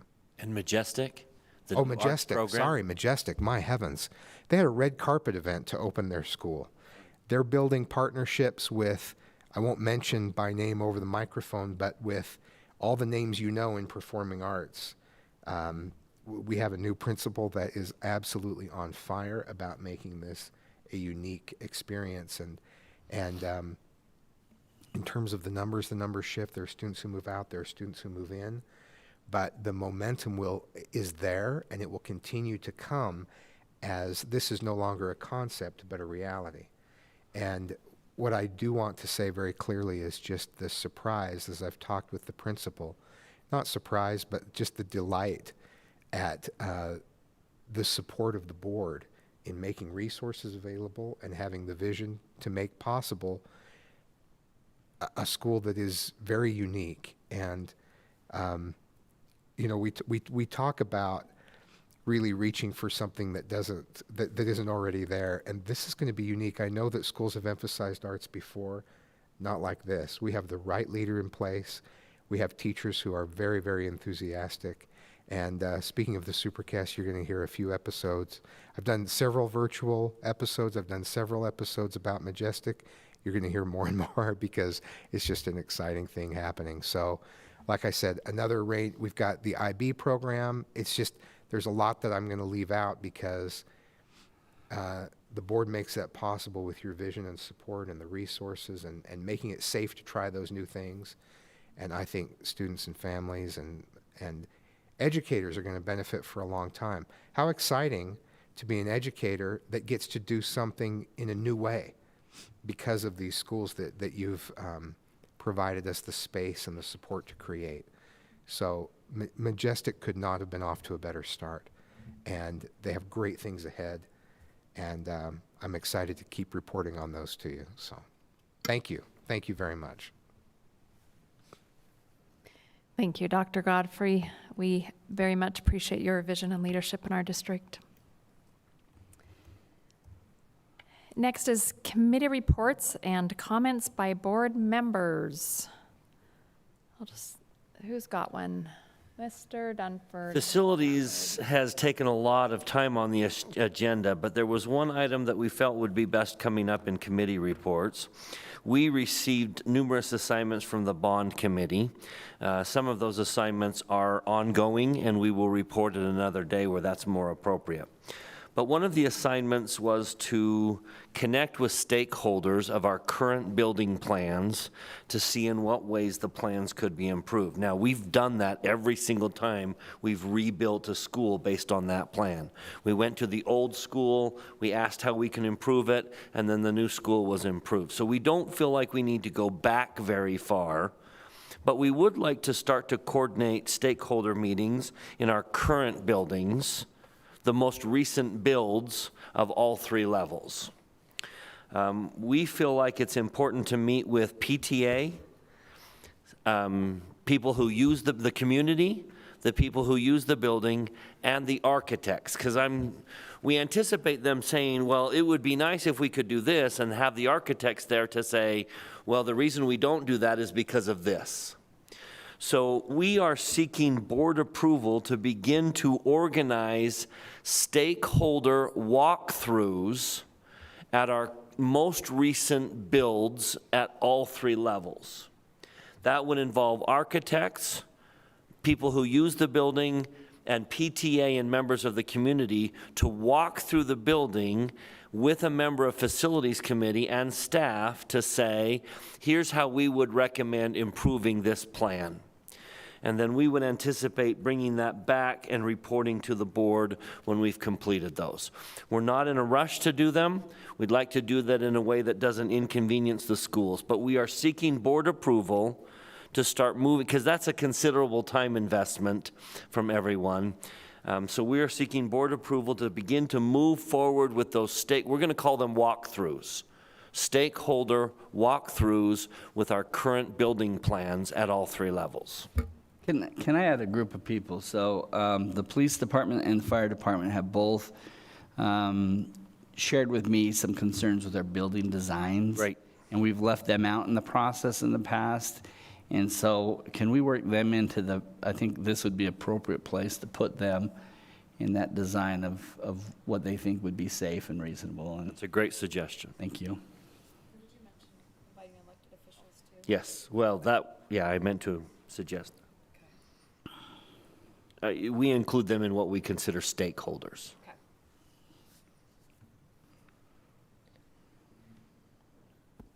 Okay, is the board all in favor of moving ahead with that process? Yes. Yes. Yeah. Thank you. That's all from Facilities Committee. Okay. I just have a quick reminder for Mr. Dunford that he will be taking the LEAC emails from September 1st to September 30th.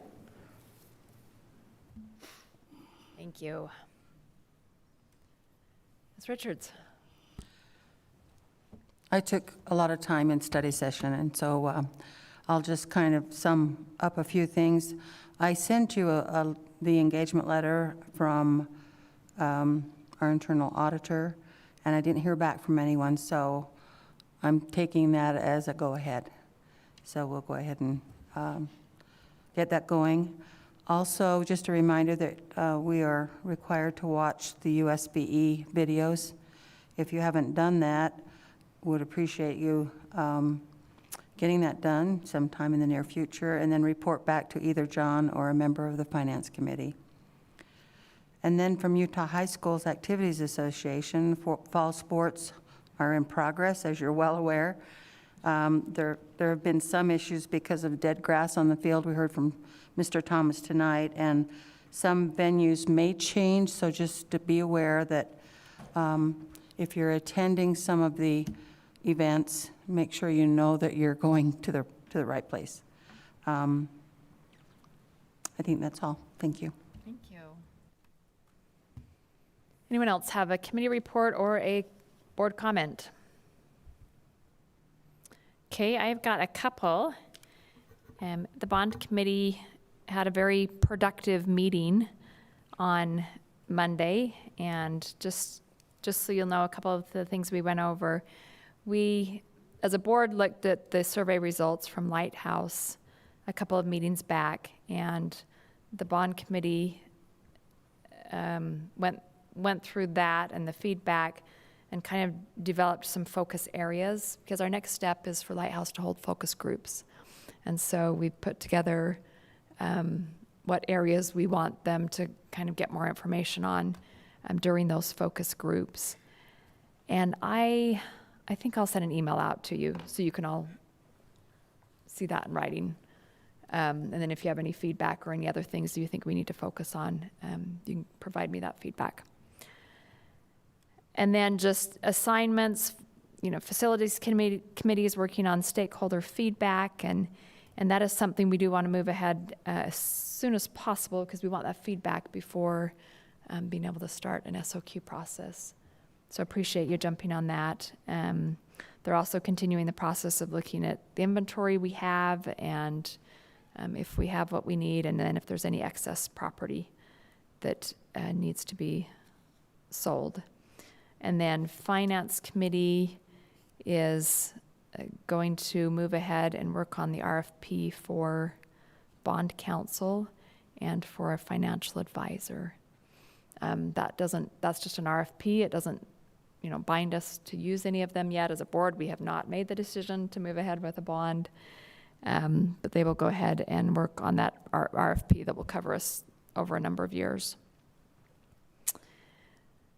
Just a couple key things coming up. In September, we'll be having our annual report in which we review capacities of our buildings and projections out several years, which will help us as a board, determine if we do need to build and bond. And so that's coming up in September, and then the plan is by the end of October to decide whether or not to move ahead. So any questions for the bond committee? Okay, Jordan Education Foundation, just for anyone listening, particularly our teachers, their classroom grants are open right now. And they have classroom grants that can help fund supplies that you might need or projects for your classrooms. And that application will stay open until October 31st, but encourage everyone to apply as soon as possible. And grants will be funded as long as the money is still available. It's a great opportunity for our teachers to receive some extra help for things for their classrooms that they're interested in. And then from Utah School Boards Association, we had our Board of Directors meeting this past week, and just wanted to give you a couple of things. There are fall regional meetings coming up, and you should receive an email from USBA on that.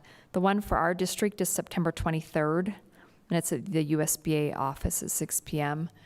They will send you a list of all of the meetings. If you can't make the 23rd one, you're welcome to join any of the other meetings. And and that's where they will have a discussion on the potential bylaw change that you all received previously, and also on legislative priorities. So plan on that. And then also we talked about the MBA, the Master Board Award. This is an opportunity for board members to have our own professional development. We encourage our teachers to get professional development, and this is our opportunity to have professional development.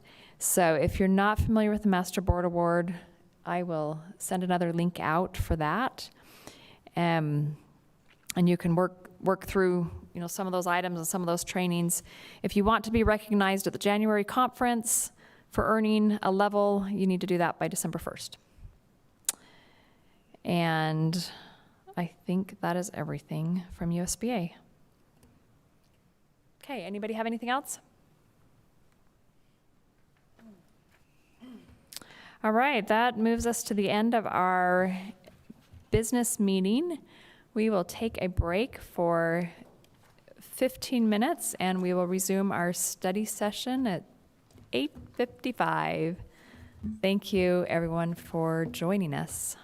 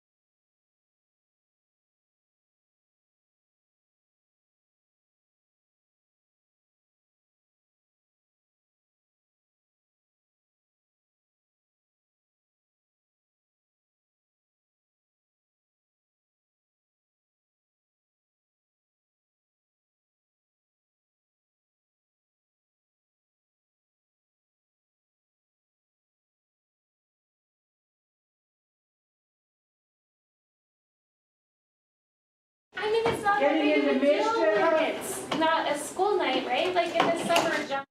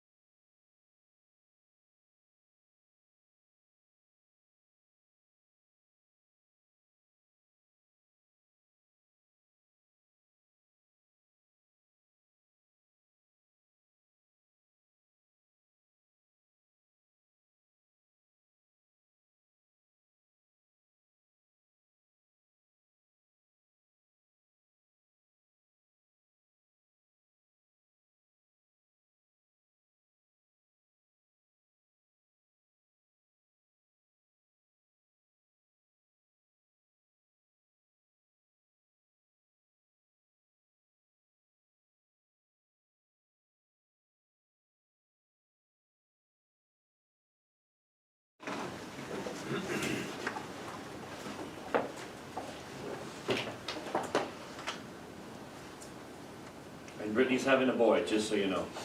Yay! So Kit's gonna have a little brother. Oh, wait, I didn't know she was pregnant. Brittany and Ashley are both pregnant. Oh, that's exciting. We're rolling, so everyone just heard that. It's All right. official now, it's public. All acknowledged now. All right, welcome back. We are going to finish our study session items. It is still Tuesday, August 24th, and we have all board members present, non-members of administration, and our groupie is here also. We will turn the time to Dr. Godfrey for our pandemic update. Thank you very much. Well, there we go. Is that working? It doesn't sound like it stopped. Let's turn it on.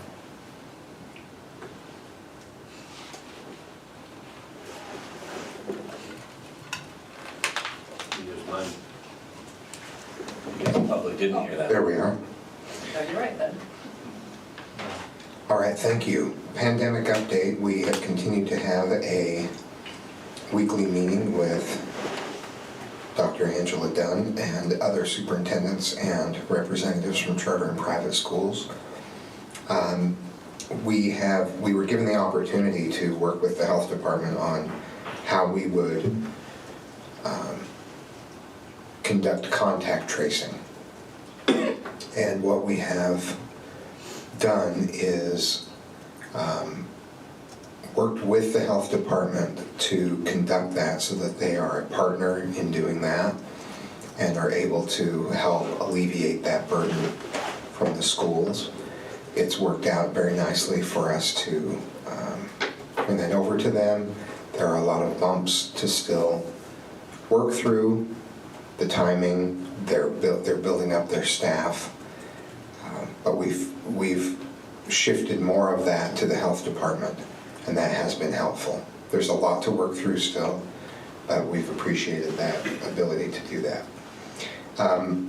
The case counts continue to be updated from the worksheet that is used to create the county dashboard as well. So both dashboards, our dashboard and the county dashboard, update from that worksheet. So sometimes ours may update at one time and the county's updates at another. So if there's a discrepancy, that's why. It's just when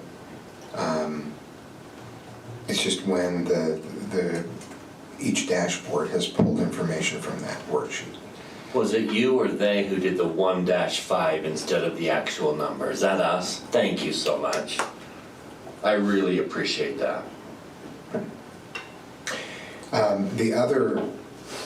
The question that they have asked is whether they can host a testing site for after school at one of our locations, because that would make it easier for those who want to test and return from a quarantine quickly. So the proposal would be from 3 to 6 or 3:30 to 6:30, 1 day a week, depending on, is it 1 day a week? Haven't we been doing that at Elkridge? A couple of days a week.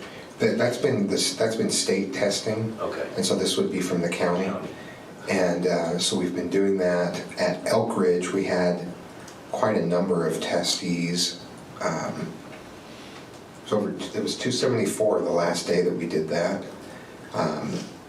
So it might be a couple of days a week at a school, after school hours, just to make that more convenient for those who want to test to come back from quarantine.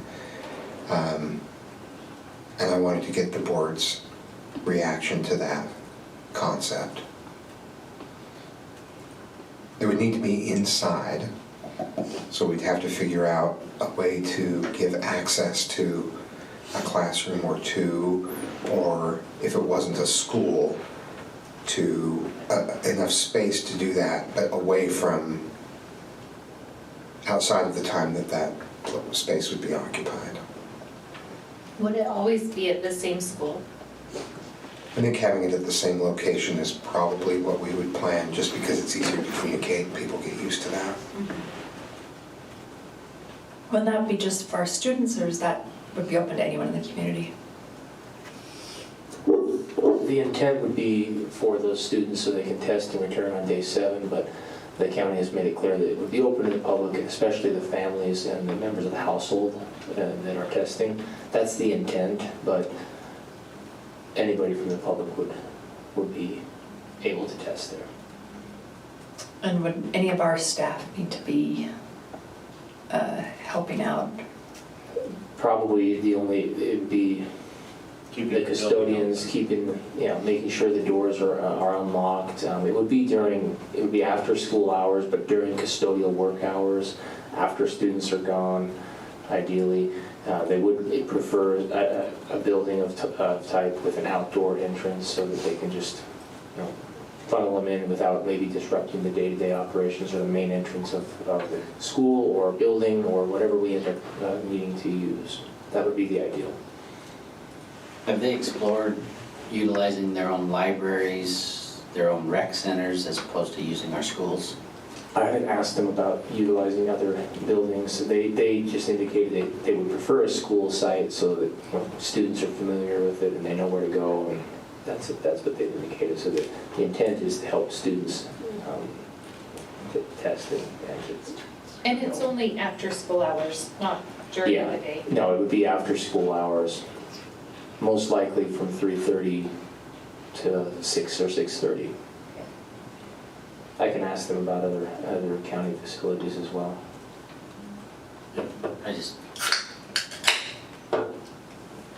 Those are more their operational hours, those facilities,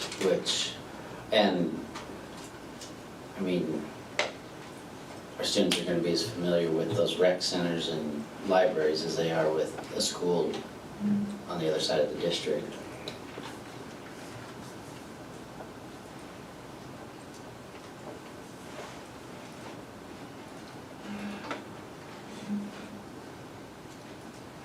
I would be okay with moving forward with that too.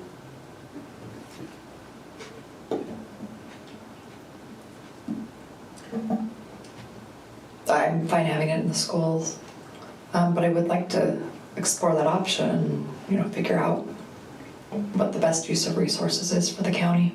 Sure.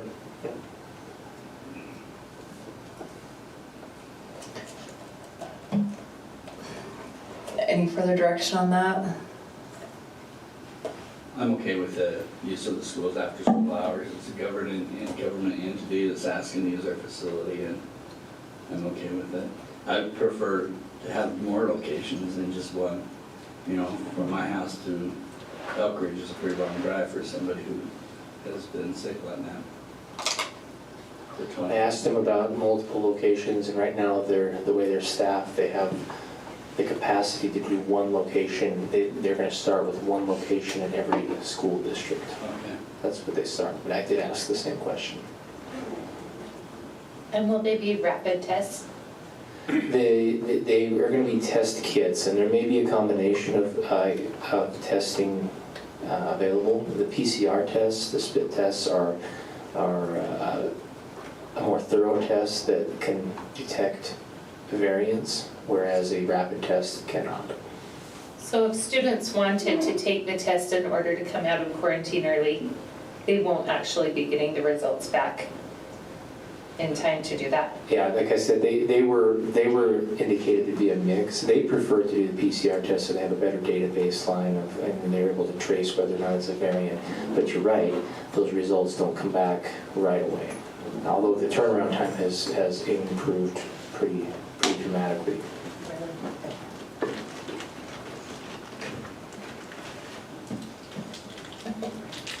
Okay, so I need to get direction if the board's comfortable using our facilities for testing. We have a couple people. Yep. Okay, you have a majority that are okay with that? Okay, we'll also ask about the possibility of using other facilities as well. Can I just ask a clarifying question though? If Sure. we get to test to stay though, the test will be in that school, right? That's right. We'll bring in county staff to do that right at the school. That question's been asked a lot, so thank you. Although it wouldn't be required for someone to be tested there, they could provide proof of a test But we're within not that time sending frame. the whole school across No. the district. No. we would bring the testing to them. Any questions I can answer about the pandemic response? What's been happening with quarantines this last couple of weeks? I mean, how many are quarantined? How many, I know how many are test positive, but how many have been quarantined? Are they choosing to come back with masks? Do they like the options? Are we hearing from parents? Where are we? Because of the change in the quarantine protocols, it's really hard to track quarantines at this point. The county hasn't provided us with quarantine information because for the most part, if it's a school exposure, the students have an option to come back to school and not even have a disruption to their school attendance if they wear a mask. They can wear a mask for 7 days and test and come back without a mask if it's negative, or just wear a mask for the entire 10 days. The challenge, I think, if you ask a school, would be that it's the turnaround time. By the time they find out a positive result, the county conducts the contact tracing in consultation with the school, and they find out who they've been in close proximity with for more than 15 minutes. They run those names through their database to know whether or not they've been vaccinated or whether they've had COVID-19 in the last 90 days. By the time they get back to them, some are bumping right up against that 7-day test and return window anyway, or they could just ride it out for the next couple of days with a mask.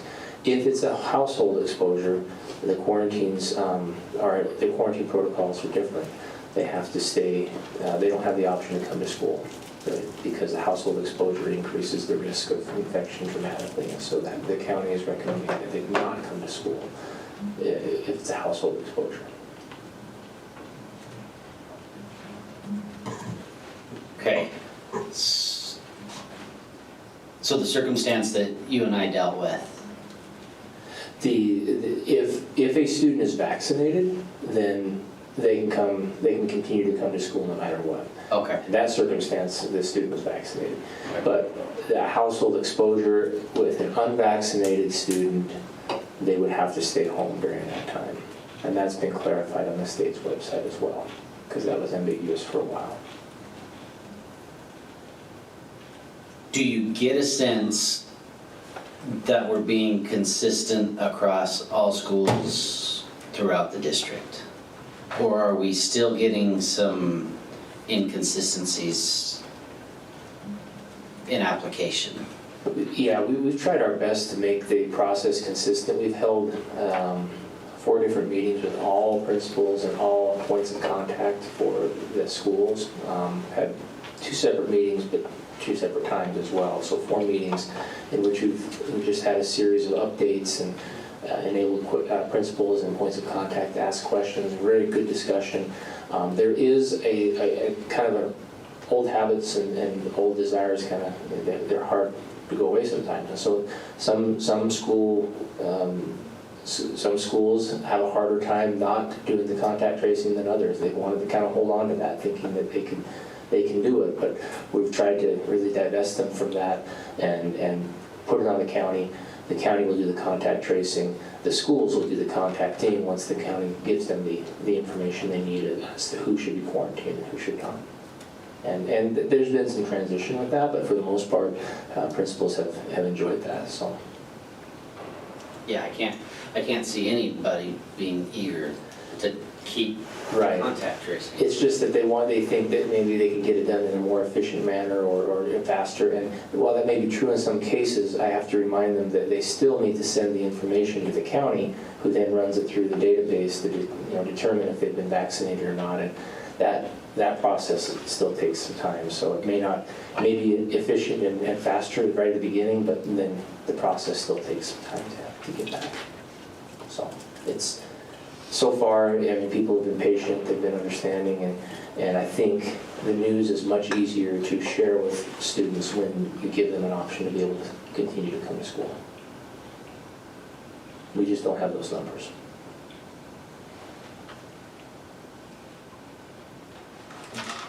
Anything else? Any questions? Just on the board, where did you get the 59,240?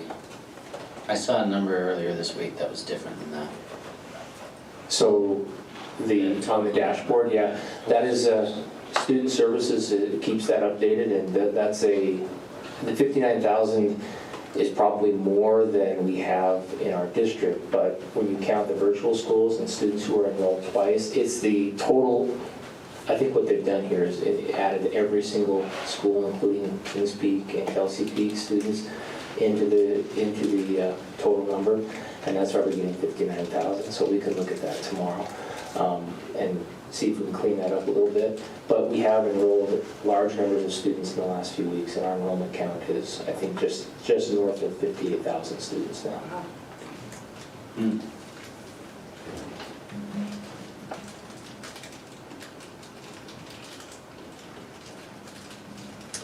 Okay, anything else for pandemic update? Thank you. Thank you. Next, we have a discussion on our ESSER 2 plan. Dr. Godfrey. All right, our ESSER 3 plan is... Oh, sorry, ESSER 3. Time goes by fast. This is an initial discussion of the overall ESSER plan, and that's for the allocation of the approximately $25 million that will be available to the district as part of the COVID relief funds. We've conducted a survey, and I'm going to share with you the top 2 priorities from parents and from employees. We've also put together a general approach in terms of how much we would suggest spending of that $25 million in various general areas. The way the application is, it's not down to specific expenditures, but a general description of how that money would be spent. The application also involves some assurances about things that we are doing to ensure a safe return to school, and some of the terminology around the application really is indicative of the range of how things look in different school districts. We'll bring this back to the next meeting, and although the next meeting is a study session, we'll need to approve the plan to be able to meet the deadline. And this is something that we discussed 2 meetings ago, that would be our timeline with the board. What I want to emphasize is that this is approval for the initial plan, and adjustments can be made. And what I would suggest is that we talk about the general categories and the survey results tonight, that we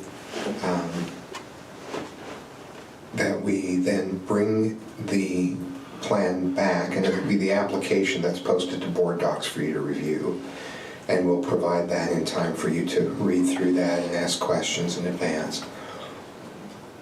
And then I would propose that either tonight or at the next meeting, that the board suggest a date that we bring this back on the agenda to review expenditures to that point, and to ask the board what adjustments they'd like to see. My worry is that if we don't build that into the schedule, and then at that meeting set the next time that we review it, because this is money to be spent over a number of years, and we want to be sure that we're adjusting those expenditures for the needs that have shifted. If we think about how needs have shifted over the last 2 years, we definitely want in the next 3 to be nimble and responsive. So I don't want this initial application to feel like it's something that's set in stone. And to ensure that it doesn't feel that way, I'd like to suggest that we always have a marker in place to review and revisit the way that this money is being spent, and make any adjustments the board would feel necessary. Remind me of the deadline again, please. September 17th, I believe it is. Is that correct? And I'm not sure if we have it in the presentation, but would you, Shelley, just take a look at the number of responses we had from parents and employees, just so we're ready to respond to that as well. The survey remains, so let me talk a little bit about the survey. The survey remains open. And we had many open-ended responses. It takes a long time to process those. What was helpful is that we had clear responses about the general categories where the money, where those who responded to the survey would like to see the money be spent. So we have a sense of the general categories. We have time to go over the ideas. I'll be holding some focus groups as well, just to get a sense for where the other suggestions are coming and kind of explore some of the other ideas.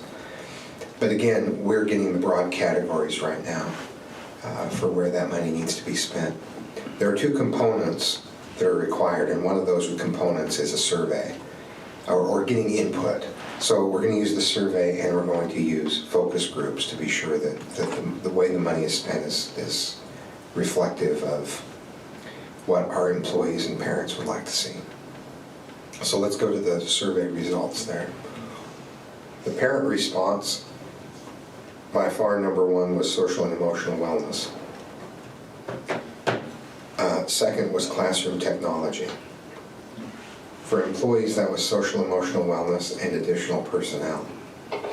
I found it interesting that social emotional wellness was by far the number one priority for both groups. So what do you mean by social wellness?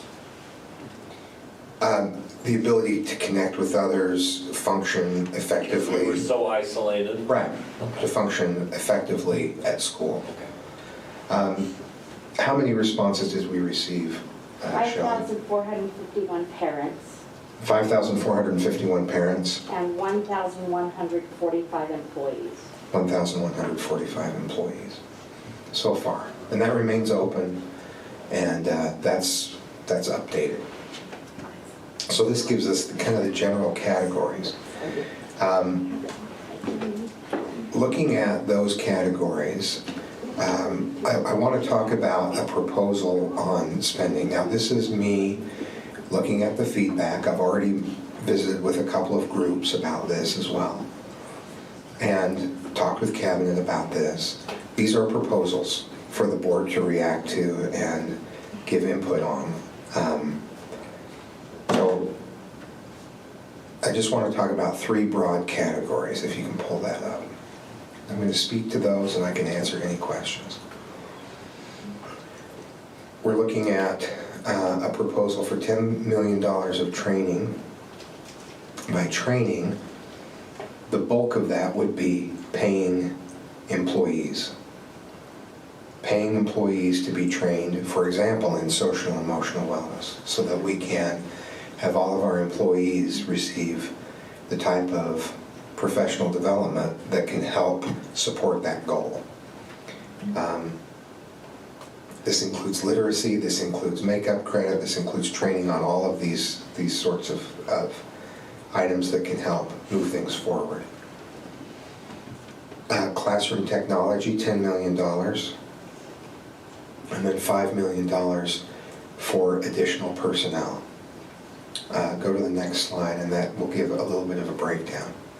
Let's talk about training first. Social and emotional wellness, letters training. There's a lot of money required to provide the letters training, which is that theory behind 95% and really great reading. So it's a deeper dive. What's nice is we have a couple of summers where we can really put some money in the pockets of teachers and employees to receive that type of training and really get some momentum in the areas of focus. Various areas of instruction and curriculum and training on technology. Where we buy classroom technology in the second category, where we have not done as well as we could have is in the past, is that we haven't always allocated the technical support and the professional development that's required to make the best use of the technology that we make available. Classroom technology.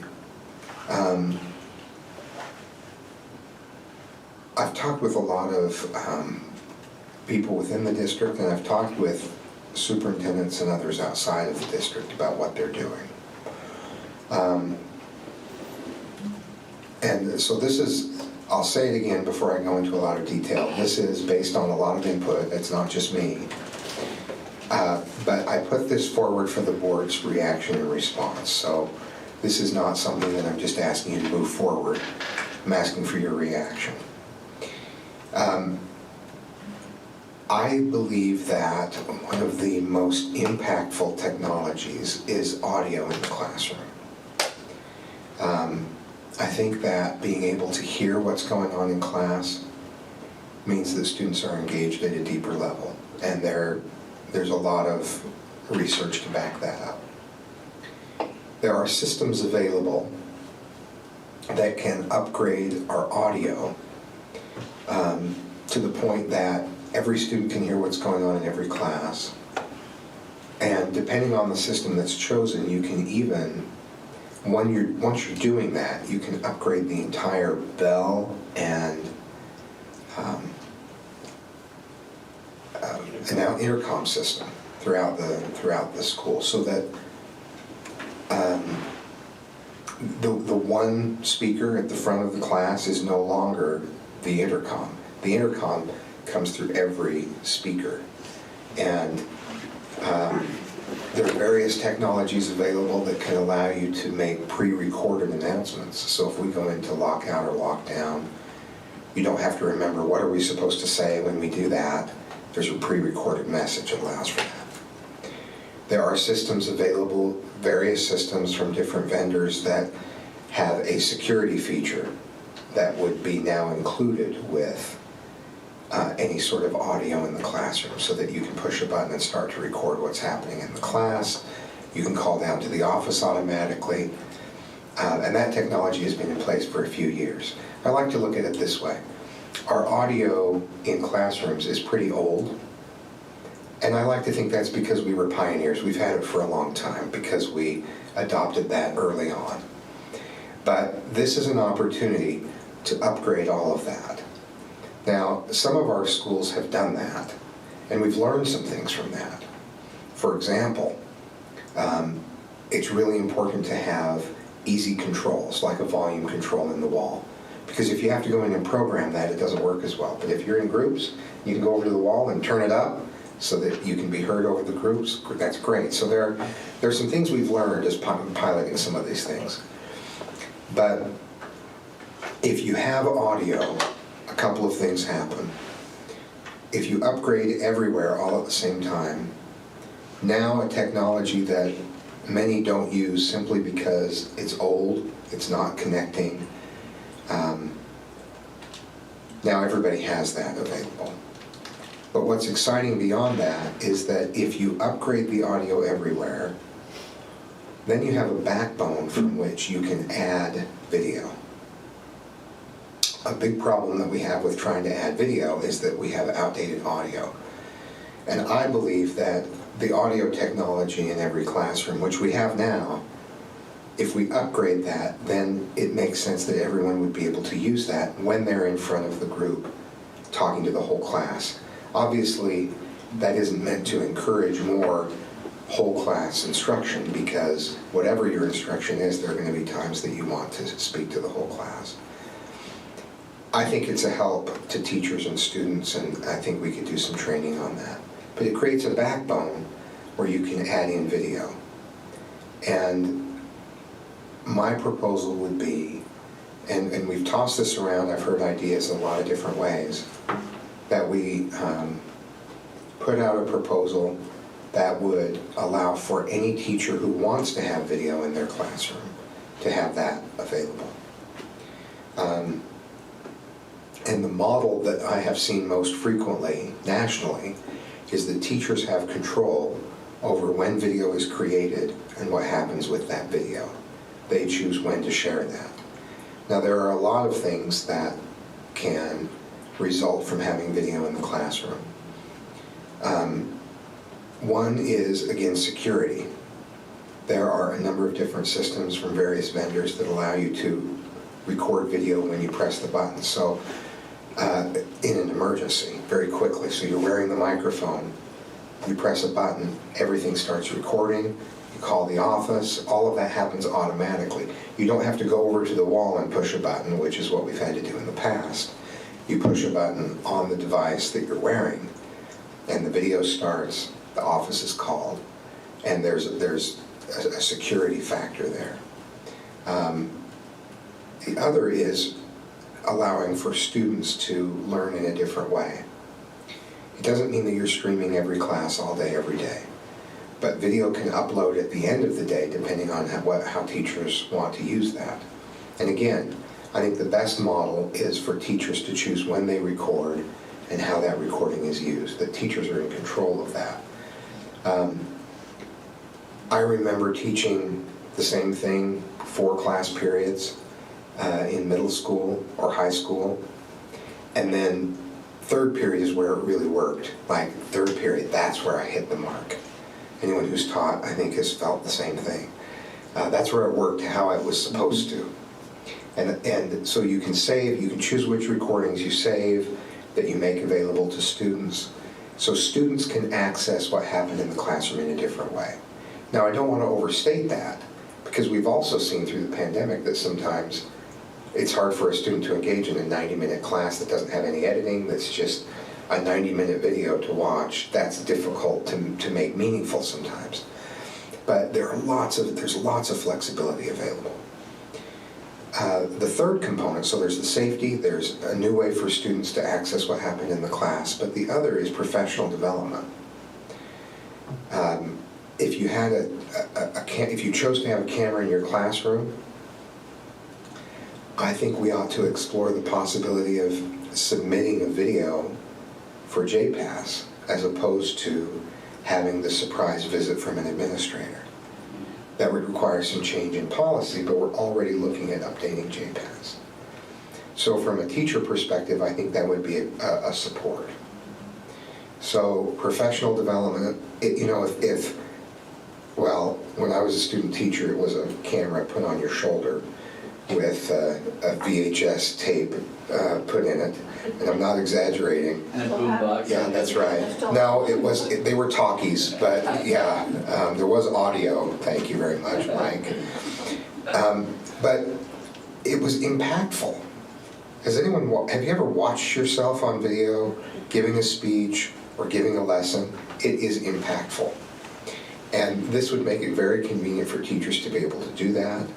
PLCs would be at a different level, because now you can share video. Hey, I have this lesson that worked really well. This is how I did it.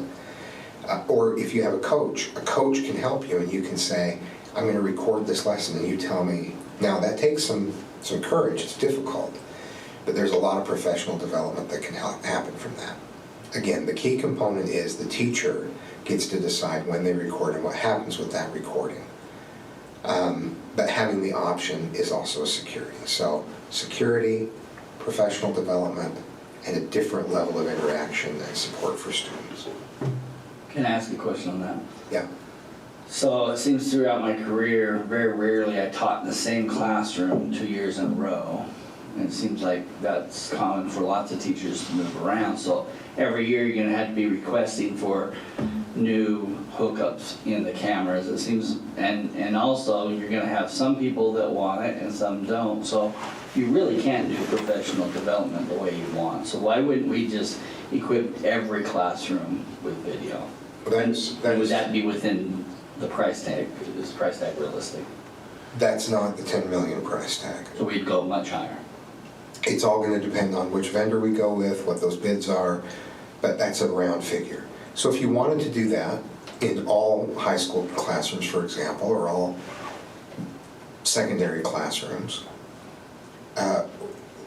you could certainly do that. And the money is there to do that. It's just then there's less money in some other categories, but the money is there. So we have one school that does that already, right? Is Riverton already equipped with cameras? I don't know of a school that is fully equipped in the way I've described. Okay. Now, what does happen though, so let me make an argument for the various ways of doing this. Not an argument, but let me explore it a little bit more. If you wanted to do a particular level, all high school, all secondary, all schools, then whoever isn't included in that, I would propose that you say, and then any other teachers who want to do that can do that. If you chose to just allow teachers to choose whether that's in their classroom or not, this is an idea I got from one of the groups that I talked with. I'd really love to see some structured interaction, either through some Google groups virtually, even some field trips for teachers to go see what others are doing, to really see that desire for a camera in the classroom spread. So you can start it with those who request it, but then be very deliberate about allowing them to interact with each other to get good ideas, but also interact with those who may not have a camera in their classroom and allow them to see what impact that might have for them. So I would see this as a starting point that we would structure so that it could really spread. Would we Would we wire the classroom so it's just a plug-in now? Because I know at RSL Academy we installed stat cameras a year ago, and their audio was already set up that they just had to install the camera, and so it was already hooked in. Is that what we would do? That would be the beauty of doing audio everywhere. That would mean that every classroom was equally ready to have a camera installed. So all you're then doing is plugging in the camera. Because then you know we have the basic infrastructure required and we can add that camera as needed. So if you move to another classroom, it then becomes affordable to install a camera in that classroom. So you can do it however you want to structure it. As I've talked with lots of groups and gone back and forth, I've liked the idea of putting it in the classroom of every teacher who requests that, but build in the structure for teachers to see what impact that has so that that can continue to grow. The board could fund that in one wave and then take a look at ESSER 3 money again to perhaps expand that as a second wave. The board could decide to put it in every classroom at a certain level or at all levels. And then schools through TSSA money and land trust money over time could add that if they chose to, because the structure would be there if the audio were already there. So when we did an RFP, we would do an RFP for the audio that would allow for a camera to easily be added down the road. So those are the benefits that I see. The audio everywhere and video by request would be my proposal. And to me, that means if an entire school requested it, then an entire school gets it. But we have that structured interaction among teachers to help ideas spread and help teachers see what impact that can have. That's the equipment part of that. And it says support personnel and training. That's the other component in my mind, that if we're putting a camera in the classroom, then we structure very specific, just probably from whichever vendor we choose, they would offer some training on just technical aspects of it. But I've also talked with our digital learning team about having trainings in place. So if there's a camera going into your classroom, then there's a training associated with that, so you can make the most of it. Most systems are easy to use these days, so it's not, can I even get in and use it? It's, am I making the most of all of the options that are now available to me? So that's paid training. That's training that we would make available a lot of different ways to teachers, much like we did with literacy training. But I think that would be a way, again, to pay teachers for that enhanced way of teaching. That's a lot I'm throwing at you.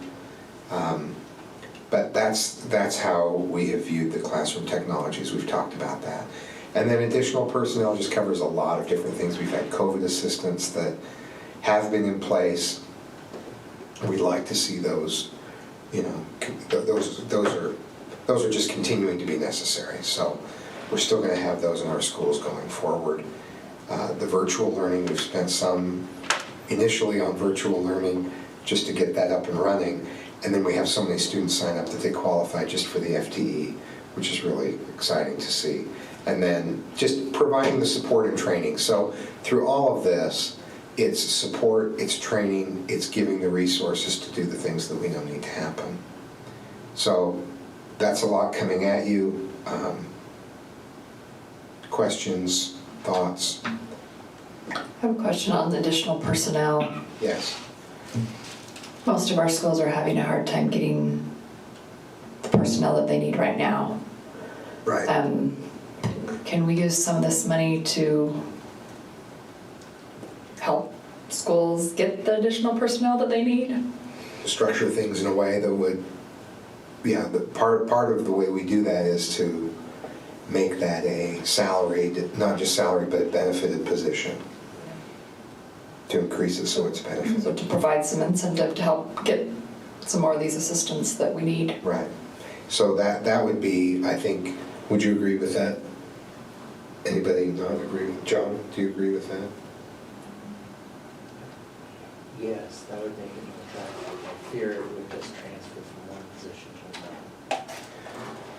That is what we see, is that, oh, I'll go from this non-benefited position to that benefited position, and then we just shuffle where the problem is. But we can look at that more comprehensively and see what the pattern has been. But that's a great point, and we can explore that further. Because I want to have additional personnel, but every school I know can't even get what they need right now, let alone additional. Yeah, and everyone is experiencing that. Every profession. Yeah. Everywhere. Right. Yeah. But yeah, I mean, that is what I'm hearing in communities, that, you know, mothers or fathers that don't want to work outside of the schools or just aren't able to work in the schools because of the hourly, just the 19-hour cap, or, you know, so. We'll explore how we can make that more attractive and talk with individual schools about what barriers there may be to hiring. Good. Thank you. I have a question on the camera systems. Yes. It would be important to me that a teacher could easily, like, transfer from a camera to now it's going to show what's on my computer screen or whatever. The experiences that I've had with having kids stay at home and watch the classroom stream, that's where it was. It's like, well, I can't see the projector. I can't see what you're writing on the board. And that's where I feel like we could really become more effective. Is that something that could also happen with the magic buttons that you were explaining?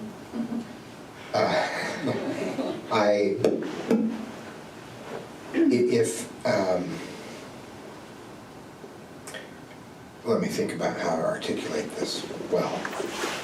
I've looked at a lot of different options, and I know Mr. Larson went through systematically with various vendors. I wouldn't want to do this in a way that saved us money, but ended up with cameras that were too distant from the board or too inflexible to be as useful as they need to be. So I would want to be sure that the specifications of the system that we chose would make that camera useful for a long time to come.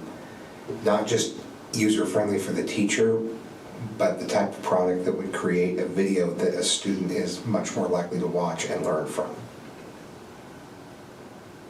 And this is not just for students who miss the class, it may be for students who are in the class that want to review a portion of what happened.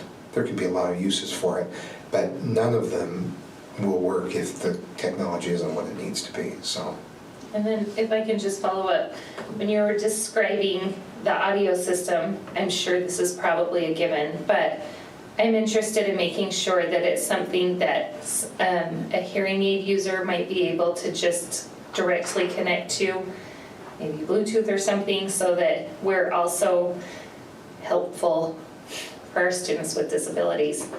Yeah, we'll be sure to, I think that's a really good point for us to remember, just to be sure that it is compatible in ways that it needs to be for any adaptive hearing device or that sort. From what you were describing, I think it's a given, but. And I'm describing an amalgam of features that I've become aware of.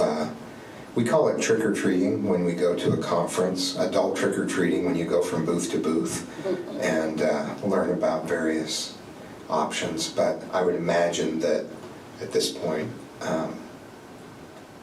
any product that we choose is going to have that compatibility, but we'll ask that question specifically. Great. And then also on the audio system, if they have the audio but not the video in the room, do they still have the panic button where they can call for help? I've seen 2 different companies have that specifically. where that automatically calls if you press a button. I assume that we would, if we're spending that kind of money, we would draw some other vendors that do that. But so scene 2, I think that would generally be, but we can just write that into the PDF, or the RFP. I'm getting my, it will probably be in the form of a PDF, however. The RFPDF would be, would include both of those. Okay, what are we doing for those with disabilities? And it must include an emergency button that can call automatically.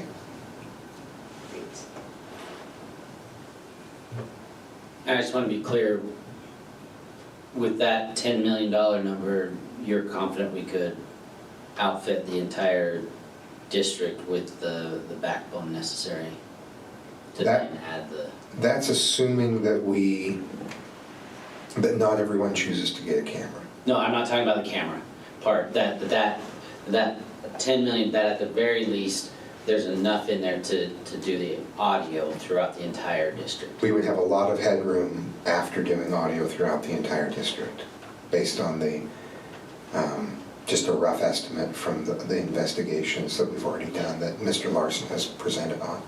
I think we have plenty of space to do that, and a lot more within that 10 million figure.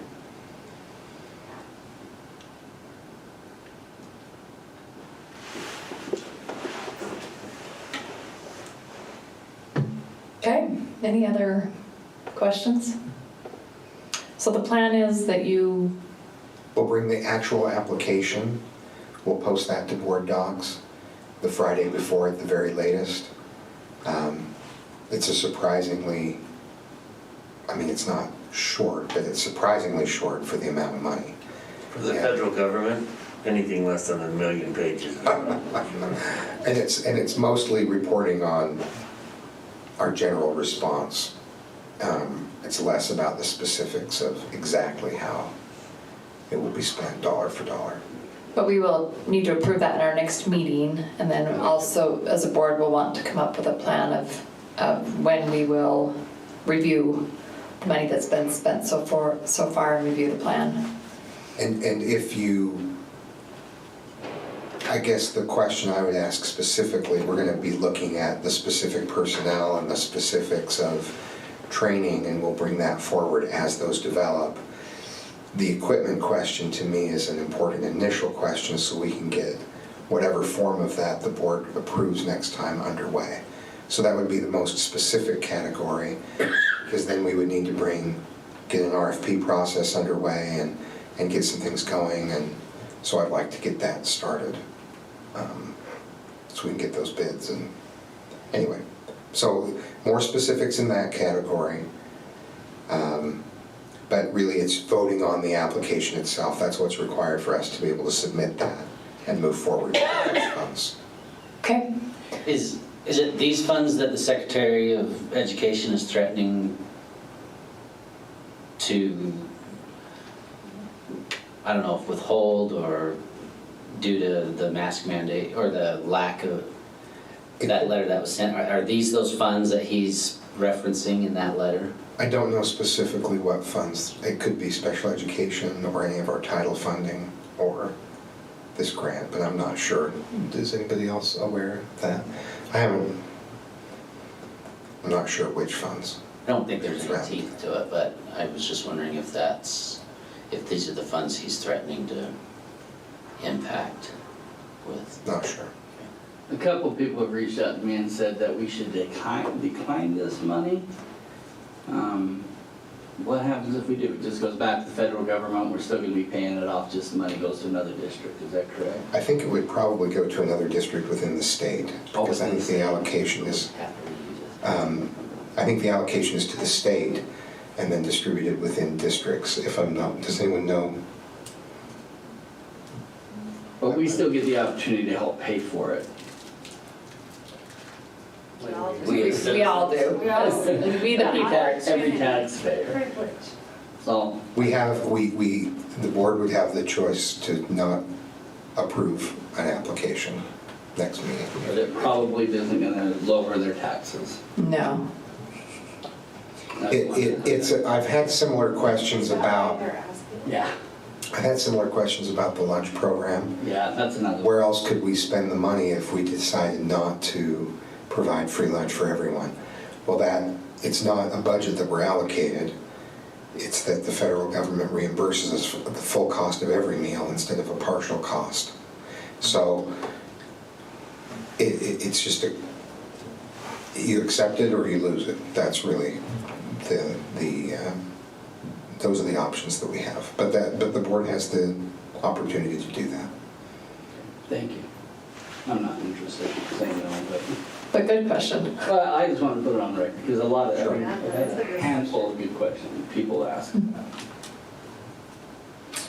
So again, we'll bring the application, that'll be on board docs, and then you can let us know specifically on equipment. Do you want us to move forward with an RFP for audio in every classroom? And then beyond that, would you like cameras to be available to those who request it, or in every classroom at a certain level? Those are really the things that we've talked about. And that's the specific direction I would ask for next time beyond the application. And then just a date for us to revisit this in board meeting to talk about where we are and where we'd like to go. Okay, thank you. All right, next is our discussion on our Licensed Educator Advisory Committee. We're going to start out with Mr. Dunford, who is going to go over the election process. Each of you should have received an email from me, which is the email that the superintendent sent 2 years ago to the principals, directing them on how to hold LEAC elections. So look for that email. And I'm just going to quickly walk over the process, and this board can say, I want to follow the same process or change it. Elementary and special schools, Valley High School, and academies will send 1 representative, middle schools 2, and high schools 3. Please help us selecting the assigned number of representatives from your school by using the following process. Please adhere to these procedures exactly as outlined. The nomination process. Elementary and special schools, Valley High School, and academies will need a minimum of 2 nominees. Middle schools a minimum of 3, and high schools a minimum of 4. Additional nominees are at your discretion. Instructions. Number 1, invite licensed employees to nominate by secret ballot the name of the licensed employee they would like to represent your school. Administrators are not eligible to serve on this committee. 2, ask those nominated if they would be willing to serve. Serving as a committee member is not mandatory. If a licensed employee is unwilling or unable to serve, ask the next highest vote receiver until you have the desired number of nominees. Then the voting process. 1, prepare a secret ballot for each licensed employee, including administrators. So administrators can't be the representative, but they can vote on who is the representative. With the names of the nominees. The board would prefer this be done by secret ballot to ensure that no employee feels pressure to vote for a particular nominee. All licensed employees at elementary and special schools, Valley High School, and academy should be encouraged to vote for 1 nominee. Middle schools licensed employees, 2, and high school licensed employees, 3. Tally the results. For elementary and special schools, Valley High School, and academies, the top vote receiver is the representative, and the next highest will serve as an alternate. For middle schools, the top 2 vote receivers are the representatives, and the next highest will serve as an alternate. For high schools, the top 3 vote receivers are the representatives, and the next highest will serve as an alternate.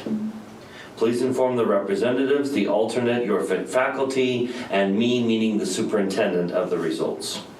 And then the representatives would be contacted about meeting times and locations. Those were the election procedures 2 years ago.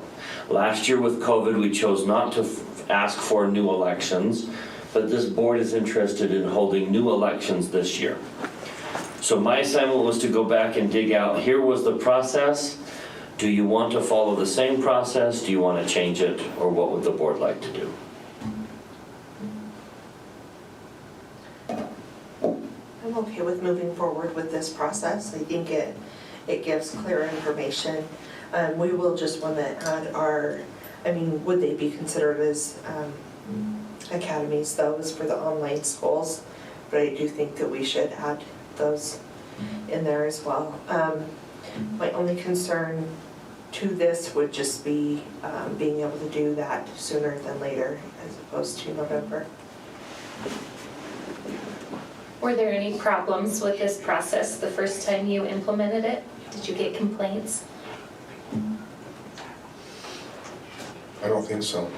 Some clarification here and there perhaps, but Nothing major? I don't recall any complaints specifically. Let's not fix it then. Is there a procedure for the online schools, is that the same? Would be the same, I think. But what capacity would it be the same as for the elementary, special schools, Valley High School? Probably. Or are they all a special school? Yeah. Feels like it would be the same as the Elementary Valley Special Schools. That's what I would consider it as. So each of the three would send one representative. The only one that would be different is the elementary, but they would only get one if they're a regular elementary anyway, so. Because their numbers are similar to some of our smaller. So everyone's okay with that if we add the online school to that list? As special schools, that I understand your question better now. That makes sense that just based on their size, I mean, they're bigger than we dreamt of, but still much smaller than other schools at their level. So for elementary, comma, special, comma, and virtual schools. Gotcha. Each time. Right.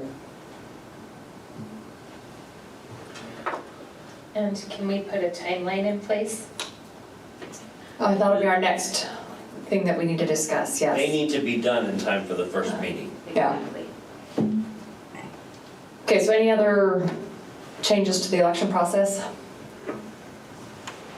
Okay, I think we're good with that. And then Ms. Atwood, Ms. George, and Mr. Robinson, we're going to discuss some possible dates for when that meeting can be and our potential agenda items. One of you ready on that? Yes, we're all ready. We're just deciding who should go. So we discussed some potential meeting dates. The one that we're leaning towards is October 7th, because that gives us the opportunity to give election time for the new LEAC committees, and then it also gives us the opportunity to take their feedback from the dress code policy discussion and bring it to the study session so that we can use their feedback before we have to vote. Say that date again, please. October 7th. 7th. You know, last meeting we had talked about a September meeting, but we felt like that's pretty tight with asking schools to do the nomination process before. Give them a whole, over a month. That's also the tentative date that we have for our dress code town hall. And I don't know if that's going to come in conflict with that or not. Is that usually like 7? We plan on doing it, we scheduled this building from 6 to 9, so we could do it anywhere in between there. So if we did LEAC from 4 to 6, could we possibly do both at once? Sure, yeah. Are you planning on using, are you here? I would assume. I did reach out to Dr. Godfrey, and he did say that that night would be okay. And then, yeah, I mean, we hadn't solidified a location, but I think that this location is a good neutral and central location to use. Right, and I think we could, if it's from 4 to 6, we could do the town hall, no problem with 7. Right. We'll be all primed with our talking points by then. So we did discuss last time maybe some trainings for the new LEAC members. Did we feel that that is necessary? Could we put somewhere in this information that maybe the outgoing LEAC members have communication with the new incoming to share how the process works. I don't know what this board wants. I like the suggestion to make sure the outgoing one communicates with the incoming one. There may be schools where the outgoing one no longer is there anymore. It's not always going to work. That could be tricky. Nikki and I had kind of even talked about maybe allowing the outgoing to come with the incoming to the first meeting, but that would be a lot of people. But I didn't know what the board wanted in regards to that training. I would say outgoing, talk to the incoming one. And if the incoming one doesn't have anyone to talk to, they're welcome to call one of us and we would orient them. I think we'd be well served to ask them as they submit their name as to who their representatives are, if they'll indicate whether this is an individual who's new or carrying over. And I think if you get that information ahead of time, that'll give you an idea of how much training you need to do or not. If 80% of them are carryovers, I don't think the training needs to be that in-depth. If 80% of them are brand new. And I feel like training is maybe the wrong word. I don't know that we need to take enough time to train someone so much as an introduction. Welcome, here's kind of what we do here. And we could do that just through email to them. Yeah. I think that's a good idea for new members. Nikki wanted a training video for us. I thought that was a good idea. Cheryl's a comedian. Is the rest of the board okay with us moving forward with October 7th date? And you three will be the ones attending? So we talked about Nikki kind of just covering and reporting back for the excellence pay that kind of was discussed, not kind of, was discussed in the last meetings, and then just go over the new dress code policy, and then of course how school's going so far. So we might just need to be able to make sure that we create an agenda that does allow time for all three of those things. Thoughts, suggestions? Say those three again. So how's school going so far? Dress code, and then the excellence pay. Nikki kind of doing a recap on the excellence pay from the last meeting and answering any questions that may have come up. As far as the dress code, what is your intent? I would love to get feedback from the teachers as far as what the new dress code policy would be. Like it, dislike it, that kind of Yeah, thing? suggestions. I mean, just like we would for any of the public, just to, I think they're gonna be the ones in the schools that are gonna be helping administration enforce or not enforce, and it would be nice to know what their thoughts and concerns are.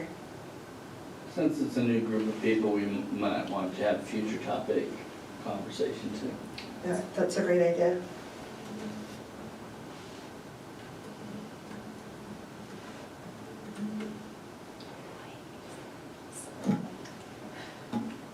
So what is a good timeline for, because I know that we're gonna have to send out invites to the October 7th meeting.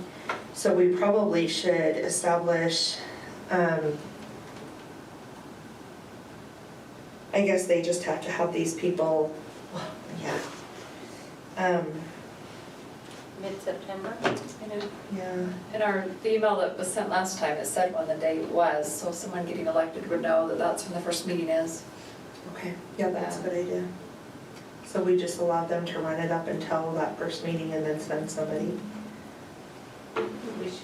But you're right, it would be good, it's good to send out a reminder to people that the meeting's coming up, so. Well, and I think it would be good to give them a date. Please Yeah. send in the names of your representatives by whatever time so that we can send them the invitation. Make sure that everybody knows where to be and when.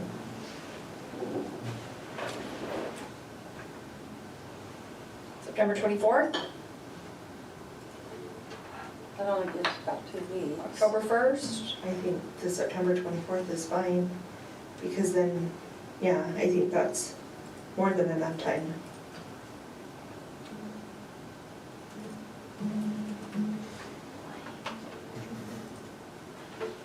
Anything else? Gerald, do you have anything to add? Nope, you guys did great. Nikki, do you have anything to add? No, good job.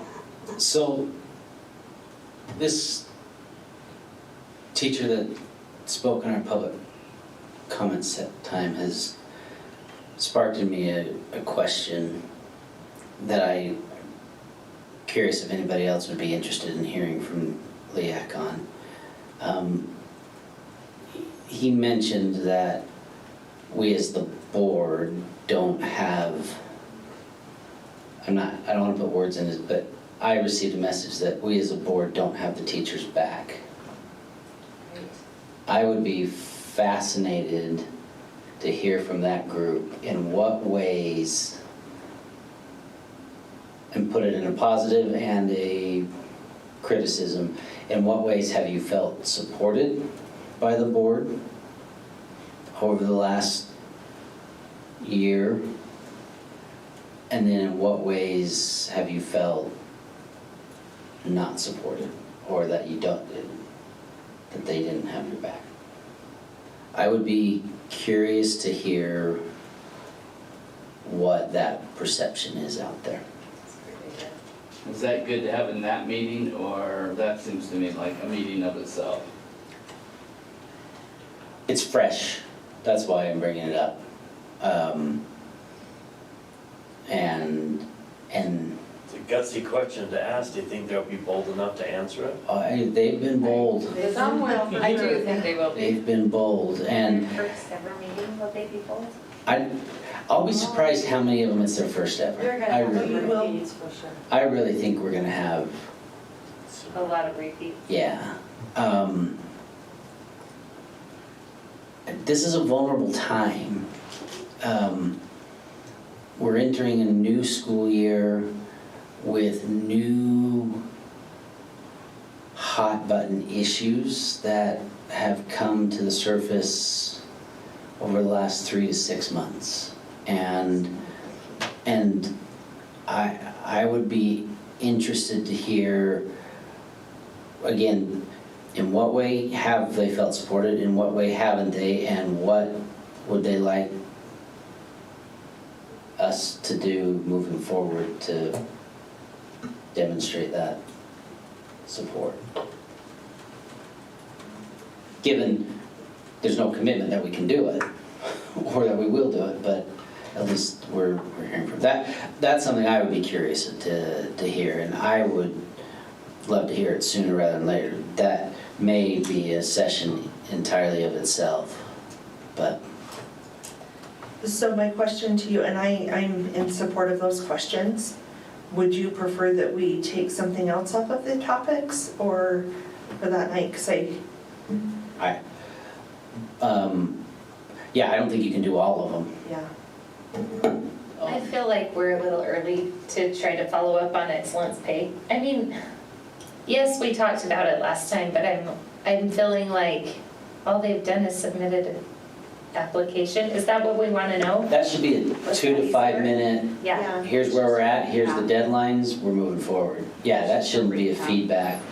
Okay. That's us showing accountability to them, what we've done. At that point, the application will have been out in maybe about a week and a half probably. And it will be open until Thanksgiving, so. And that's a commitment we made to LEAC, is that with each meeting, we would follow up on where we're at in the past. So that wouldn't be an asking for feedback, but it would be just a recap. Mhm. And I'm curious to know how long the dress code discussion would be. It may just be we love it or we hate it, you know. It could be long too. We love it or we hate it, What I would like to but. do with that is I would like to send those teachers the dress code policy before the meeting, so that they're able to read over that and come with their suggestions. You can send it with Nikki's video. Thoughts from the rest of the board?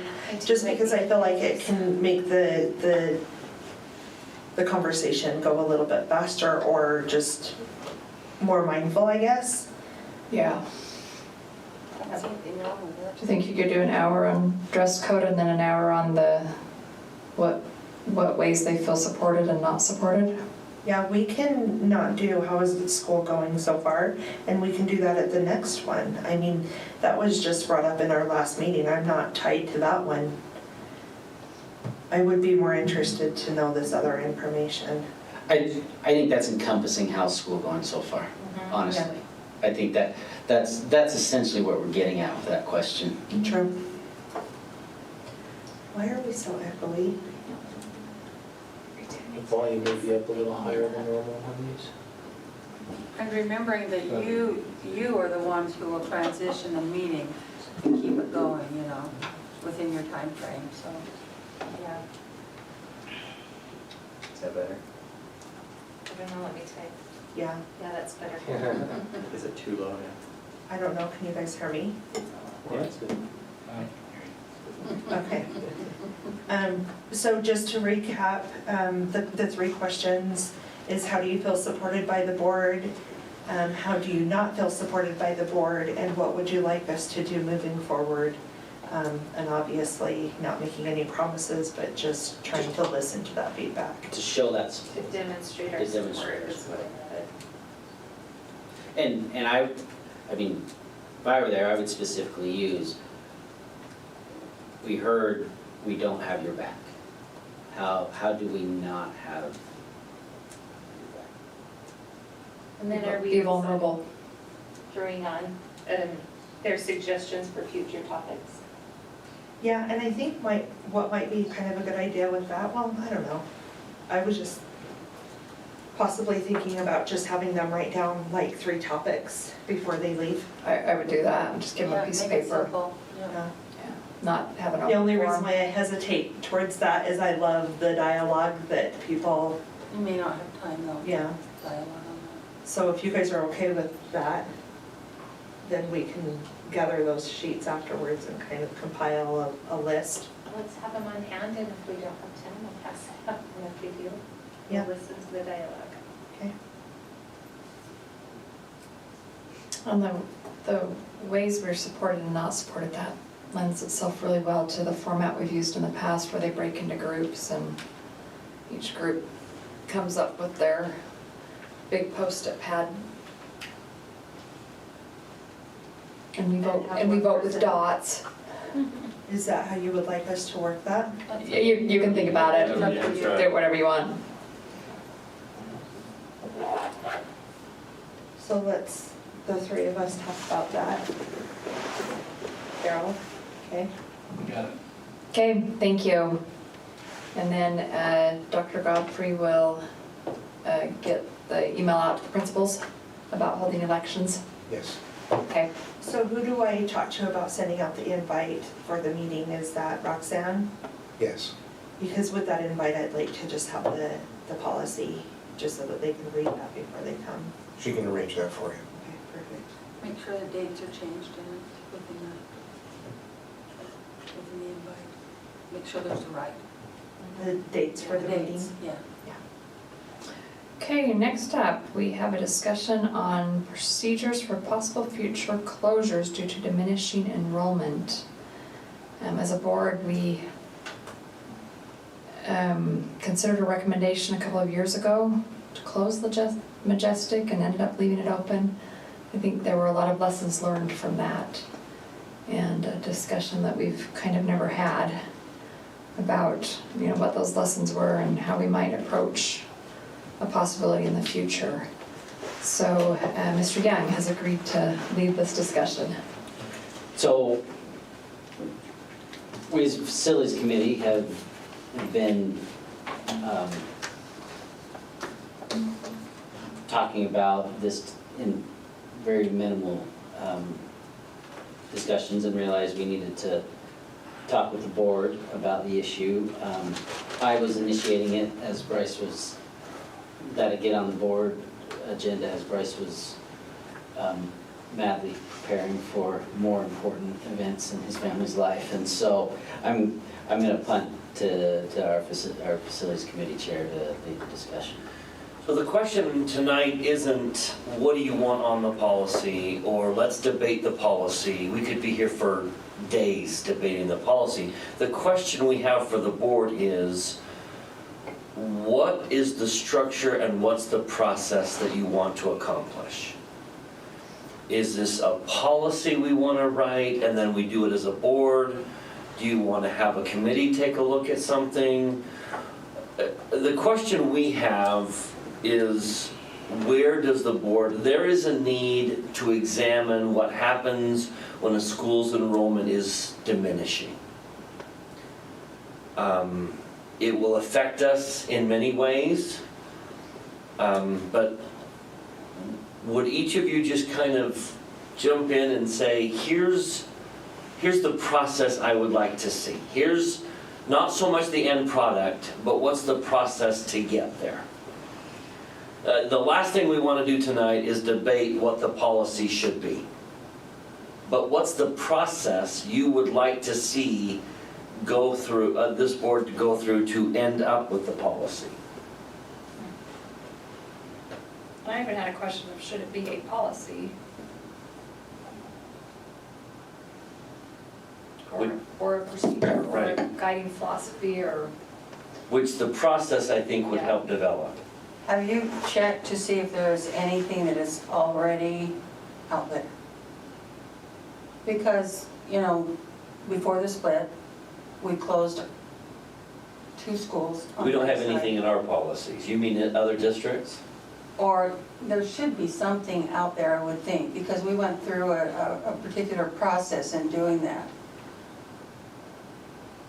Did it ever surface And I don't- during the Majestic conversation? No. We've tried to close 2 schools and we haven't done either of them, so I think it's kind of a waste of time unless we're really serious we're gonna close something, because we'd be writing some kind of policies or rules for some board that doesn't exist right now. So to me, I'd only be interested in engaging and spending our time doing that is if we're really gonna, if there's a possibility down the road we're gonna actually do that. Because we've not followed through on the last 2 school closures that we thought of doing. And so, West Jordan Elementary. That was before any of, Well, but it was the same thing, it's the same board, and we don't have a policy, but do we need to do work and spend all that time if this board is not interested in going down that road? And as Superintendent Godfrey has said, there's some ideas out there to keep these schools that are sinking afloat with some really cool ideas. And so, should we be spending our time coming up with procedures on how to close these schools and get rid of them? Or should we be spending our time on being innovative and creating ways to keep our space open? And so that's my question. And how would you answer that question? Be innovative and keep the schools open. No. Which body answers that question? Which body answers the second or the first? So is that an agenda item that this board discusses? Well, I think an innovative committee would be really good, Beth.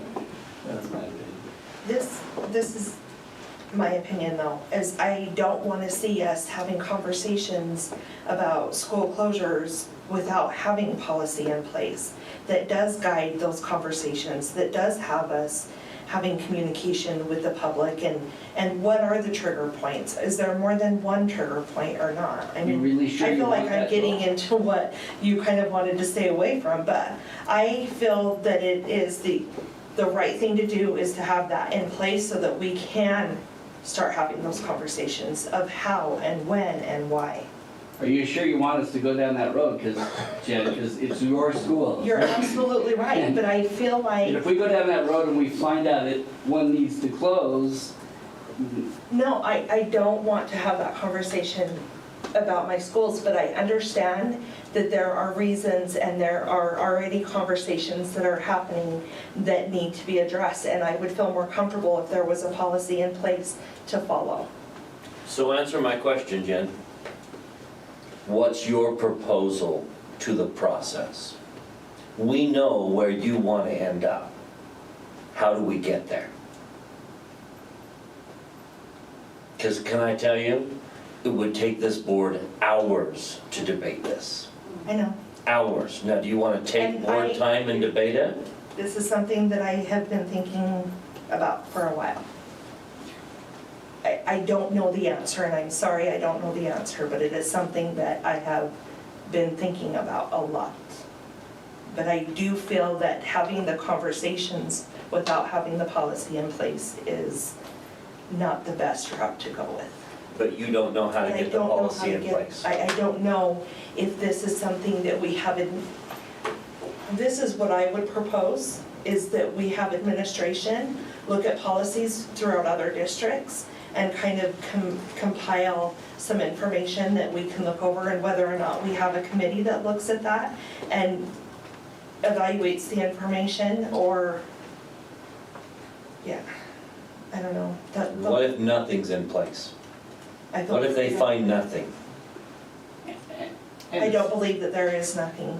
And to speak about Maryland's conversation, I served on a board before the split.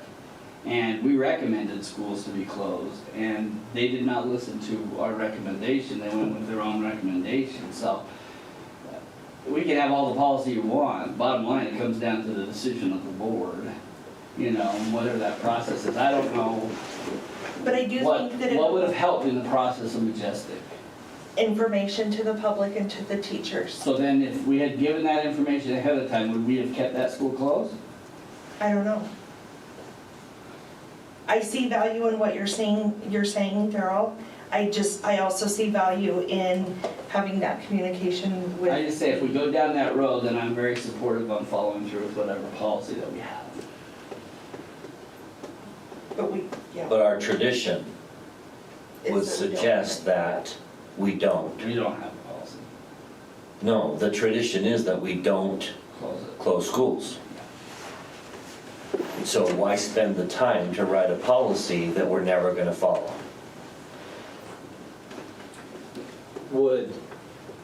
Would there be,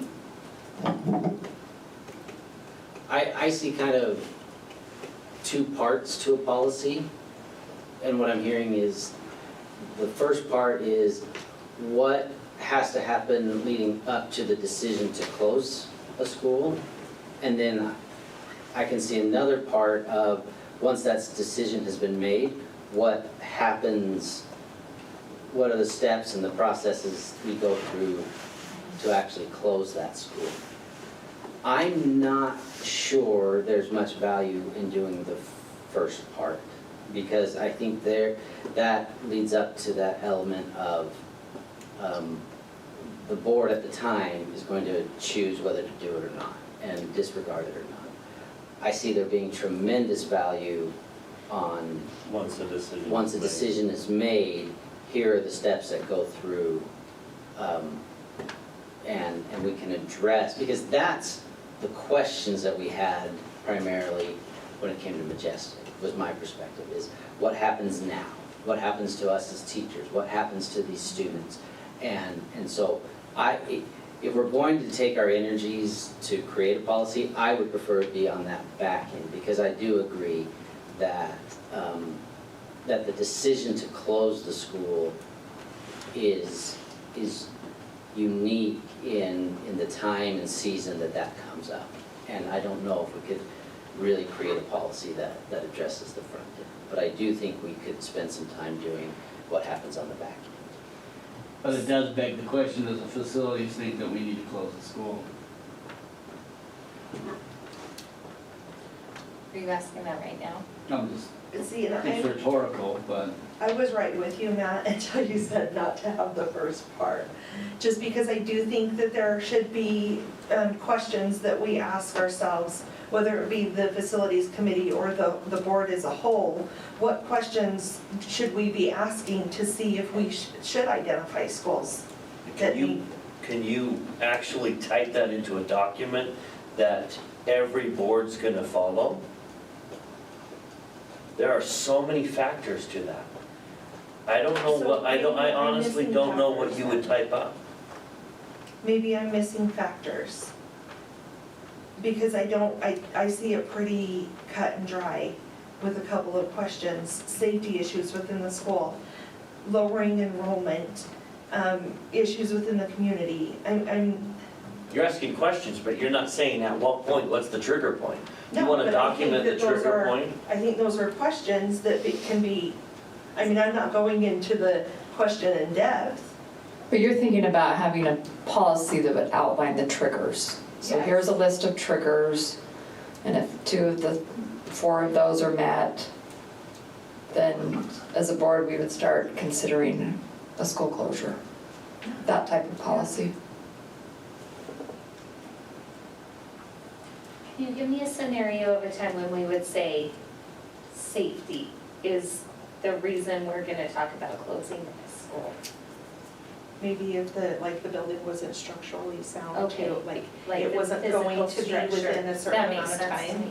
You It's know, just like, I'm too sorry. much crime, what does that mean, in that sorry? committee I served before, and I still have the notebooks, I can go look, but that was one of the criteria, like, each school had like a percentage of, Points per workable, like, if it was under 75% of, you know, you put a lot of maintenance into it. Another factor was value of the property, like if Majestic would have closed, that's a very valuable piece of property we would have been able to sell, versus West George more in a neighborhood, might not be as valuable as a commercial piece. And so, I mean, they did have that kind of criteria, I could dig it up and look at it, but I just don't know if I want to go down the rabbit hole unless they're gonna get the rabbit. And they really didn't take any of your recommendations? They really didn't, yeah. We talked about closing 2 middle schools and building 1, and they didn't do that either, so. Okay, so I like the way Matt broke that out into, you know, a policy for, and what Jen said also, that can outline the triggers of when the school board would start considering a school closure. And then the second piece, if we are going to close a school, how do we go through that process? And that's the piece, what I've been thinking about this over the past couple of months that I was very interested in. I'm very interested in discussing how we can, anything we can do to lessen the impact on our students and our teachers and make a smooth transition for them. I'd love to have that discussion. I almost wonder, is there a way that we can make like a list of considerations? Because I just think it's so specific to individual circumstances that it's hard to say, you have to bus these students for 6 years. Well, maybe, but how do I know what that looks like boundary-wise from school to school? So I would love for the board to say, let's consider, is busing going to create a hardship for this population? Let's consider if we can transfer teachers from the closing school for a period of time. Is that even a possibility? My inexperience is speaking here, but I don't know how you could do that. So you're now talking about the consequences of after, the post-decision consequences? Yes, right, or just considerations that are best practice. Yeah. So I think those could all be explored. I just feel the need to say this. No, I'm not comfortable having these conversations, but am I naive to think that these conversations aren't being had? That's just what I'm gonna say and leave it there. But they haven't even had it with me, so if you bring me into the discussion, then. May I say, in the back of my mind, when we closed schools up on the east side, it seems like we hired a company to take us through the process. That's what I recall. That's the committee I served on, they actually had the company walking us through. Company that does. So you hired the company and you still didn't do it? I think ultimately, a long time later, they closed the Mountain Ridge right around Mountain View, View. and another one. Cottonwood There were 2, Cottonwood Heights. And Cottonwood Heights also, So we did 2. so, Butler? but Elementary? Elementary. Or Peruvian? it was also around Spencer, we requested. Up the road. Oh. We looked at middle school. Or the tennis courts. It's, See, this is my concern. There is so much to debate. And if we leave this to the board, it will take hours. The big issue, And hours the of big board issue time. is protecting those teachers' jobs. Isn't that really the big issue? I think there's a lot of big issues It's there. one big, it's one. Well, to me, that's, I mean, unless you're thinking of closing schools, then we should have that policy in place. If this board is gonna, then we ought to write that, but I think the big concern I have is those teachers should be protected, and we can write a policy that protects them.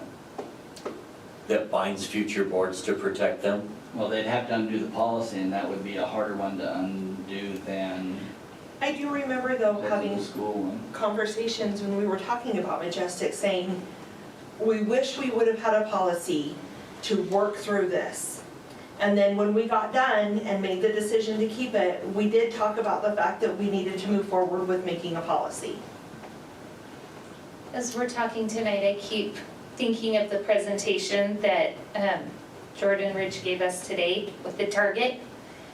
And I'm wondering if we need to start with the middle. What do we want to accomplish with this policy? What is the desired outcome here? My desired outcome for a policy like this is that once the decision is made, we have a pretty clear path as to what happens next. Okay. That's my why, is that the uncertainty that was created with the announcement that we're going to close Majestic doesn't happen again.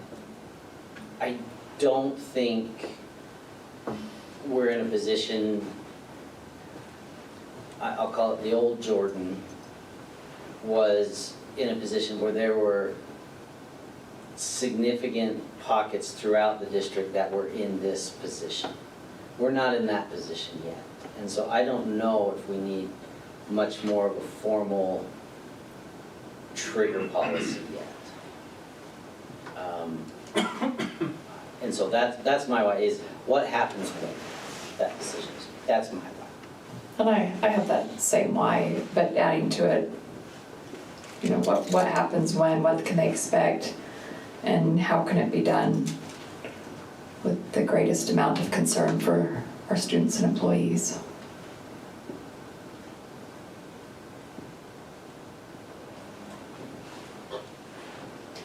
I guess So- part so of me that's- is uncomfortable with the assumption that future boards wouldn't be concerned. And that we need to tell them that they should be concerned. I just, that part of me is just simply saying, who are we to assume that future boards wouldn't have the teachers, the students, their best interest at heart, and that there's things they wouldn't consider, so we better tell them what they should consider. Bryce, I'm not sure that's the assumption. I think for me, what was most fascinating about Majestic was the proposal was made, and all of the what ifs and what happens here just started flooding in, and none of us were prepared with any sense of how to answer those questions. And so, from my perspective, I might be appreciative of the fact if we were in place, if someone 10 years before what we had created that, what happens when, here's the basic structure so that a teacher, a parent could see, okay, this is what's going to happen now. Now the board may have the prerogative to go back and say, no, we're not going to do that, and we're going to change this policy now, but at least there's a starting point. And so it's not so much that they won't care, they won't think about those things, it's they're not going to have the time. Because it's going to be right on them, and kind of like the position we were all in. That would be my argument for why to create a post-decision. And would you create a policy or a procedure? Probably a suggested procedure, yeah. Because that way it kind of gets to your point that the policy takes a while to change. Yeah. Procedure they could pull up and say, are we following this or not? I like that, yeah, yeah. That can be out there when it happens so that people can see it. I just No. think we have so much to worry about that we're worrying about a decision a future board's gonna make, you know? I And don't we got think all it's this stuff on our plate, so if we go down this rabbit hole, I want to then look at, should we be closing some schools? And if that's what we're gonna look at, then yes, we need to, you know, we need to create a procedure that we go through. But if we're not willing to answer the first question, are we willing to close some schools, then to me, it's wasted time that we could spend somewhere else. Are people on this board willing to close schools if it's in the best interest? Really good question. And I don't know if I could answer that, but are you willing to consider closing schools? I am willing to consider closing schools. It is sad and painful, but if at the end of the day, I can make a better school for those students who are in declining populations, who don't have the same access to programming or even the same caliber of facilities, I would be willing to make that sacrifice. So I'm just curious, what are your views? 6 of us weren't. But today, are you willing to have the conversation? I'm only willing to have a conversation if we're gonna actually do it. Are you, Jim? You're not willing to close a school? Under any? No. Okay. Are you, Mary Lou? I'm willing to listen. I'm willing to consider it.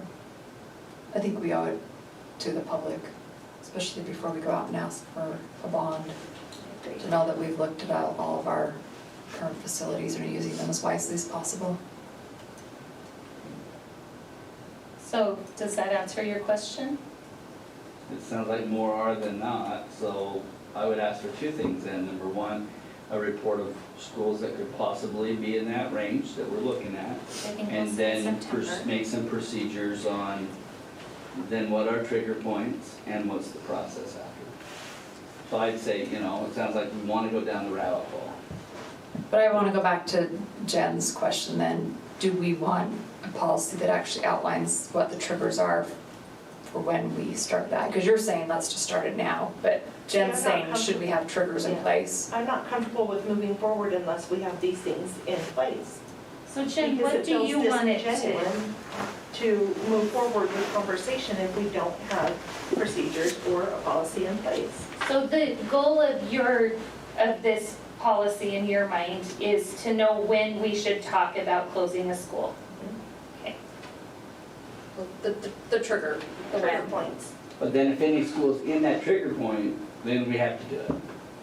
We have to have at least a And conversation. that, yes, that is the. That's all I'm saying is Yeah. if we set up the trigger points and then our schools fall in that trigger point, we then have to go into that conversation and we do have to have the courage to close the school.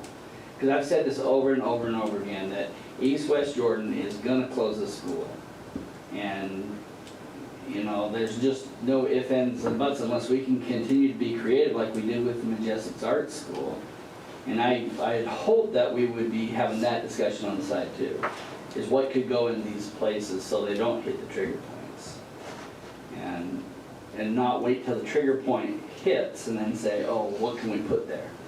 But really be creative now and say, you know, what kind of options do we have there? Because there is some other options. Including inviting the charter school to share the space with us. That's what they did at Conway High. I'm still not hearing an answer to the question on the table. So There are 2 questions on the table. Yeah. The There's trigger 3 piece questions. and then the suggested procedure for closing it piece. That's how I'm seeing it in my mind. Well, there's 3, and then the process. What's the process? Do the process. We now have 2 end products, but the question is, what's the process to get there? And I will just maintain, I think it's counterproductive to spend the time trying to figure out the trigger points and a policy of, I don't think we're in that position as a district that is going to be the continuum.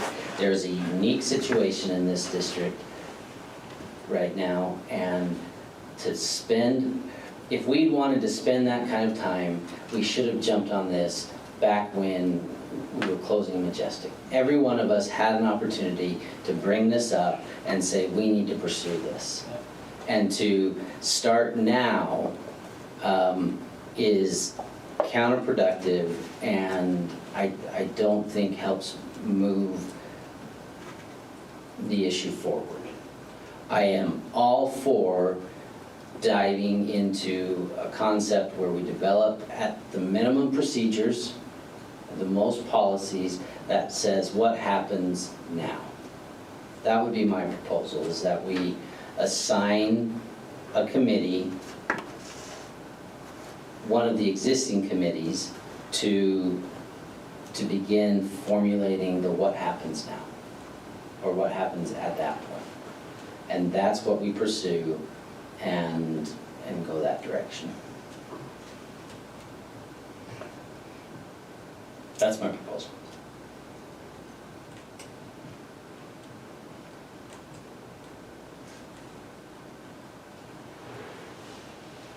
Let me recap. So you said your proposal is to have a committee start developing the suggested procedures for what to expect. What happens now?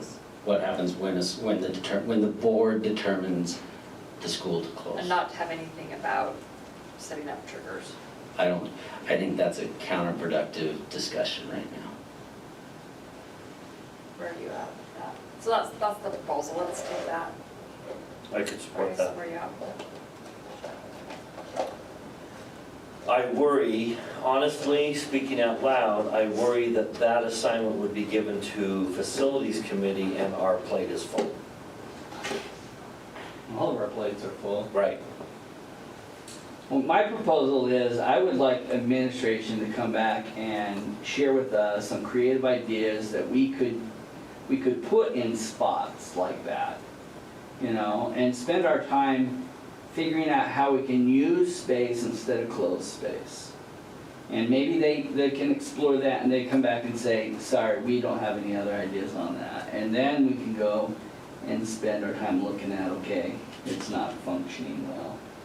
But, you know, if Majestic Arts Academy turns out and it really does save that school, we've done a good thing. But we've got to start thinking about that now instead of worrying about what we're going to be closing. So I'd be interested to know, I mean, you have two of the greatest, most innovative minds over there, three, I've got to count you two, John. We've got to be able to have a better way to like save those schools instead of spending our time on procedures. And in a growing district, we may not have to ever close schools, I hope. So that's a third proposal then added, is one on bringing back some information on innovative ideas to use space rather than close schools.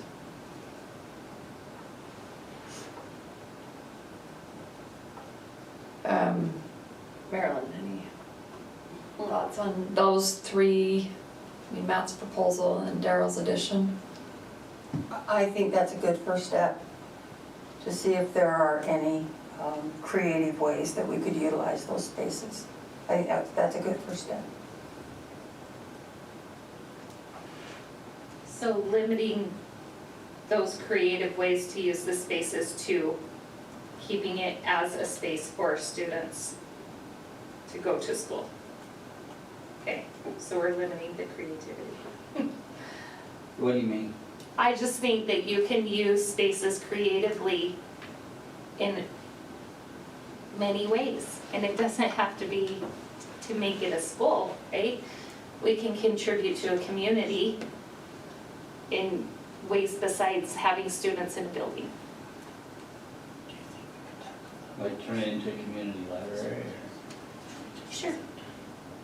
I mean, I always think of how our swimming community desperately wants, you know, like there's just so many ideas that there are things that would benefit our district that aren't necessarily a school, but could use a space. Well, that's what we would have done at Majestic. Had we have closed it, we still would have repurposed the school. I'm open to torn it that. down I'm or open to that. At whatever. least listening. Yeah. Nikki, are you willing to tackle this as Facilities Committee? Matt's proposal. We'll take it. We'll take the responsibility to fulfill Matt's proposal. Okay, but that proposal was That's the one proposal. suggestion procedure part. Let's get back, or do enough people want the trigger policy? We've got a couple no's. You're not ready for trigger policy yet? No, I want to hear from administration first. Sit back down, Dr. Humphrey. He's like, I'm out of here. He was thinking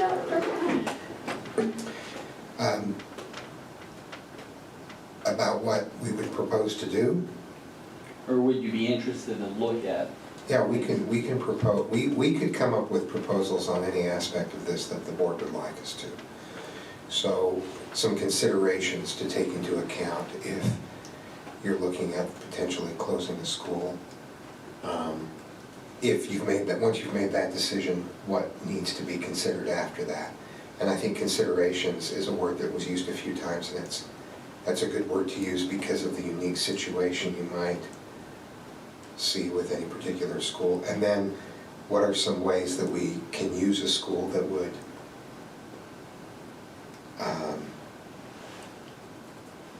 what are some ways we can use a school that might not feel like a closure or might feel like a closure but would contribute to the community? We can come back with any of these ideas that you'd like us to explore. What are your feelings on, is it worthwhile to talk about trigger points, or do you feel like that is too specific to individual situations?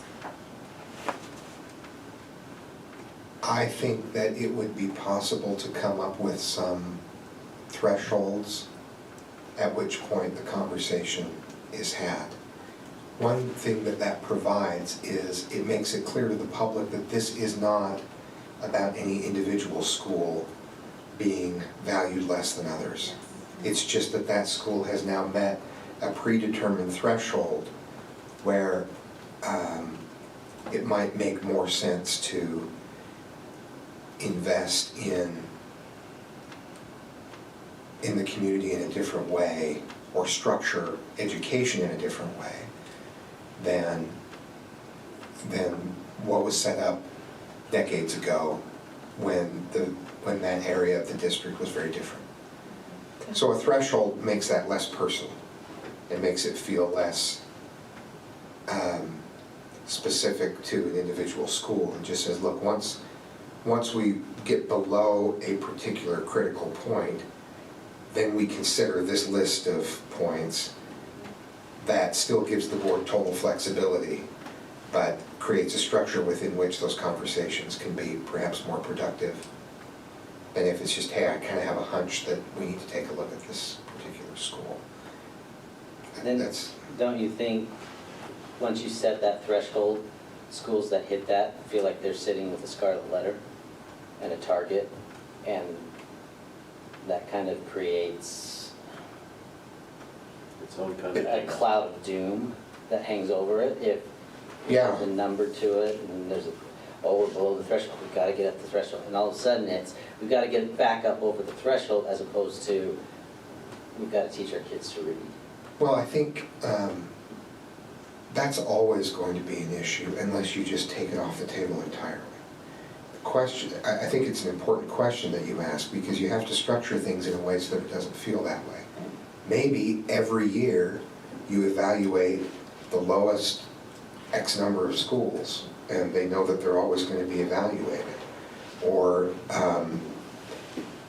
maybe you just do it once and you say we won't do it again for another 10 years. I know that some schools in the past, it's just always been this lingering question. And there finally was discussion from the board about whether a particular school would close or not for a particular time so that they could stop thinking about it every year, like you just described. So I think the messaging is really important. I think the trade-off is really important. The board talked about some thresholds when we were talking about Majestic. It's a very difficult thing because we ask employees and parents and students to really put all of this emotion and effort and love into their school, and then we say, oh, you dropped below this level, so now we're going to see about pulling it out from under you.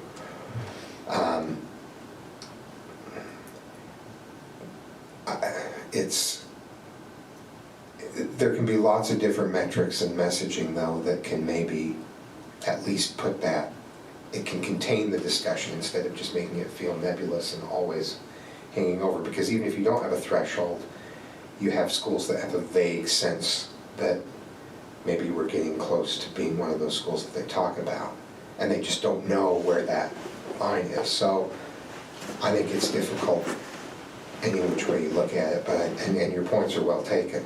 But we can come back with any number of scenarios and apply certain thresholds and say, okay, where does that put us? Where would that have put us in the past? Or we can simply put some considerations in place, and the board can look at those now and say we won't look at it again for a certain amount of time. I think there's value in thinking about how this impacts employees and parents just year to year. And I can see both sides of that. I'm nervous to put a threshold in, because then I feel like that kind of binds us to talk about it when a school meets it. But I think we have a process somewhat built in that every fall we have a housing and enrollment report in which we look, very closely at all of our schools, and we start thinking, ooh, we might need a school there, and we start thinking, oh, we have lots of diminishing enrollment here. I mean, that's when we kind of get the whole big picture. And I think that would be the time when we would say, oh, maybe we should consider closing, or maybe we should consider building new schools. And it could, as opposed to a threshold, you could do it every 3 years. And you say, as part of our fall enrollment review, every third year we ask that question, are there any schools? You look at those considerations to see if there are any schools that would fall into that category. But Maybe it's a bigger question than that, though. Is it a Moab situation? So it's not just, does a school fall there, but is there boundaries that should be reassessed?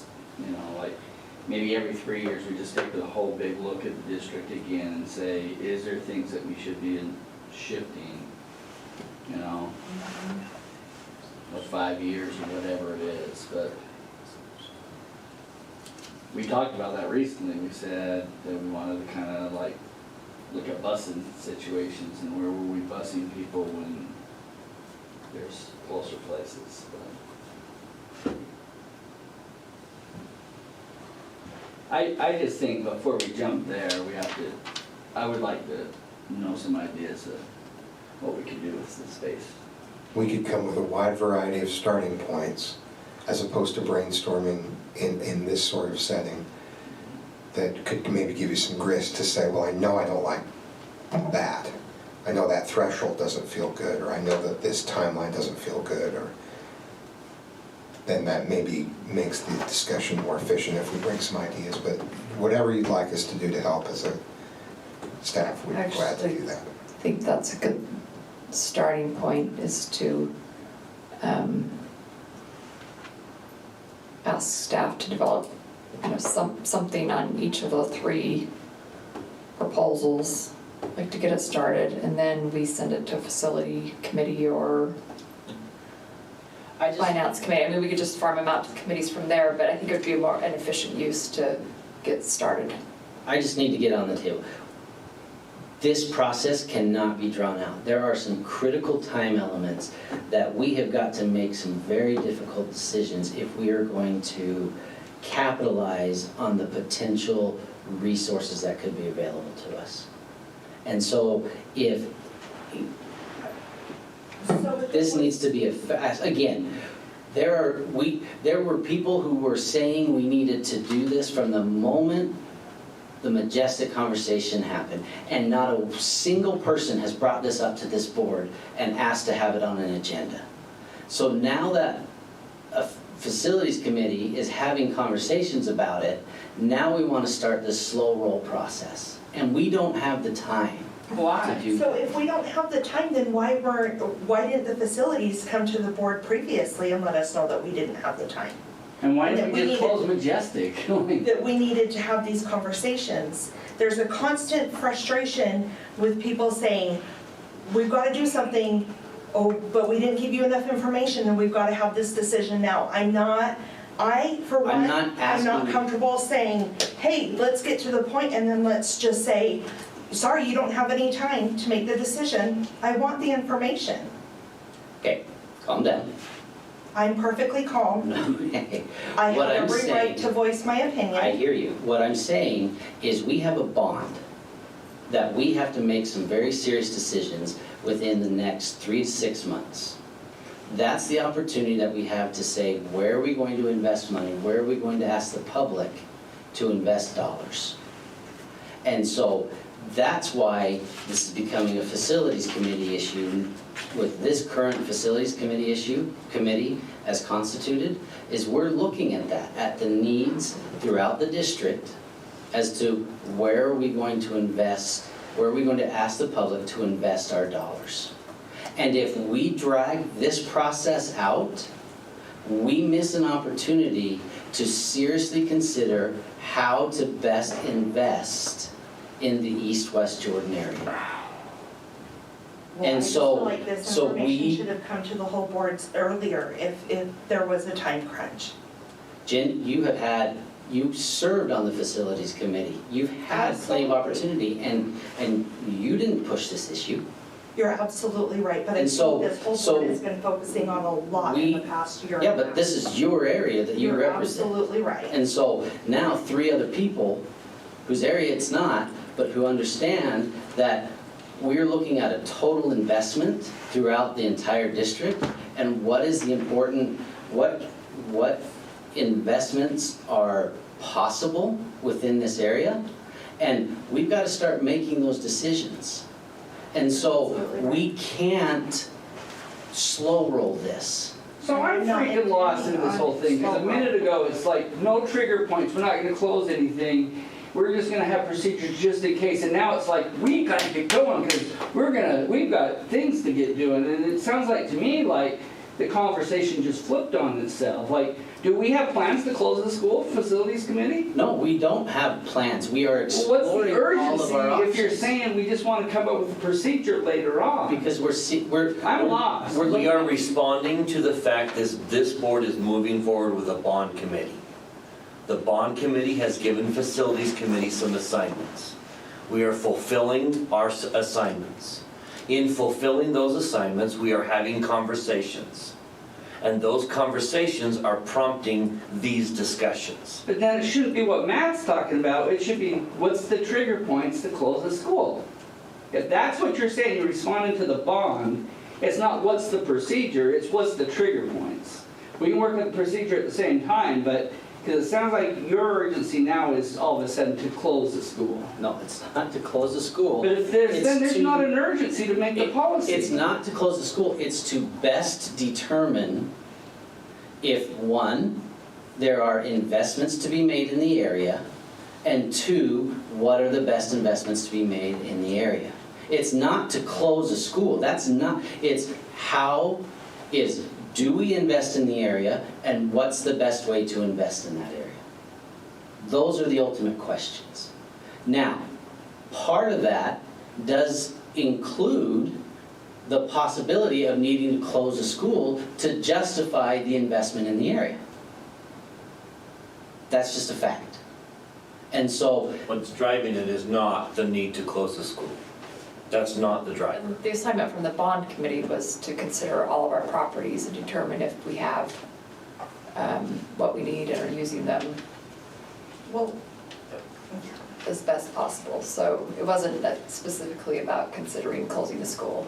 well, are we having conversations about the fact that we do have available schools and we don't necessarily need to build more schools, but we weren't willing as a board to move boundaries to be able to, because we were appeasing the public and where they wanted to go to school and what they thought may or may not look bad for them as to where they were going to school? I mean, those are things that need to be taken into consideration as well. and we're having all those conversations. Okay. I just don't like this time constraint. I understand what you're saying, Mr. Young, but I feel frustrated with the time constraint. Not to say that I don't want to hold up this process. I would like to have more information. But I don't think it's fair to say, give us a decision now. I when- didn't say that. Okay. I did not ever communicate that. What I said is we need to have a sense of urgency, and we need to move this process quickly and not slow roll it. My intention is not. That's what we slow need to roll. do. And so that's where we're heading, and it has everything to do with, are we going to invest in the area, and what is the best way to invest in the area if we are? I would propose that we ask administration to come back with the information that Dr. Godfrey said that he could provide us with. I'll second it. Are those all three things? Innovative ideas to use space, suggested procedure for when we decide to close, and predetermined thresholds? Yes.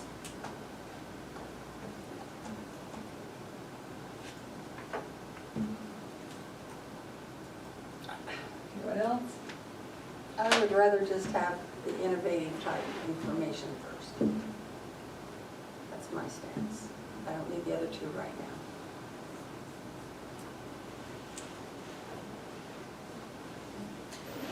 I really want the suggested procedures piece. You really want the thresholds, right? Yeah. So can we stick with the 3? I think that if we're under Is that time too much to constraints, ask? then that's what we need to do. We can do whatever you need us to do. I just don't know if you close a school and then you ask those people who you're closing the school for, oh, what we're doing on the vote for a bond. You know, it's like we just lost the support of a whole area by closing the school at the same time that you're asking for a bond. It's one way to think about it. This is not good timing. I mean, maybe the rest of the district might say, oh, that's good fiscal responsibility, but you're gonna take one big area all the way out, and that's gonna really hurt. If you chose not to invest anything in the area. Maybe. But if we can create win-wins, maybe That's what. that would change the way you perceived it. I don't know if that's possible. We could sure shoot for it. Okay, so I still am not sure we have 4 people that want the thresholds. So, no on thresholds. If you're no on thresholds, you're yes on thresholds. I feel like I feel like Miss Atwood needs this. I empathize with this situation that she's in. This is a painful, hard process, and so I would say yes to it just because I think she has the right to ask.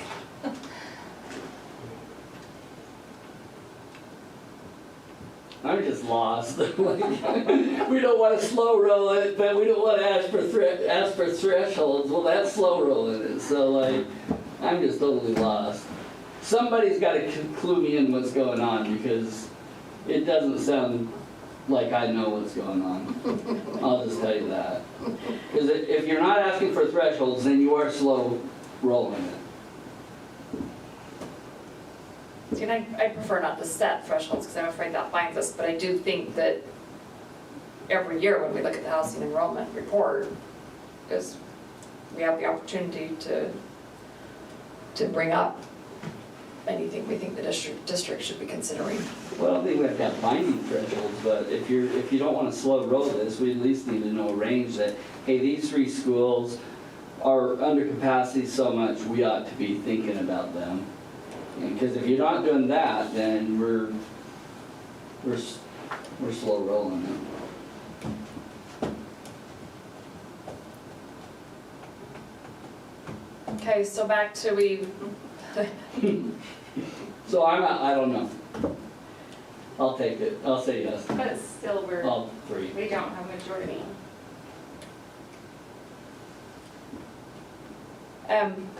Okay, does everyone want Dr. Godfrey to look into innovative ideas to use space rather than close schools? And get a report back on that? I would not rather than. Yeah, that's what I was gonna say. Okay. Just innovative ideas to use space. I'm yes. Which could include the closing of some schools. Or changing it to a charter school even. Yeah. Rent our space out to a charter school. Can I throw something out there? Yes, please. Could we just bring back a long list of ideas associated with addressing under-enrolled schools that may include considerations, I mean, just all of the things that have been talked about tonight? Or do you want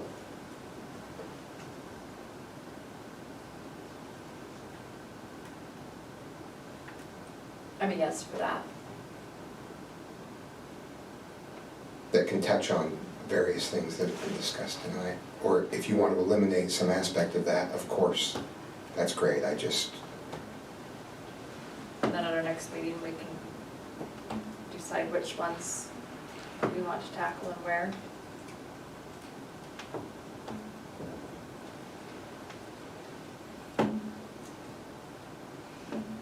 Anyone else? Yes.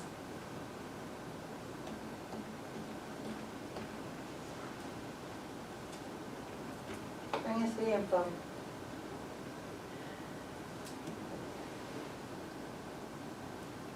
Everyone's lost now. They're hard decisions.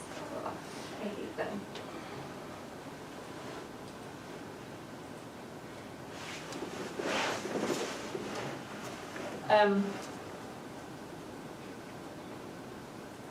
All right, let's, do you want to vote on it? What? That we're gonna get a list of possibilities of what to do if there's low enrollment? The administration's going to tackle,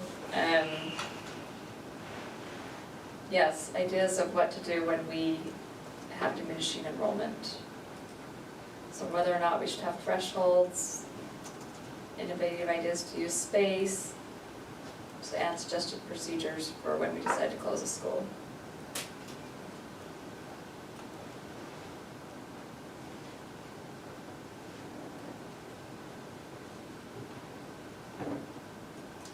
All in favor, please raise your hand. Okay, that fails. Another proposal then.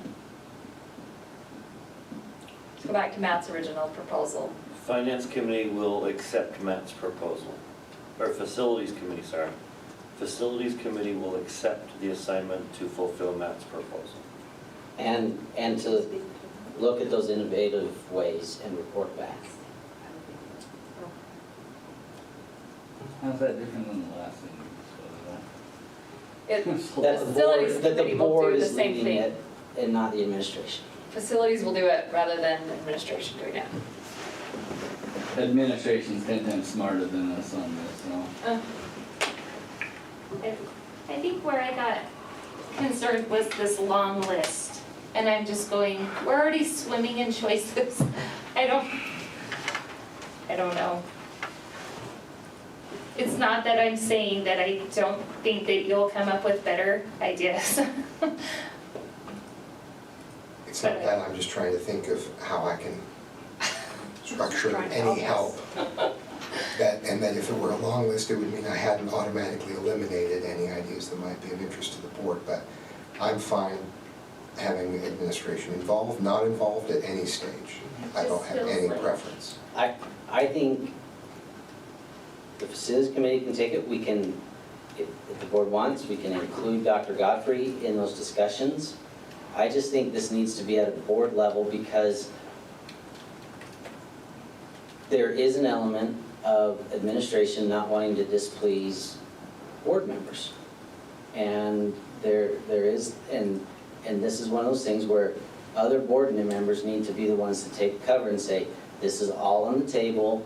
will take the displeasure of different board members.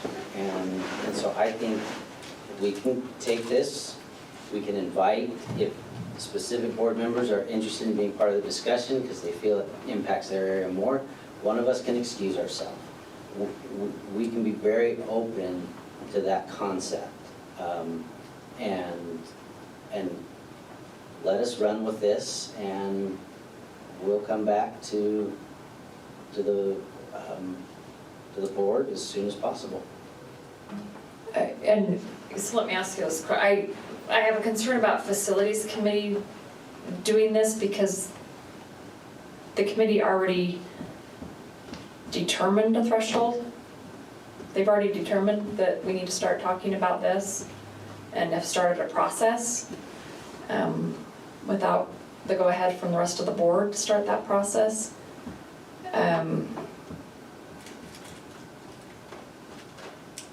And you've explained what that trigger was, but help me, I guess, become comfortable that facilities committee is the right committee for it. So are you saying you don't trust the facilities committee? Is that what you're saying?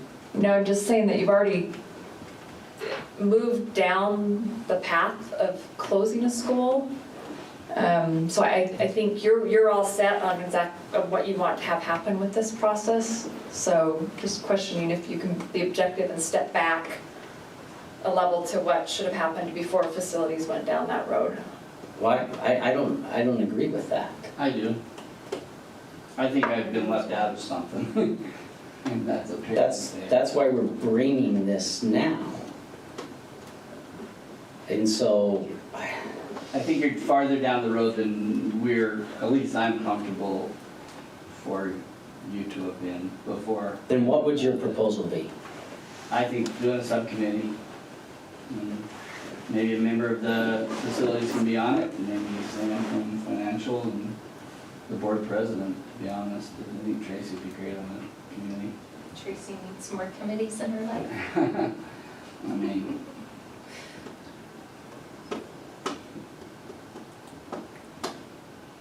or just table this issue and let's talk about it in the next study session. That's why I was suggesting that administrative take over that, was because I felt like the process had moved further down the line than I am comfortable with, without the whole board knowing. Why don't we just do that? Why can't, I'll make a motion that we just. There are chicken and egg Yeah. principles here. Yes. The facilities committee is trying to enable the board to make some very important decisions. And the board is saying, we're nervous about the facilities committee going in that direction. So instead of making us make a decision right now, let's table this, bring it back to the next study session, and let us give us some time to think what the best procedure is. Because a lot of this has caught me off surprise. And maybe I should have had a call ahead of time. I don't know. That's why we put it on the agenda. Yeah. I mean, And lots of times when someone wants something to pass on the agenda, they'll give me a call. And they'll say, hey, just so you know, this is coming down, you may want to know. And you didn't do that, I didn't call, and. So, do you want to table it, or do you want to do an ad hoc committee? I heard both of those suggestions from you. I think we should table it. Because I don't think we're in agreement that ad hoc is the right way either.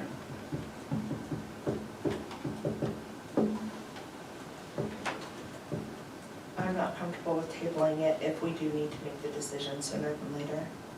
And that's what it sounds like to me. It's 2 weeks. And Yeah, we'll but get it 2 right. weeks can make a big difference in a 3-month period of time, 2-month period of time.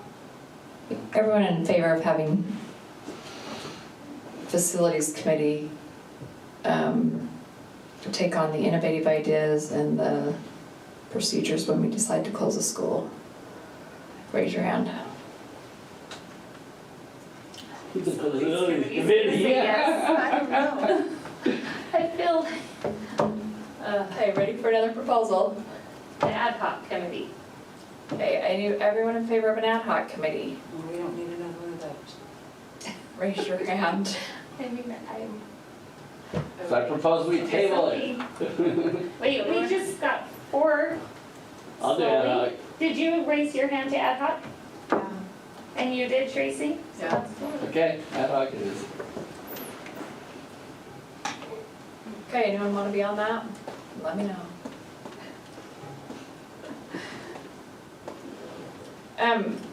That was just the innovative ideas and the procedure for closure. We still didn't have enough people interested in the threshold, is that correct, or did I miss that?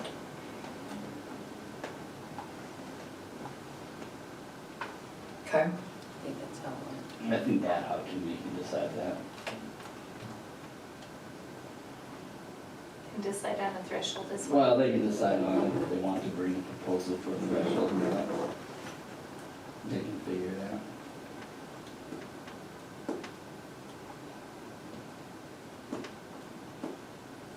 Okay, we are at the end of our agenda. Can I get into a motion to go into closed session for potential litigation? Does anyone have anything else? I'll make a motion to go into closed session for potential litigation. Awesome. Okay, a motion by Ms. Atwood, second by Ms. Richard to go into closed session for potential litigation. All in favor, please say yes. Yes. Yes. Yes. Is anyone opposed? Okay, thank you. We will now adjourn and go into closed session.